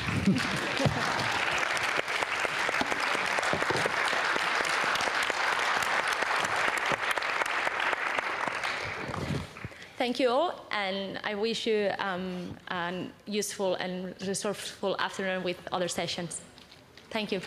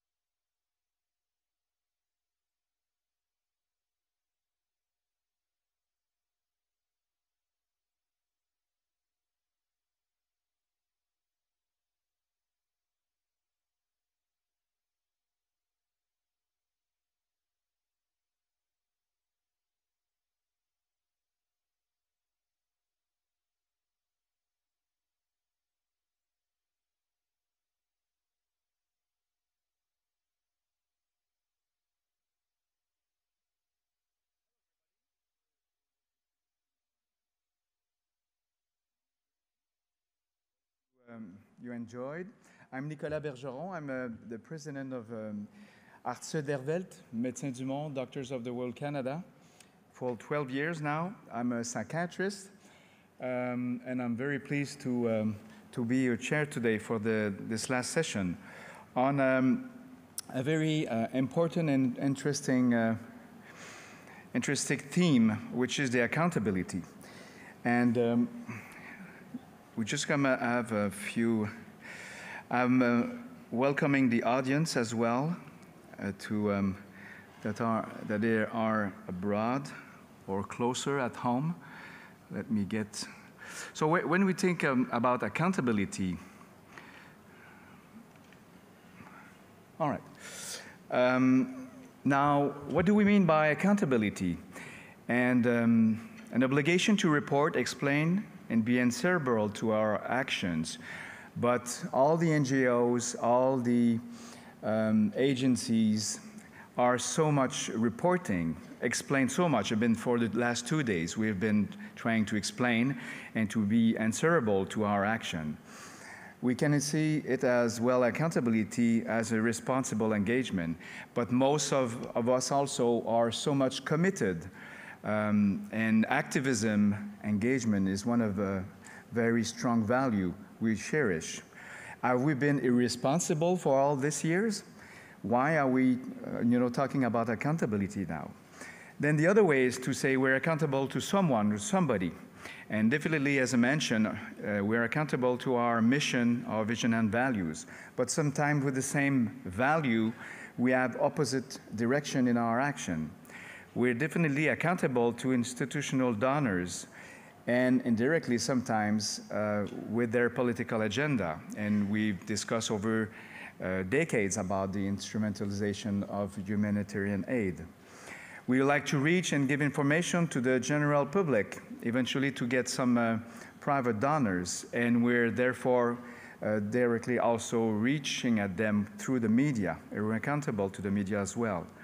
We're accountable for evidence-based practices. Quality has to be in the center of our action. But also we may be accountable to our inner peace, stability. And we're saying so much that innovation is part of what we're doing, but if we look at our governance, we're very conservative. And probably we're, as a human beings, systems are also resistant to change, and we may be some accountability towards that. Now, the neglected person, people, we're going to talk about today is definitely the affected people and communities. And why this is important? Also that they have the right to be heard. They have the right to express. They have the right to be organized. They have the right to participate and negotiate for change, for the change of their society, but the change of our world. At the opening statement of when you had the invitation, there was this quote saying that we need to put the individual human being back at the heart of our work. See the patient rather than the disease, hear the story rather than the statistics. Well, of course, how come we are, working so much on for human beings, for dignity of human beings, and how come it's been slippery, maybe into the not being part of the heart of our work? And then how we talk about these affected communities. I've met so many people that use different wording for the same people with different levels of being a bit more recipient or being more active recognition of your right. And whatever terms we use, I think that definitely we have to be interested in them and what they have to think. I like, the patient, which comes more in the biomedical world. If you look at the etymology from the Latin patiens, patiens means the one who suffers. And today, what I like about the patient too is when you go to the emergency room or you're in a middle income country, you have to be very patient to have access to health care. Now, today, we will have speakers that will talk about this spectrum interest. We will have Bonaventure Sokpo, which is working with the Core Humanitarian Standard Alliance. His background is agroeconomics and rural development, but he's been teaching, I guess, a lot of, not I guess, but a lot of spheres and domains in the practices. So we'll be very pleased to hear from him. Wale Osofian, which is a Deputy Director of the Governance Technical Unit at the International Rescue Committee, that is also been a technical advisor for a lot of organizations before, is an expert in context analysis, and we'll be hearing from him. And we're also pleased to have Shamia Mal, which is a Deputy Regional Director at for Programs and Organizational Development, Community World Service, Asia. You may be noticed, and some of you would say, it's a nice panel, it's a nice ending, but how come in the panel there's nobody from beneficiary or people from recipient? Then I will give you some videos, or offer you some videos about the person, so we'll try to make a link with them. But I invite you also to look at yourself, and myself and yourself have been all living through some time through a situation of distress, situation of vulnerability, and we've been helped, we've been receiving help. And I'm suggesting that all of us are, in a way, should have an experience with that. And I think through the lens of your own trajectory have been helped, I think you have to listen to this important aspect of accountability. So the directions of helping others is like also you've been helped by others. I know some of you are part of the medical school, and so social accountability is not so new. In 2010, a group interested in education made a consensus, and they're trying to spread the idea to bring all this concept of social accountability into the school.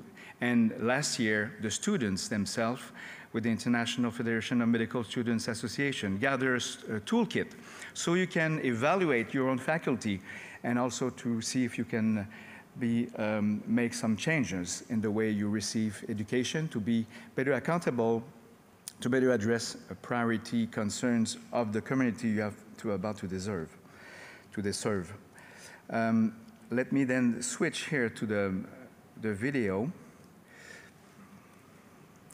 about some people that have been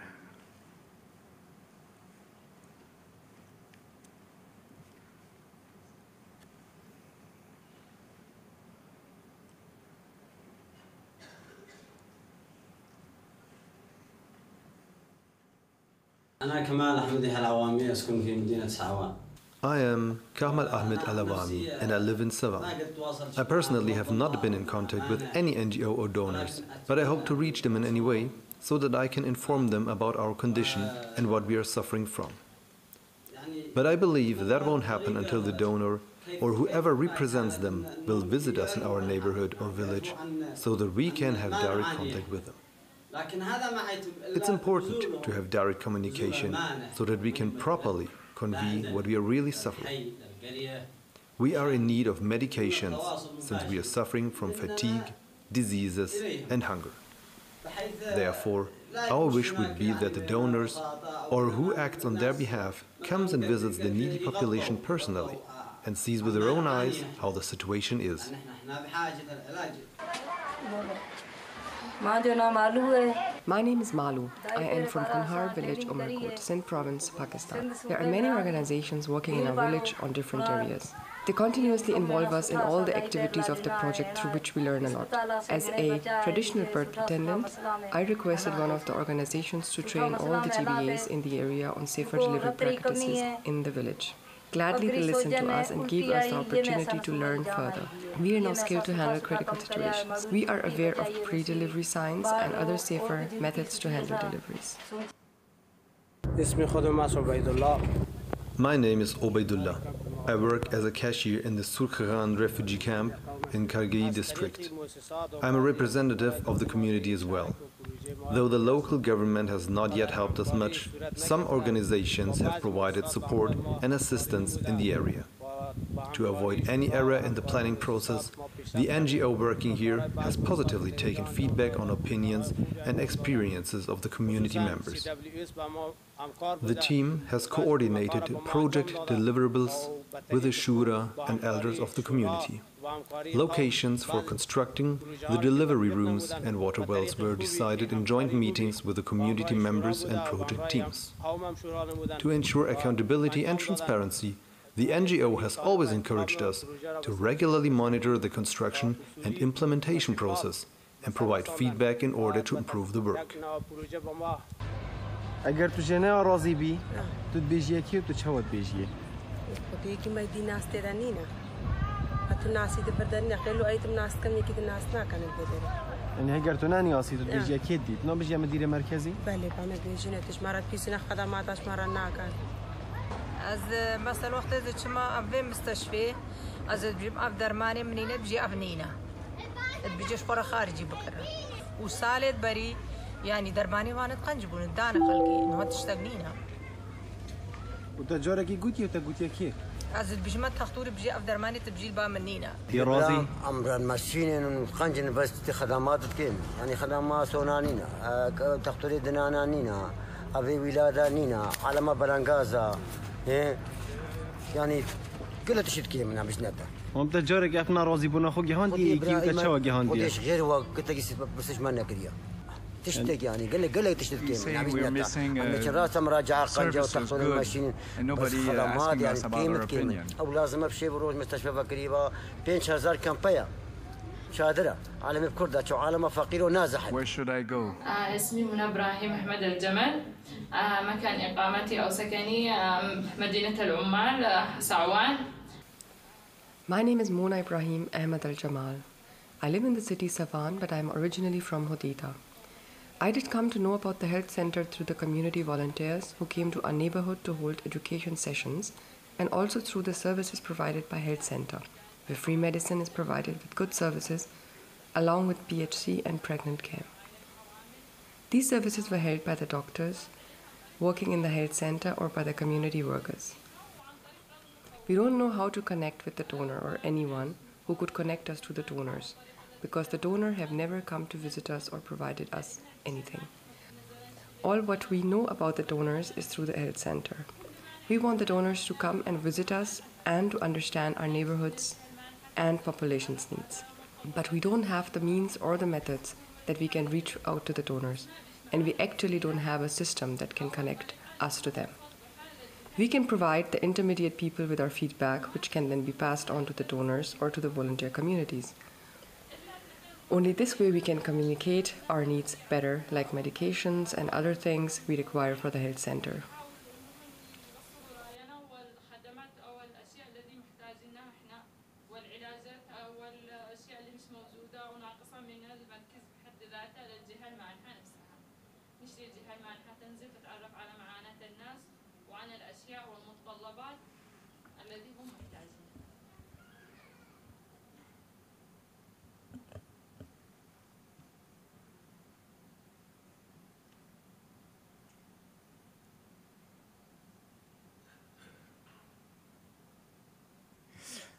Okay. Thank you for your attention. I know it's been difficult, but it's been a creative or way to bring closer. But I think you have seen a lot of videos. Most of you also are from the field, so you know a bit what it is like to be in contact with the affected communities and people.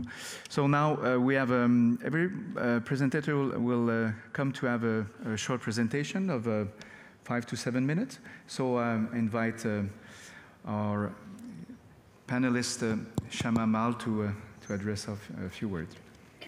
Thank you very much. Good afternoon, everybody. So I'm going to focus more on the application side of accountability, to kind of see how we're applying it in practice, particularly in relation to engagement with the communities that we work with and how we engage with them and ensure their participation in more meaningful ways. So I'm going to focus more at the organizational level changes that I think are needed. I think currently to the humanitarian sector, there are so many different quality and accountability standards available. We have lots of code of conducts, we have standards, we have different initiatives that we are using as a sector to respond to emergencies. And I think in many cases, they've really changed the way we respond to emergencies and respond to the needs of communities, and maybe even better in many ways. But at the same time, I think this conference has provided an opportunity to remind ourselves and to raise key questions about whether we're doing enough in practice to ensure accountability to the people we serve. I think over the last few days, some very key questions have been raised. So my main question is that, is the application of accountability, the standards, are they resulting in changes at behavior and attitudinal level in organizations, within organizations and between organizations? Is it resulting in changes in mindsets? And is it ensuring a more meaningful engagement at the community level and towards their needs? So that's what I'm going to try and focus on. I think that staff behavior and organizational culture, the culture of an organization that are based on accountability principles can go a long way in ensuring more meaningful engagement at the community level and how we engage with them and their participation. Staff, I feel, really need to practice or put into practice what we preach, especially at the community levels. And staff should be able to actually relate accountability to their day-to-day activities and how they implement those activities or how they communicate and engage with the communities. They shouldn't be just principles at kind of the system or policy level. I find that in some organizations or many organizations, we have a tendency to focus more at the system level when it comes to the application of accountability. And we focus a lot on policies. And perhaps maybe it's more tangible to demonstrate it at that level and to report against them at that level. But I really feel there needs to be more effort to ensure it more at the attitudinal and changes in behavior kind of level. And I think that is where we as a sector really struggle and find it really challenging. I think even some organizations that have really strong systems on accountability, even I find they also struggle at times to prevent any misconduct. I think we've been hearing that since yesterday and even today.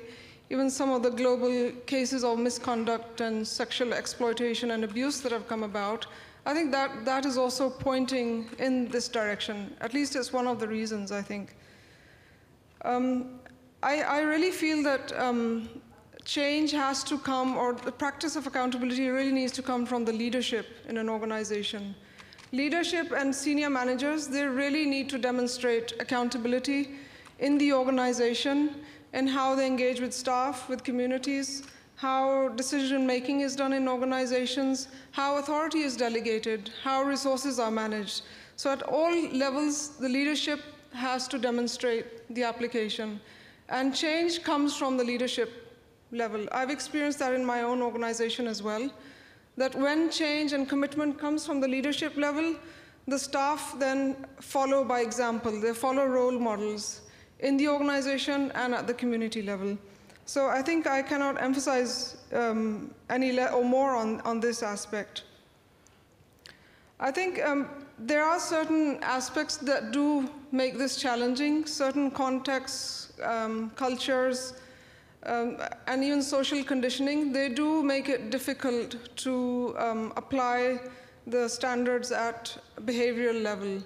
And sometimes I've seen this also in my own team, where managers find it really hard to, for example, demonstrate personal accountability or even hold their own team members' accountability. Many times, it's in certain cultures, people don't want to go into confrontational situation.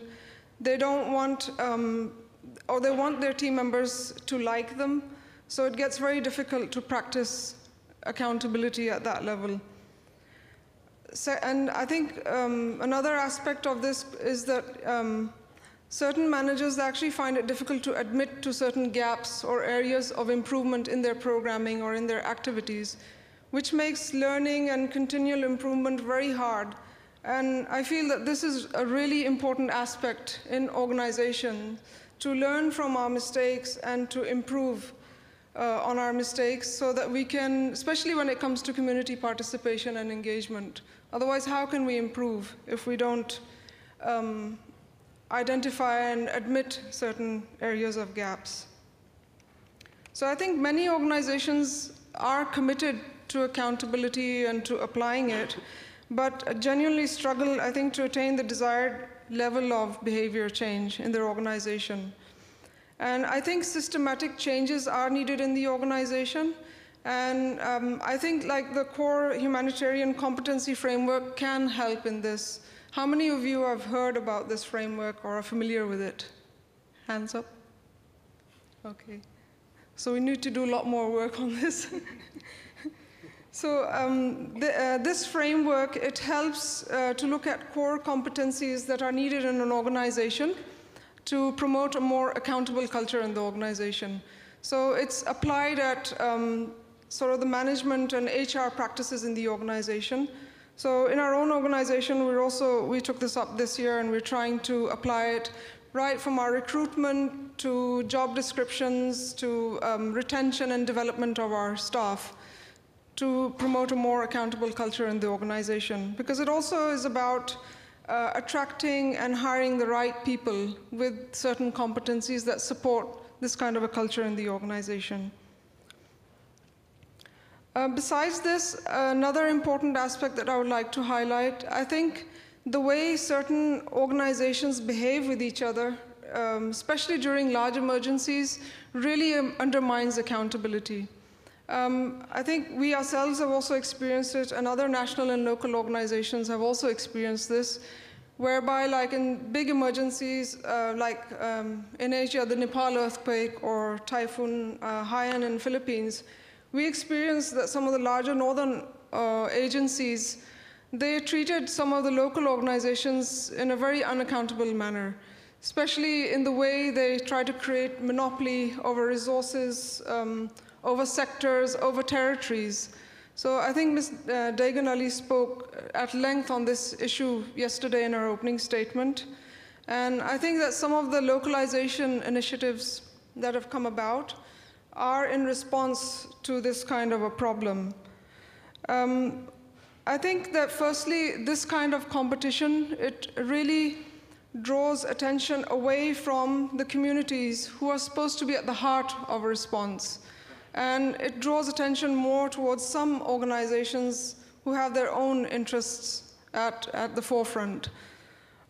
Secondly, I think it also hinders a more localized response, because national and local organizations, I think they're in a better position to ensure a more meaningful engagement and participation of the communities, because they have deep-rooted or more strong relationships with the communities. They have more contextual understanding and knowledge.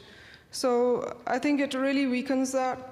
And thirdly, I feel that this kind of competition by some organizations makes coordinated community participation mechanisms very challenging, because branding and then visibility, this kind of takes over and takes precedence.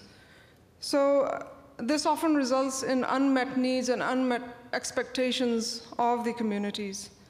So, I mean, there are also some examples of really good partnerships. I don't want to generalize this.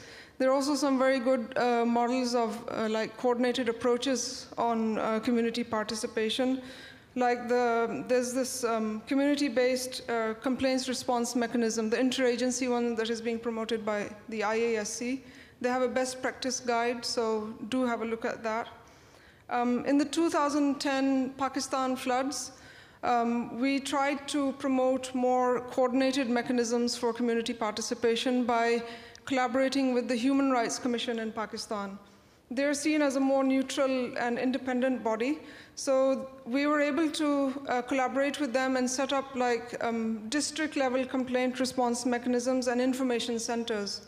So this was acceptable to other NGOs and to the communities themselves because they have a lot of credibility.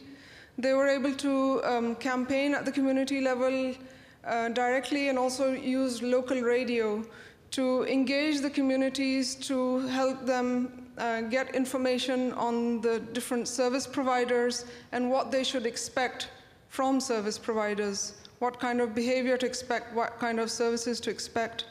And this really helped to strengthen the voice of the communities and address some of their concerns and their needs. So just to conclude, I think at all levels, the emphasis should be on how organizations and people who work in the humanitarian sector behave in a particular context within the workplace, with communities, with partners, and with other stakeholders. And we should really try to emphasize a lot on the behavior change as a result of some of the accountability standards that we apply. Thank you.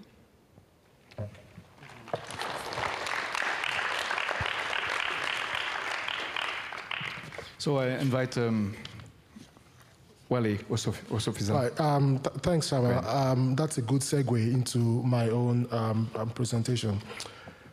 So to your question of behavioral change, I'll also talk about some of the things we're doing at the IRC.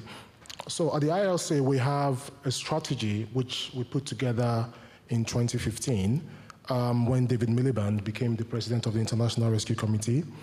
And one of the key strategic objectives of that strategy is responsiveness. And that comes in two parts. One part is client responsiveness and partner responsiveness. Because we work with local partners, we also want to be responsive to the local partners that we work with. We don't want to dictate to them what to do. We want them to inform what we're doing, take joint decisions. Just some conceptual clarity. We deliberately use the terminology client. We don't use beneficiaries because beneficiary connotes lack of agency. Someone is benefiting from something. It deprives them of agency. So we prefer to use clients. There are issues too with, clients as a terminology. Then the second thing is we're talking about accountability, but sometimes we see accountability as feedback, people giving feedback. So we deliberately talk about responsiveness. So it's not just about receiving feedback, but how are we responding to the feedback that we're getting from our clients. But just to take a step back and ask ourselves, what's the problem the humanitarian community is trying to address in relation to accountability? And in the spirit of the Humanitarian Congress, theory and practice, I guess in theory we all agree that it is incumbent upon us to be accountable to the people we serve. We all agree on that in theory, right? But what's the reality in practice? Are we systematically putting in place mechanisms that create clear channels for which our clients can meaningfully participate in decision-making processes and hold us to account for the decisions that we make? The reality is, yes, humanitarian organizations engage affected communities. They establish feedback mechanisms in form of, sometimes outlines, suggestion boxes, and some, use some more proactive methods to solicit client feedback.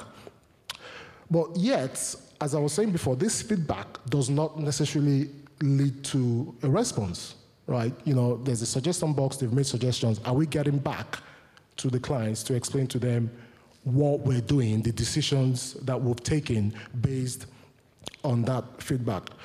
So at the IRC, going back to institutional behavioral changes, what we've done is we're focusing on our own internal project management processes and behaviors as well. And we do have what we call the technical assistance model, which all technical advisors, irrespective of the sector, it's a guide for them to follow in project design. And they have to make sure that the intervention is based on the best available evidence, it's appropriate to the context in which we're implementing it, so we prioritize context analysis, and also, based on the strong gender analysis, because as an organization, we've made a commitment that all our programs will try to, close the gap between men and women and boys and girls. And finally, it has to take into account client preferences during the design phase of the project. So our TAs, irrespective of the sectors, technical advisors, have to make sure that before we submit a proposal, all these boxes are actually checked. Now, we can argue that, yes, that's at the proposal stage. What about implementation? What happens in practice? So we have what we call good and great standards that we've put together. It's a very American, IRC is an American organization, so they've got this very, we have this very interesting terminologies that we use. So by good standards, we are saying on client responsiveness, at the minimum, you have to consult with the clients that you're going to, be providing services to. And that goes all through the project management cycle, right? From startup, to implementation, to monitoring and evaluation, and also to, close out. What we are aiming for is a great standard where we co-design interventions with our clients, but we're not yet there, or not a lot of our country programs are not there. And the other things that we also need to take into account are the enablers, and you touched on some of them, within organizations. But one I really think, actually two, that I really think is so critical to making this, a success is leadership, and you talked about that as well. So at the IRC, we have, as I said, the president is committed to this, and that trickles all the way down to the regional vice presidents and the country directors and the program managers. And one of the things that we're also exploring is having this as part of the performance management evaluation of implementers, program managers, and officers working with the communities, so that the line managers, at the end of the year or on periodic basis, can actually follow up to say, are you actually putting these actions into practices? Because you have to create incentive structures for people to change their behavior, right? They're just not going to change their behavior if you don't have, the carrot and stick approach to that. But of course, it's not enough to just say to people that you have to follow these standards, that we've developed. We also have to build their capacity. So capacity building is also very, very important, not just of IRC staff, but also our partners that we work with, for them to understand what the standards are, what the tools that are available, where they are, where they can find them, and where they can get support. So we have what we call client responsiveness team that supports our country programs to take that forward. So I'll stop at that, and I'm sure that we'll have other conversations as we go on. Thank you. Important question. What is the problem? I'll have your slide. Maybe you stay here as you. I will bring the slide. So I invite Bonaventure Sokpo to the slide will come later. Yes, thank you, and hello to everybody. And when we are talking about accountability, humanitarian accountability, in one of your slides, Nicholas, there was several dimensions of the accountability. I would like to pick 3 of them and talk about that. The first one is accountability to donors, government, all this. And the second one is accountability to affected people, crisis-affected people. And the third one is accountability between peers. How do we prove what we are doing to each other? And the first one, I believe that we have a culture of upward accountability in our sector. I think in several domains, that one is working. I will not insist on that. The second one, despite the fact that we are talking about that 30 years ago, we are still struggling with accountability to crisis-affected people. And we will come back to that later on. And the third one is very important to us because we know that several organizations, including donors, international and national organizations, are committing themselves to standards, principles, code of conduct, and how do we prove that what we have committed to, are we applying that? That's something that is very important for us. We are trying to work on it. I would like to share it. I brought this document here because I allowed myself to bring it because we have launched, CHS Alliance have launched this report on Monday this week. It's how change happens in the humanitarian sector. And this report tried to answer this question by analyzing, examining different topics, including participation of crisis-affected people in the humanitarian decision-making processes. And what we have found, one of the elements we have found, we have talked about that, is the fact that we have sufficient standards, principles, code of conduct, procedures, policies in place in the humanitarian sector to deliver a quality response. However, we are struggling with the application of this element. And we have seen that the real change happens when the commitments are translated into practice on the ground.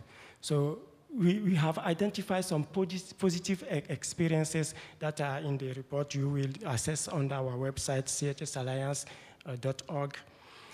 And the other thing I wanted to share with you is the fact that CHS Alliance is working together with its members to apply the core humanitarian standards that have been published in 2015 by CHS Alliance, the Sphere Project, and the group UAD.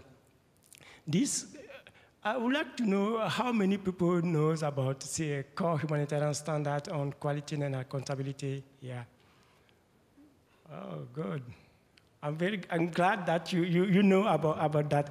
And so you know that we have 9 commitments on the CHS, and what we are trying to do is to make the organization really applying this commitment. So we have verification. This CHS is voluntary and verifiable. So we are working on the verification process because we believe that once we are verified, we are able to see where we are strong and where we are weak and where we need to put our effort to improve our element. I would like to share with you some verification data. Yeah, we have it here. So now we have more and more organizations are engaging themselves in the verification process. And the result that we have started to teach us some elements. We have some information that we are getting from them. When you look at this is the core humanitarian standard, the flower that we have the 9 commitments here. And when you look at the first chart, you can see that we have the 9 commitments, and we have put together the data that we have from the verification option. We have 4 verification options: self-assessment, peer review, independent verification, and certification. All these processes are based on the same framework, verification framework. So we can combine and look at the trends in the sector. When you look at it, you can see that we have the commitment 4, which is related to participation of the affected people in the humanitarian sector, humanitarian response.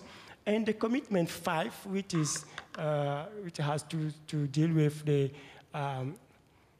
complaint mechanism. These 2 are weak in the sector. So we have this trend there. And we can also look at the you have some indexes. We have one on the protection against sexual exploitation and abuse. This one also is weak in our data. When we look at the last one, we have key actions and organizational responsibilities. Organizational responsibilities where we can see that policies and procedures are in place. In many cases, you will see that we are good at having policies, but we are weak in putting them into practice. This is what we will like to work on. We know that verification will help us to do that, because that will bring us to 3 elements we can work on. First, in our organizations. Once we know where we are strong, where we are weak, we can work on in the organization, strengthening people and the department in the organization. We can strengthen the organization, and we can also work on the sector to do something by putting organization together, because we can see in the data that for some commitments, some organizations are struggling, but others are performing well. So we can put them together and exchange experiences.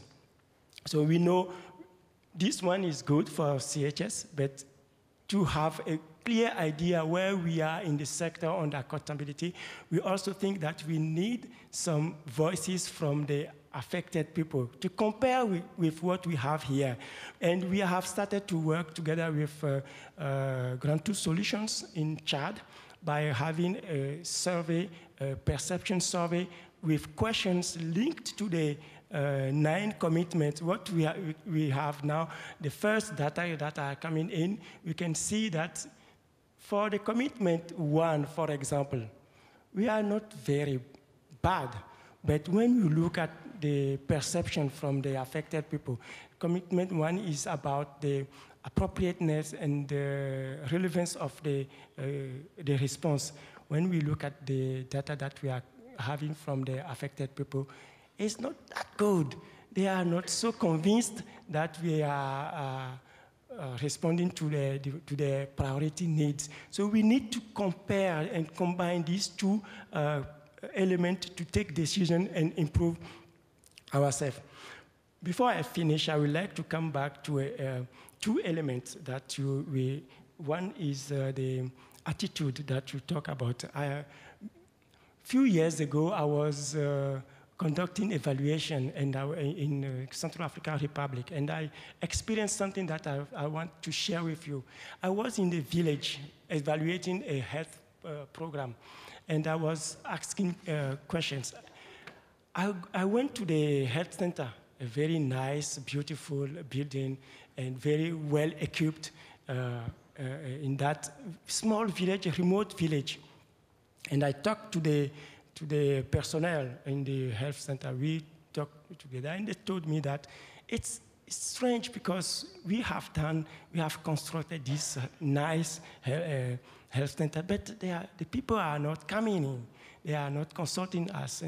And before I left the health center, I was taking photos of the building, and then I went to the communities, and I was asking questions about the health center. Is that helping them? And then they said, and one of the people, the chief of the village, a very old man sitting in the community, he said, before we talked, we have seen you taking photo of the building. Please, can you take photo of our frustrations during the process of construction of this health center? We are not proud of it, because the attitude that people use in that process was very humiliating. That's why we are not going there. We will stay here and we can die. We don't want to humiliate ourselves again. So that struck me. It struck me as saying that, oh, this is something that is very important, very nice built there, but people are not using it due to the attitude that people use. So I wanted to come back to that. And the second element was from DRC, Democratic Republic of Congo, when we were doing a study on participation. And something that was very interesting raised there is they call that cultural access, because they said you as humanitarian actor, you are all the time, you are talking about access, physical access, but it's not enough, because we think that you don't have cultural access. We can be there together, but you don't understand our culture. We don't know how we behave. We don't know very well what we want to have. So you need also this cultural access. We need to learn more and take time to understand who they are, what they want, what is their history, what are their future, what they want for their life. So I want just to share these stories with you. Thank you. Thank you very much.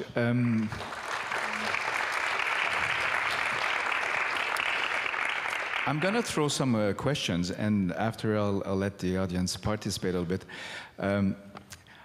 I will stand a bit on a naive side, and hearing from what you say, and I mean, you always bring, I think it was very important, the aspect of leadership, of human being.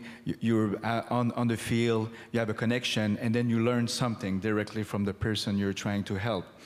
But also, you bring us also some mechanism, some standards, some organization. Are we gonna?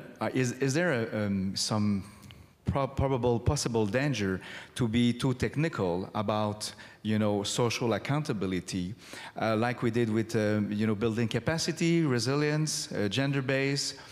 How are we going to solve the problems? If we have the same mechanics, the same way to approaching a problem is to manage well, being very organized. And I'm feeling, or I'm hearing that the problem is not through that, or it might be helpful, but definitely there's something else going on. How are we going to make a sort of more women, men to women, and bring this without being too technical about this? You want to respond to maybe this soft, provocative question? Yeah, as we started to talk about it as an attitude, this thing that we will call soft skills, we believe that we need the technical skills, because if you don't know it, we won't construct the well, we won't provide food and all the things. But something that is very important, as I was saying, that, and we have started to look at it very carefully. What are the skills of the people at the front line? The soft skill, the facilitation skill, the negotiation skills, the attitude that they have. Are they aware about the culture, not to behavior in a way that you will shock people? All these things are very important to build the trust between you and the affected people, because we know that in some places, when you arrive and then they propose water to you, and then you say, no, this water is not filtered, or is not bottled water, I don't want to eat.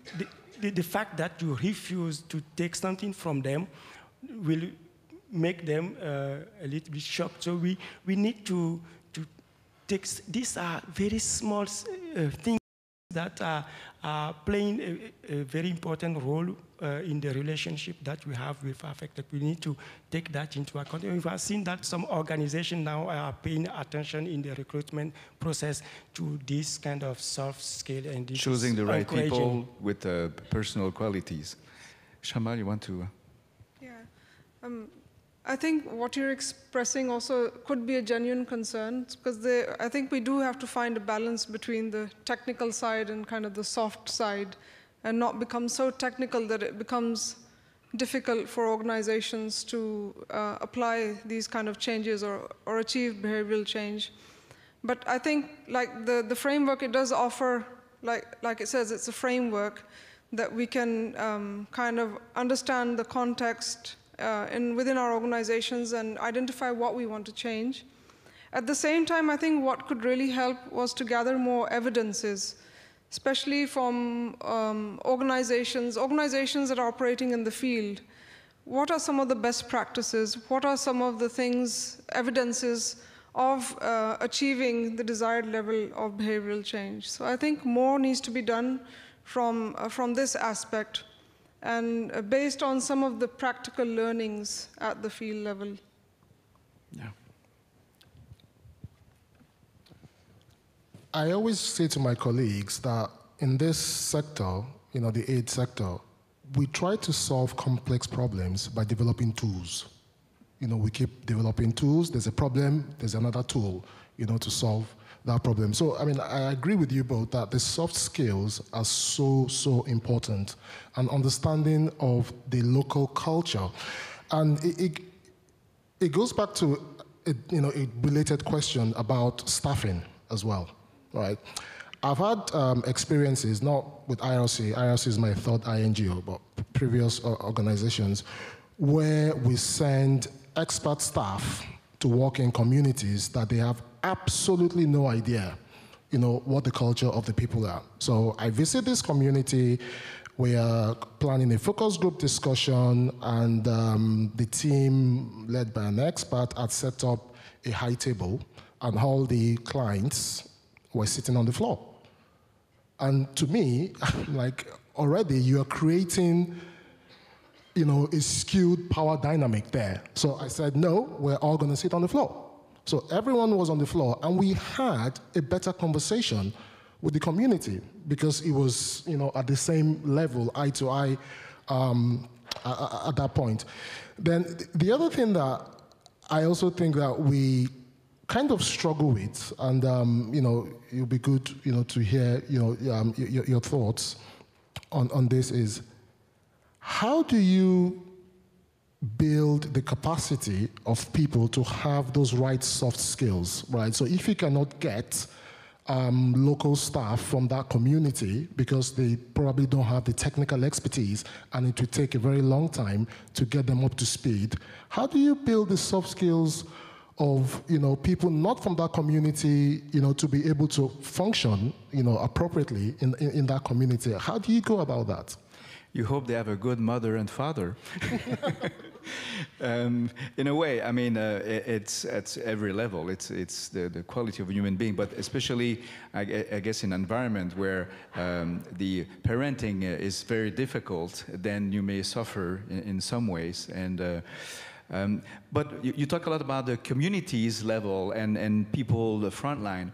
What about hearing the voices of the affected people, who the clients, at higher levels of the governance of the humanitarian system? How do you think we should, and I do think there's some commitment to bring these voices, and once again, there's a complexity to the voices as a refugee, a drug user, HIV affected patient, or sex workers, whatever the complexity of they have their own voice, maybe of where they live or what they have been encountered.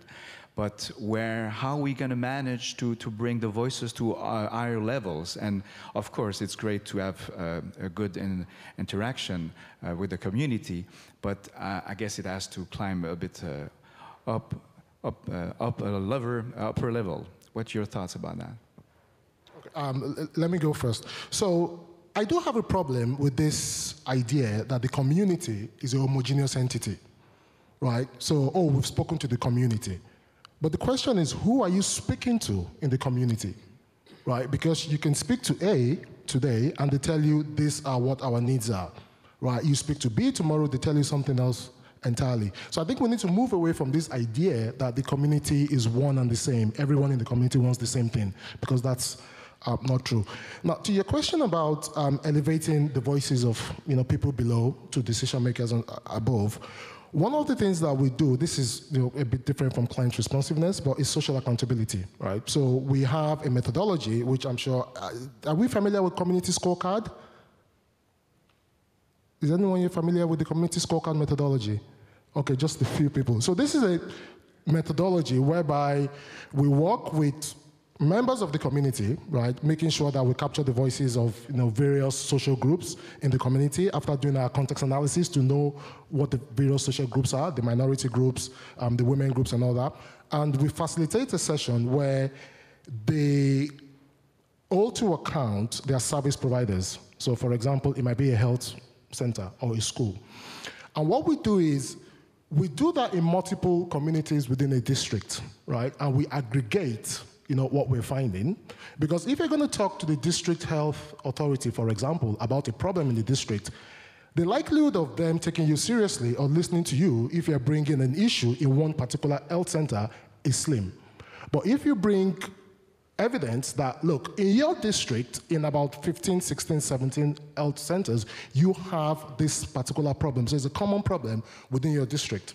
And this is the evidence based on, the community scorecard that we've put together. So that gives you more muscle to do advocacy at the higher levels of government. And you can also aggregate that, multiple districts up to a province level, multiple provinces up to the national level. So that's one way to do that.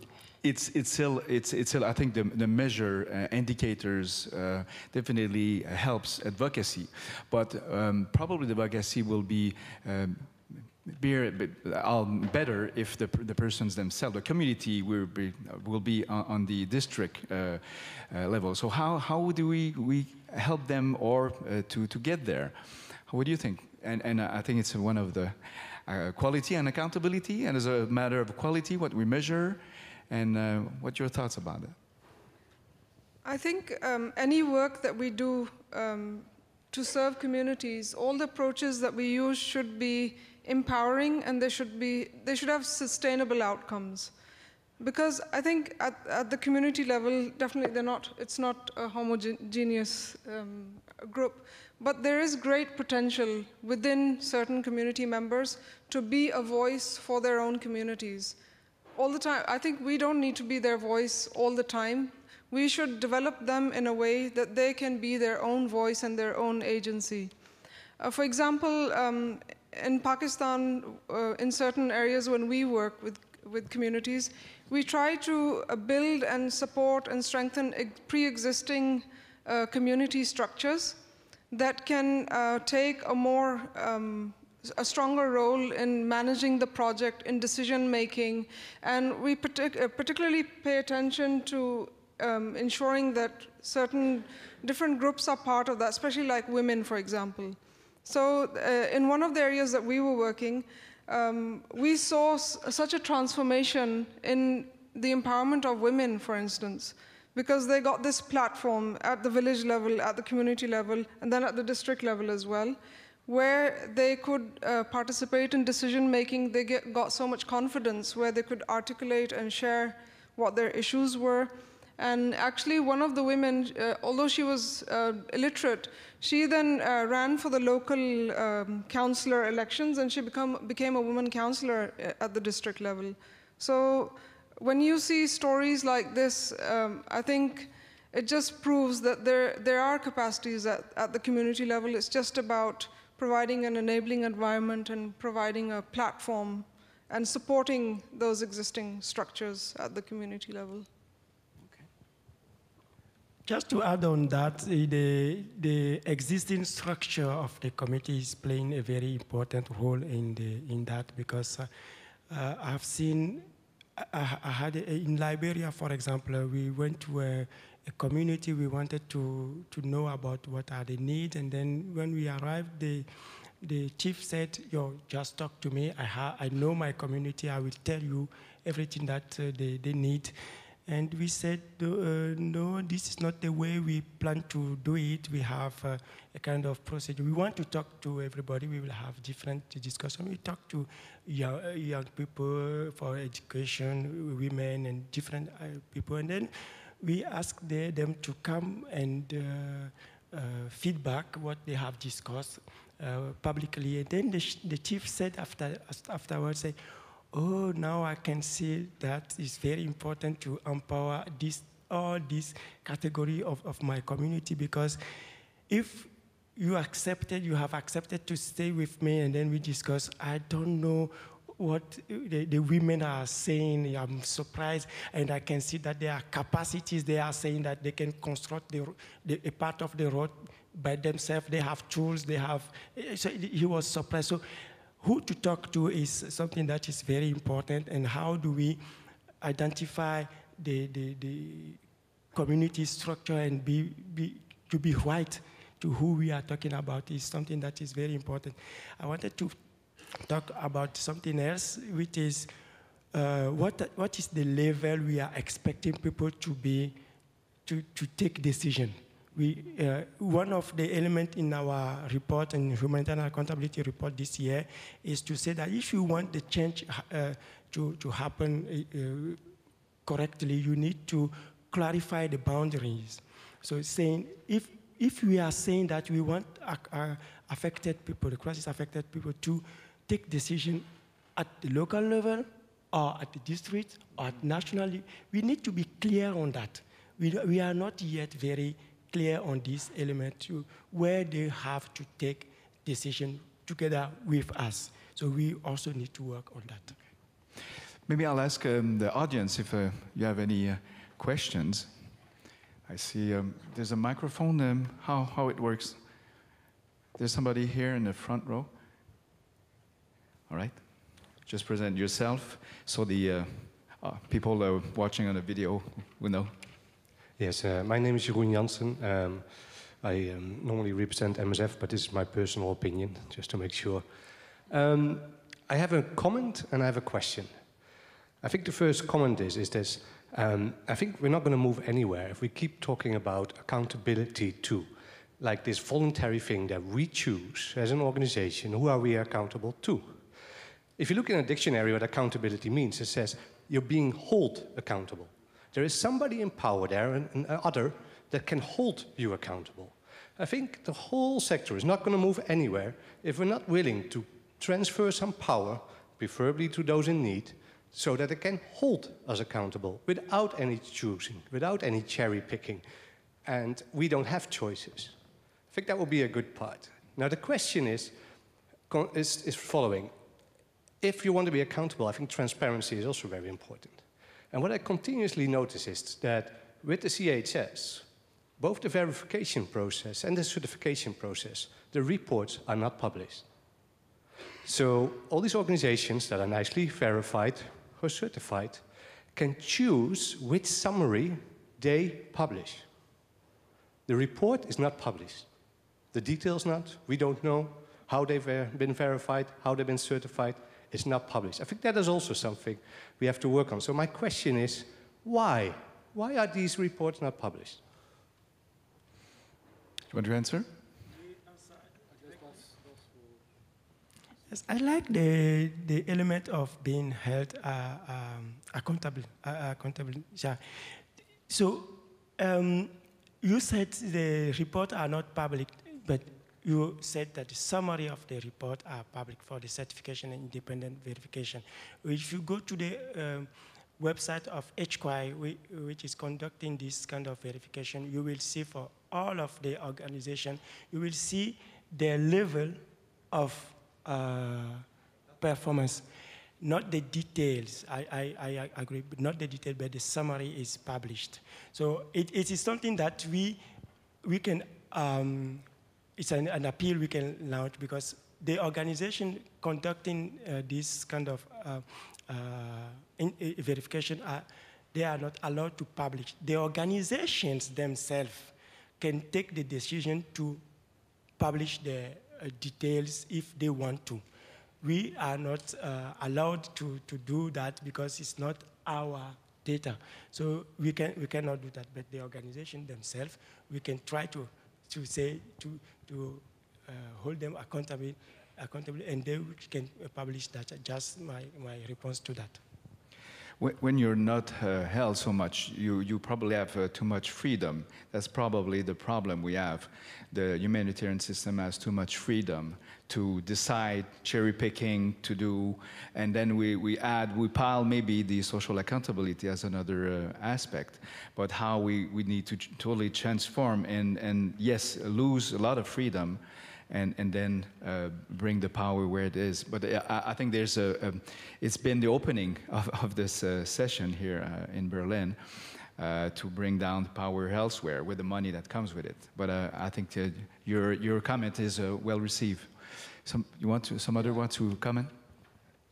I just want to pick on your first comment on power dynamics. It's a reality, right? The reality is, who pays the piper dictates the tune. That's just the reality. We talk about being accountable to affected population, and it's a choice. It's a deliberate choice because it's the right thing to do, right? It's the ethical thing to do, it's the moral thing to do. But this is my own personal opinion, right? So I actually think that we need to find a way of developing a form of social contract between aid agencies and the people we serve. What that looks like, I have no idea, but it's something that needs to happen.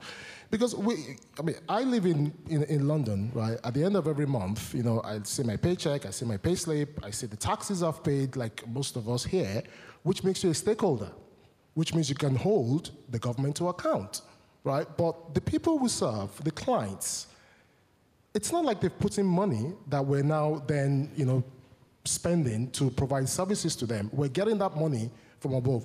You talked about upward accountability. Yes, because who gives you the money, automatically you have to account for that money.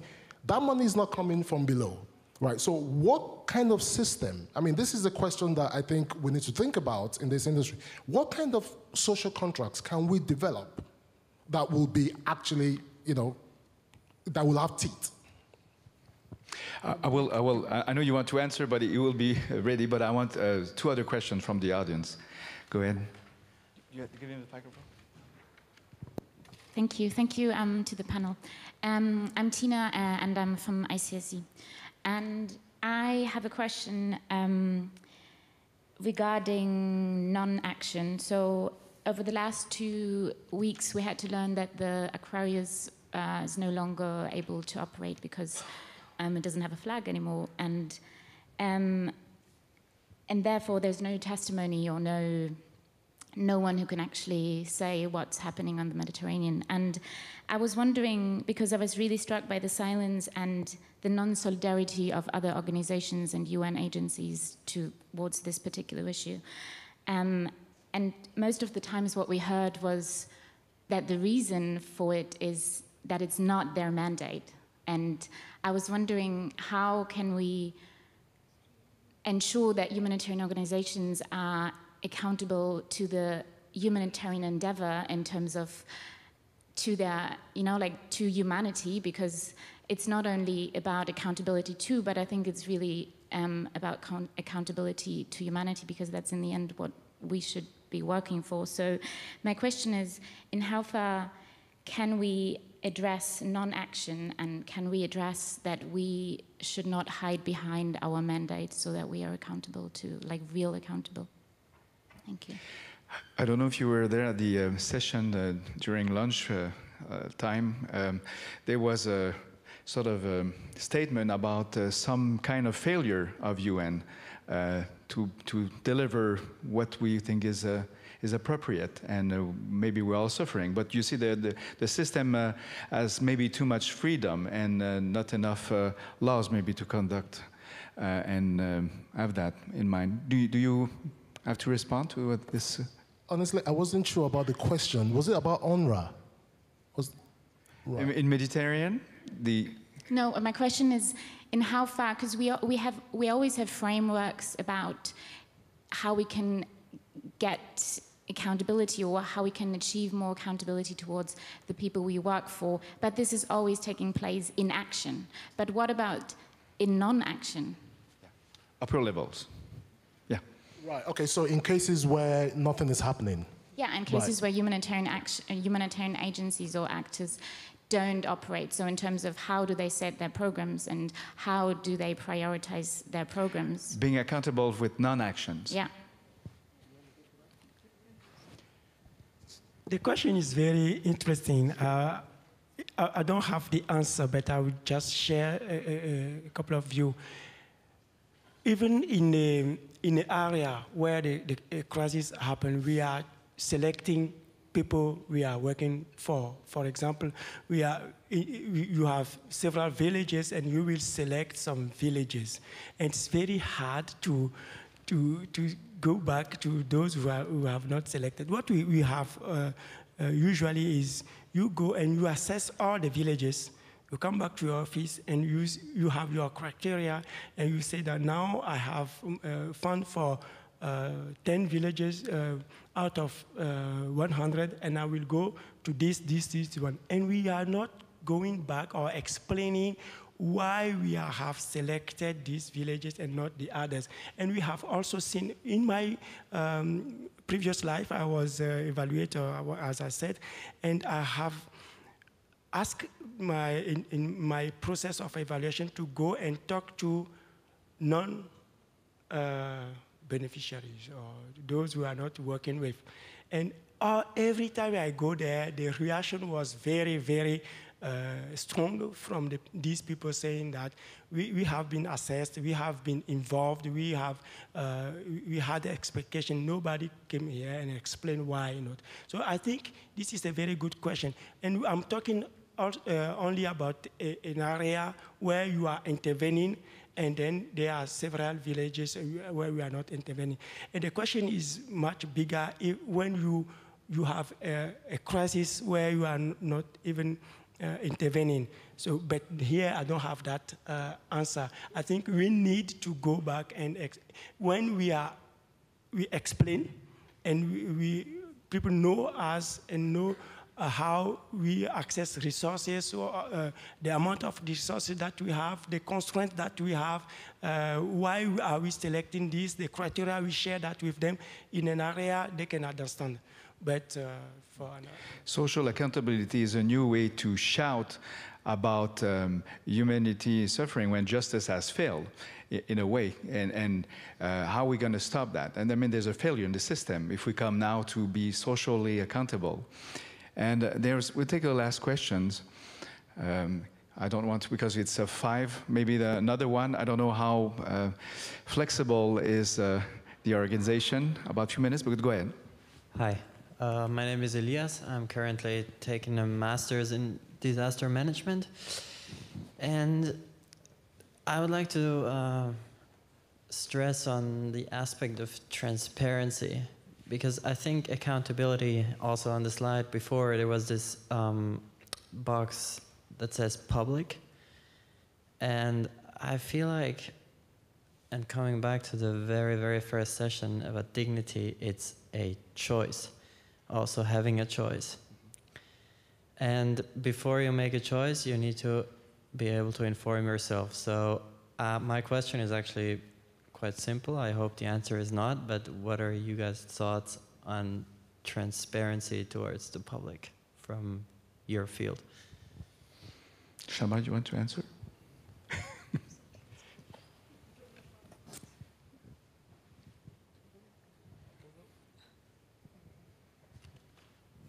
I'm not sure that I have the answer to your question, but I mean, transparency can be a very broad domain. I think we need to be very clear in our sector on what aspects do we need to be transparent, and then maybe we can make headway. Is it on financial aspects? Is it on other accountability-related aspects? And then, you know, what's expected in terms of transparency? So I'm not very clear, actually, in what context you're asking, but maybe somebody else can. Yeah, I mean, you're absolutely right. I mean, transparency is quite broad, but I suspect you mean probably finances, right? How would organizations spend their money? I mean, because my organization, IRC, we do publish our financial reports every year, so it's out there in the public for anyone to see. It's and I guess most INGOs also, do the same. So it's out there. Okay, answer was short. Do you have maybe questions? And I think I'll have to stop here because of the next session. So we'll take a last question. I'll try to also be short. My name is Claire Khan. I'm a consultant.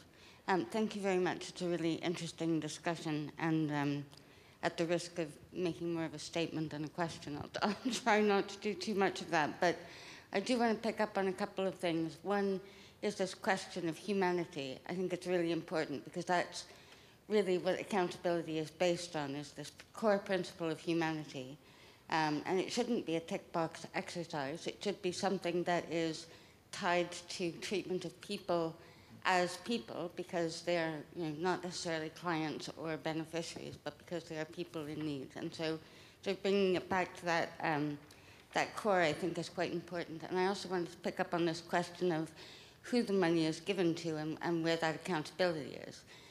because I was previously working with a donor. And I think it's important to remember that the money that is entrusted to humanitarian organizations, whether it's by individual donors or by institutional donors, is not given to humanitarian organizations. It is given for the benefit of the people who receive the assistance, and we are entrusted with the responsibility of using it in their interest. So the accountability, we do have an accountability. It's not our money, and that accountability is really sort of sitting in that middle place. So it's obviously in both directions, but I think it is important to rethink about whose money that is. We're just a conduit, really. And I guess the last thing is just and it's a bit of a question, because we talk about the different parts of society, and it's a bit to challenge this idea that local organizations are necessarily more accountable in the same way that the organizations that work in my community are not necessarily more accountable to me just because they are based in London or in Britain. And to emphasize again and maybe ask a question about how we factor in class, which came up this morning, and the stratifications in terms of socioeconomic stratifications, and how we take that into account when we talk about accountability. Thank you. That's almost the final comment. I don't know if you want to react and make a final comment with this comment. Yeah, sure. I'll pick on the last one on class. Absolutely. So one of the things that we, strongly recommend is to do our context analysis, proper analysis, and part of that is understanding the social structure in the places that we work in. So if you take Somalia, for example, we know that it's a very clan-based society, and you do have minority clans, living in areas that are dominated by majority clans. If you don't have that basic understanding, you're going to run into serious problems. I also had an experience way back in South Sudan where we were working with two local partners, one in a Dinka state and one in a Noe state, and somehow someone did not do their context analysis, and we're going to give the Noe state to a Dinka organization, and and the other way around. And we noticed during the design workshop, there was a lot of disagreement between both sides. So during lunch, I tried to investigate what was happening, and I discovered that we were trying to give a Dinka local partner a state that is predominantly Noe, and we're trying to give the Noe a state that is predominantly Dinka, and that's not going to work. So it's very important to understand the social structure in the places where we work, definitely. Okay. Whoops. Do you want to have a last comment? And we'll finish our session? Just to say that accountability is not a tick box exercise that needs resources, engagement, commitment, and it's long. That will touch the culture. We need to change our culture. That is a very big issue. It's not, we don't refer to it as a tick box exercise. Just what I want to say. Thank you. So thank you very much. I invite you to enhance your soft skills and make them strong, and bring leadership. If this issue is very important for you, at least it has to be brought up to everywhere where you're working at. So thank you very much from your part, and we'll be hearing the last end of the meeting. Thank you very much, everybody.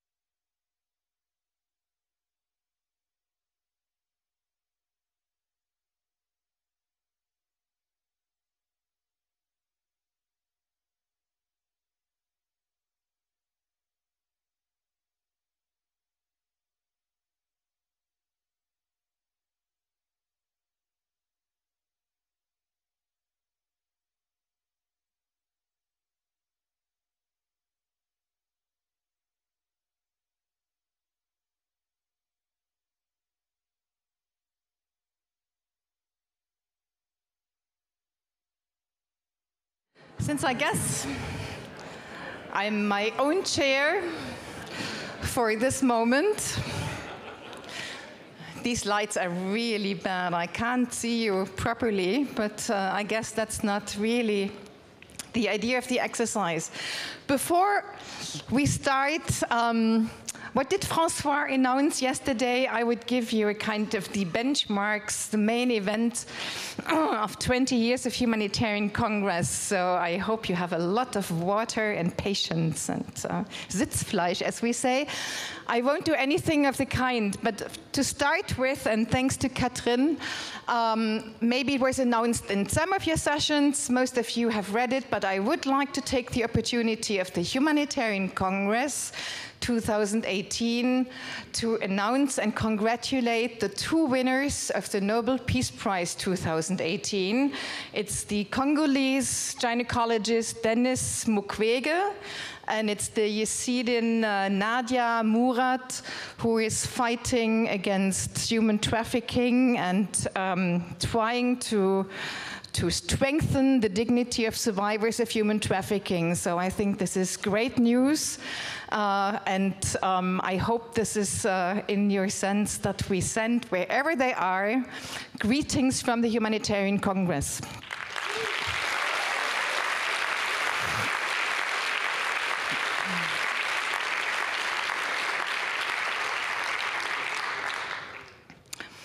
So it's the 20th Humanitarian Congress, but actually it didn't start exactly 20 years ago. It started in October 1997. The first Congress was also in October. I think we have truly kept this period of the year, and we usually have sunshine. You can't see it here, but all the smokers outside know it's a very sunny day again, which is very nice.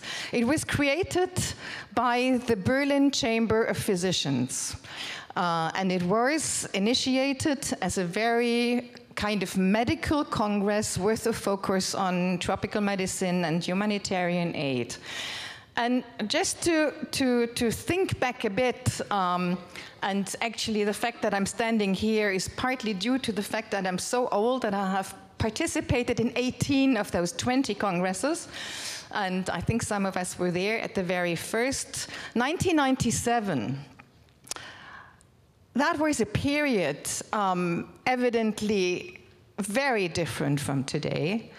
It was a reaction to the first years of this post-Cold War period. There was this time of, some thought glorious invention of the so-called humanitarian intervention, which, was a misnomer of a terrible kind because it meant military intervention. And that invention, the humanitarian interventions, the first had failed their exams in Iraq and Somalia, and then in a different way because of non-intervention in Rwanda. So then there was the shock of the genocide in Rwanda and the war in ex-Yugoslavia. So it was in that period that the Berlin Chamber of Physicians decided,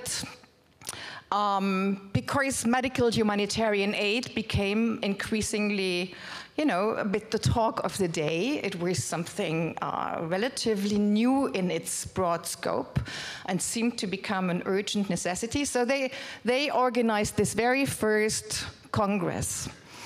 That was a very medical Congress. We found the old program. It was a substantial size. It was 2 days. There were lots of parallel sessions, but it was much more organized compared to today to a classical science congress. So many very short paper presentations, etc., mostly on medical issues. It was mostly directed at medical people, of a certain professional standard. It was also, from the start, declared as a part of continuing medical education.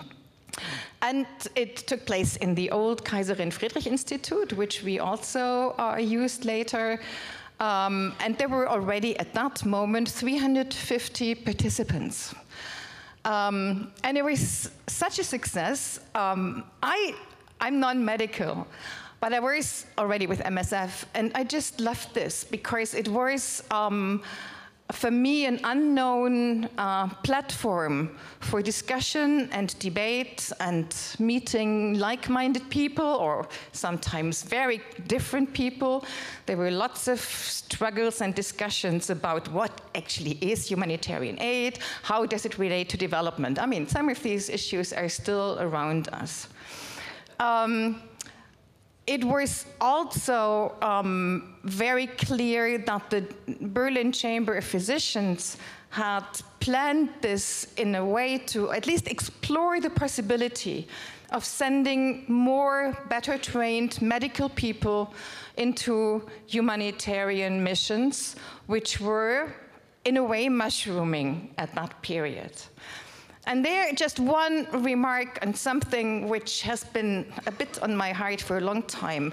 I don't know about you, I still hear again and again talk about, you know, the 1990s, that was the golden age of humanitarianism. And I get almost a kind of knot in my stomach when I hear that, because I find it a very, very cynical remark for two reasons. For once, it was actually, I mean, there was a lot of demand for humanitarian aid, but what does that mean? It meant that there were millions of people, victims of conflict, survivors of wars. There was this terrible war all of a sudden in Europe. So in any event, you know, whenever someone seems to say humanitarian action is flourishing, it's cynical because it means that there are millions of people suffering, and I think it's just not the right way to talk about it. And the other reason is that I think we only learned maybe a bit in retrospect, maybe some very smart people knew it then, but after the end of the Cold War, you know, many of our governments, Western powers, discovered humanitarian aid as a very, very easily visible, very easily, how do you say that? Populations loved humanitarian aid rather than the military. So humanitarian aid became an instrument of politics and actually in a way of reaction to conflicts. You know, there was a time whenever, and that was new, whenever you were hearing about a conflict, let's say on television, the second word was humanitarian.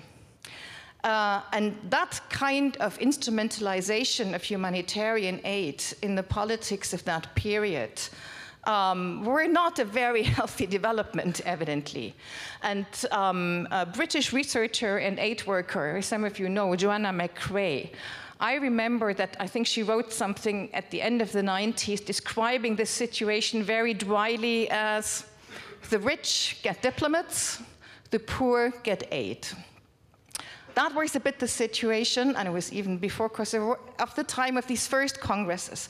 Now, the Berlin Chamber of Physicians decided for some reasons after 3 years that they wouldn't continue in this format. So for 2 years, there was no Congress. And after 1 year, we had, how do you say that, Entzugserscheinungen. We missed something in our yearly schedule. I don't know if Peter Tinnemann is here. It seems not, otherwise we would hear him.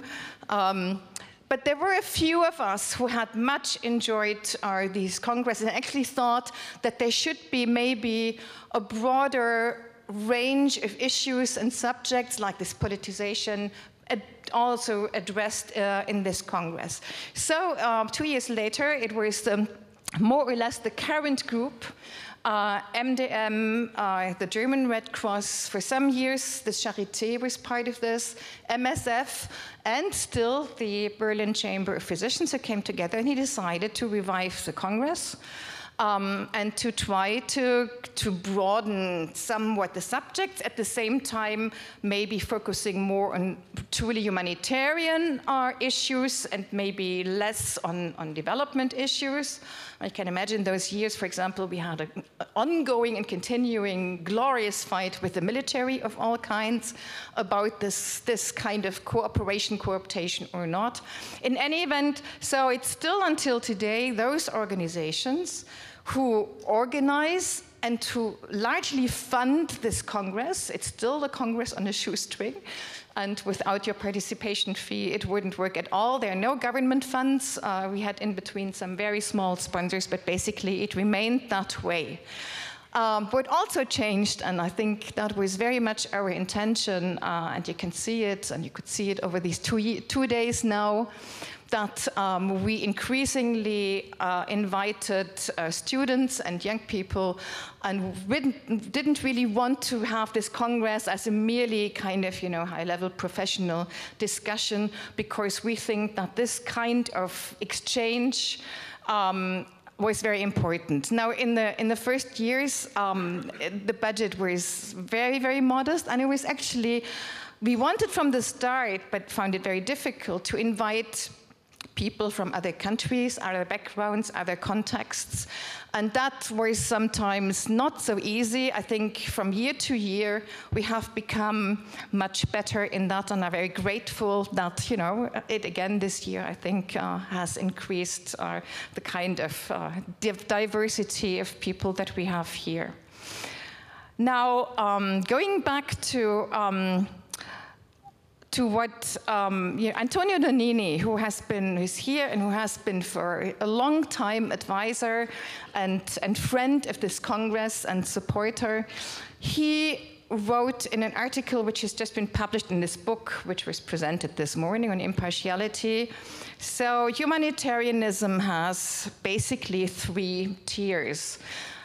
It's a profession, it's a movement, and it is a political economy. And I think that is something what we have tried again and again, sometimes better, sometimes not so good, to address also in our thinking. And just to mention, not going back to all these benchmarks, but with 9/11, the paradigm of the 90s changed, of course. And from then on, basically, much of humanitarian aid, much of humanitarian thinking was seen and done through the lens of the global war and terror and security questions. And that, again, is a new kind of political and economical challenge, which has been addressed in some panels also this time. But I think it is important to realize that depending, the political world has changed dramatically in the past 20 years. And there's absolutely no reason to believe it won't change in the same way in the coming years. And the big questions are, or some of the big questions are, what does that mean? Who will be the new actors? Are there new paradigms? What kind of role would politicians want humanitarians to play in their analysis of the world? And I think it has been an ongoing and will be an ongoing struggle to keep an independent space of action and of thinking for humanitarian action wherever it happens, whether it's because of totally neglected situations or because of maybe politically charged situations where there is not much else possible than maybe a bit of humanitarian aid. So I think we have to keep that in mind, that humanitarian aid is, and we all know that, is changing also according to all these contexts in which we work. There has been a panel this afternoon on funding. There were a few interesting questions. Antonio mentioned this morning there was this article, I think by Peter Walker, Follow the Money, and to see, very close relationships between political decisions and funding, and actually where and how humanitarian aid takes place. That's very interesting. Now, just one word for this, my first part, on my own country and the surrounding, or the environment. Next year, Germany will, and I think rightly so, celebrate 30 years of the fall of the Wall of Berlin. And you know, the celebration is now usually taking place on the 3rd of October, so it's just 2 days ago. And this was a peaceful revolution, unheard of in Germany. And there were hundreds of thousands of people in the streets. And there is still a lot of celebration today. And it will happen again next year. And what do we hear all the time in that context and in other contexts of European politics? It's the talk about values, about common values, about shared values, about how we... And I have to say, I find that I think like most people, increasingly difficult. And I have learned to become extremely skeptical when very powerful politicians start to talk constantly about values and shared values. Something is fishy here. And I think I just want to take that as my hook on saying, you know, in those 30 years, yes, we have been in many ways extremely lucky in Germany. The fall of the wall for me is still one of the great miracles of my life. But what on earth have we come to make of this? That now we have tens of thousands of people going into the streets and actually spreading the gospel of nationalism, of racism, of xenophobia, calling, as we know, a political crisis a refugee crisis. And I find that shocking, and I find it a scandal. Evidently, it's not only in our country here, it is actually a characteristic of our surrounding and of our political environment. And I'm really worried, much more worried than maybe was expressed during those 2 days of the Humanitarian Congress, of what will actually happen to these, you know, these principles and values, and you know, this impetus of humanity to go and really try to help the weakest. With what possibilities and with what limitations and obstacles will we have to count on? And just to then close this part of my, you know, short reflections, what we have heard about Moria last night, I mean, I can't get over that, really. I mean, this is, you know, Luca, our colleague who was in the film, saying, and he was an experienced MSF aid worker, that this was the worst context he had ever worked in. Never had he seen so much suffering. And this, for God's sake, is an island in Europe. And it's actually a tiny refugee camp. It's not Dadaab, it's not Zaatari, it's not Uganda today, or any of those others. Yeah? It is an island in Greece with a population of, I don't know, 7,000 or 8,000 people. And they talk about, and I've never ever heard that in my life, children attempting suicide. I mean, so I would like to take up what, now I have to look up the names, Katrin and Marjan, yesterday. They came up with 2 recommendations, and I want to combine them and take them, maybe we can all take them with us. And that was, listen to people you disagree with. And I actually hope you all have heard something about the Congress in these 2 days that you disagreed with. Talk to people you disagree with and take a position. And I think that is really, I mean, yeah, it's easily said, it's not always easily done, but if we humanitarians don't stand up against this cynicism and cruelty and racism and just the sheer inhumanity of it all, then I wonder who would. So I thought this was a very powerful appeal. Now, I said, I hope you all have heard and done something over the Congress with which you disagreed, because this Congress is now almost over. I will give you a bit of homework though later. And but as I don't know if you know, you can imagine, the planning for the next Congress starts now.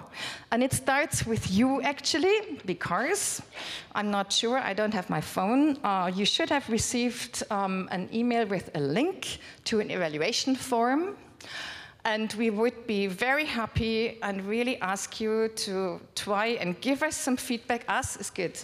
I'm retired. I'm not part of any committee anymore, so that's very good. So it's Nora and her team and the steering committee. But actually, your evaluations and your feedback, they are being read and tried to respond to where possible.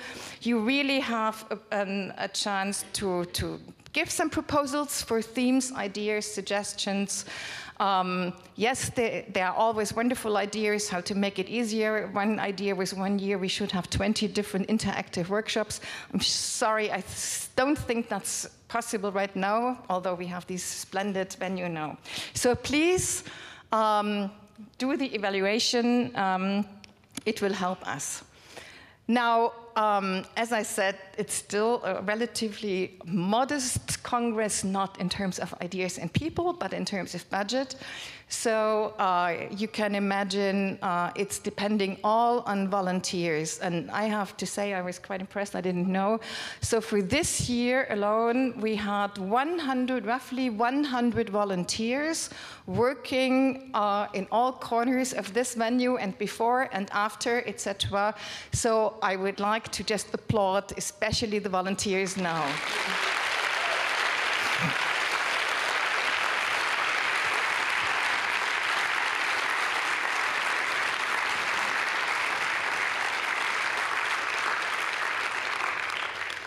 So there are a few more that are very important. So first of all, this was our first time in the Urania. I can imagine that it was not always an easy client, MSF and the group and the clientele here, with all our special wishes and requests, etc. So thanks to the Urania, to their general staff, especially also to their technical staff, and not to forget Robert and his team from Live Records, responsible for the live stream. Thanks so much to all of you.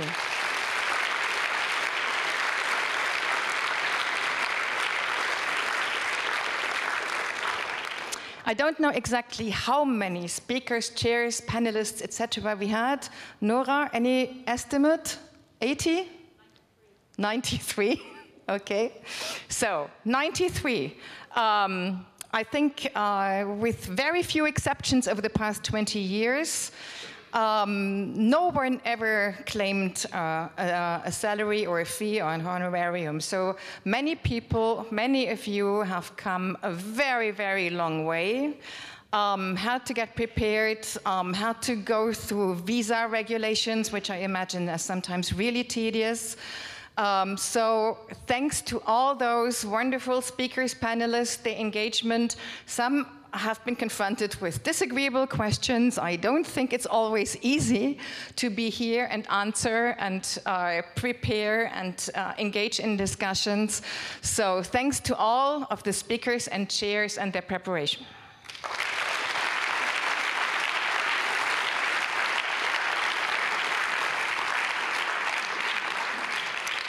Then we have the steering committee, of which I've had the honor to be part for many years, and I can tell you, sometimes you really need a vodka after such a session because it can get really at you. Because evidently there are 5 headstrong, experienced people. There are usually 5 times as many ideas as panels. Then there are ideas about speakers and chairs, and then of course they don't come at the last minute and have to be replaced, etc. So a very special thank you to the steering committee, who are Sibylle Braune from the German Red Cross, she's here somewhere. Yeah, there is she. Mariam Jansen-Youssef from MDM.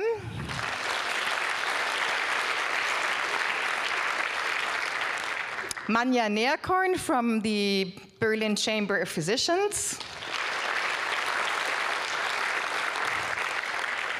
Philipp Frisch from MSF. And Peter Tinnemann, who has all kinds of hats. He has been long with the Charité, he's a public health specialist, has been a former MSF colleague, and has been a driving force in the steering committee for many, many years. Thanks to all of you.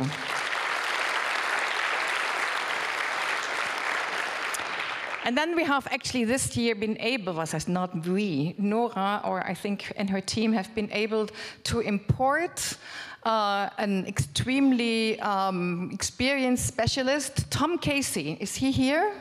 Tom? There he is. So he's from MSF Ireland, and he came over to do the whole social media channels for the Congress. I hear you have done a brilliant job. I think I have 2 days now of reading to do to catch up with you. Thanks a lot for coming.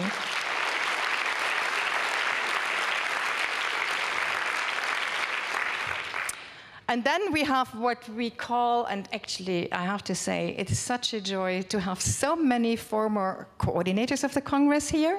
One just arrived from Mali in time for this last note.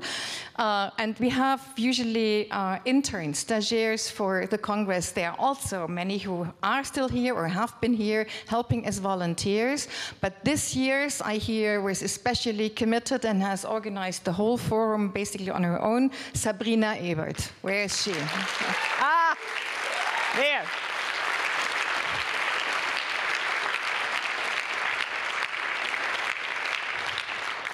Now I have to wonder a bit because she's over there. Liebe Nora, dear Nora, I know you have adopted this Congress with your heart and your mind and invested so much. I think you can feel it in the atmosphere. I would immediately know if you were not here and had not prepared all that. I think many speakers know she can be, how do you say, unerbittlich in English? She can be very insisting on, you know, the right preparation, the right speaking points. So I think there's probably no one who has so much knowledge and insight into the issues and the program and the panels and the speakers' lives, probably, as you have. So I know it's such a hard job, and especially the last days have been always, I don't know if you got ever any sleep in any event. It was brilliant. It was such fun and such a good atmosphere. It's nice and lovely to be here. I think you chose this venue, deciding that the Charité was getting too narrow for this huge crowd. It was, for me, as always, a very inspiring Congress, and I know you are the spirit. Thanks, Nora. Please, stay with us.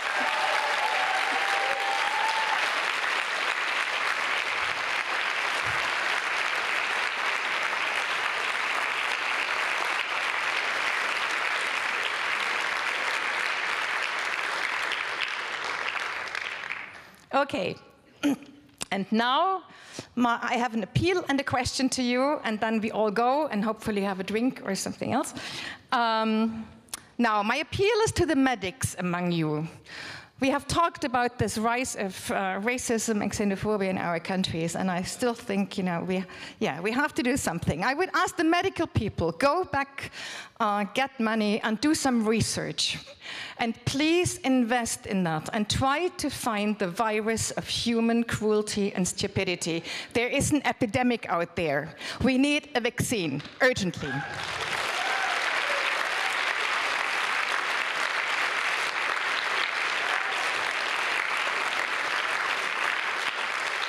And here's my question for, well, either the drink discussion or when you can't sleep or next year, which was put to us, Antonio and me, and I slightly rephrase it for local reasons. So here's my question.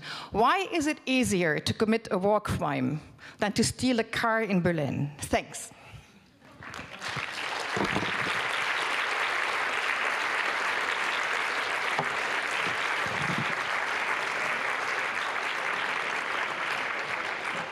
See you next year.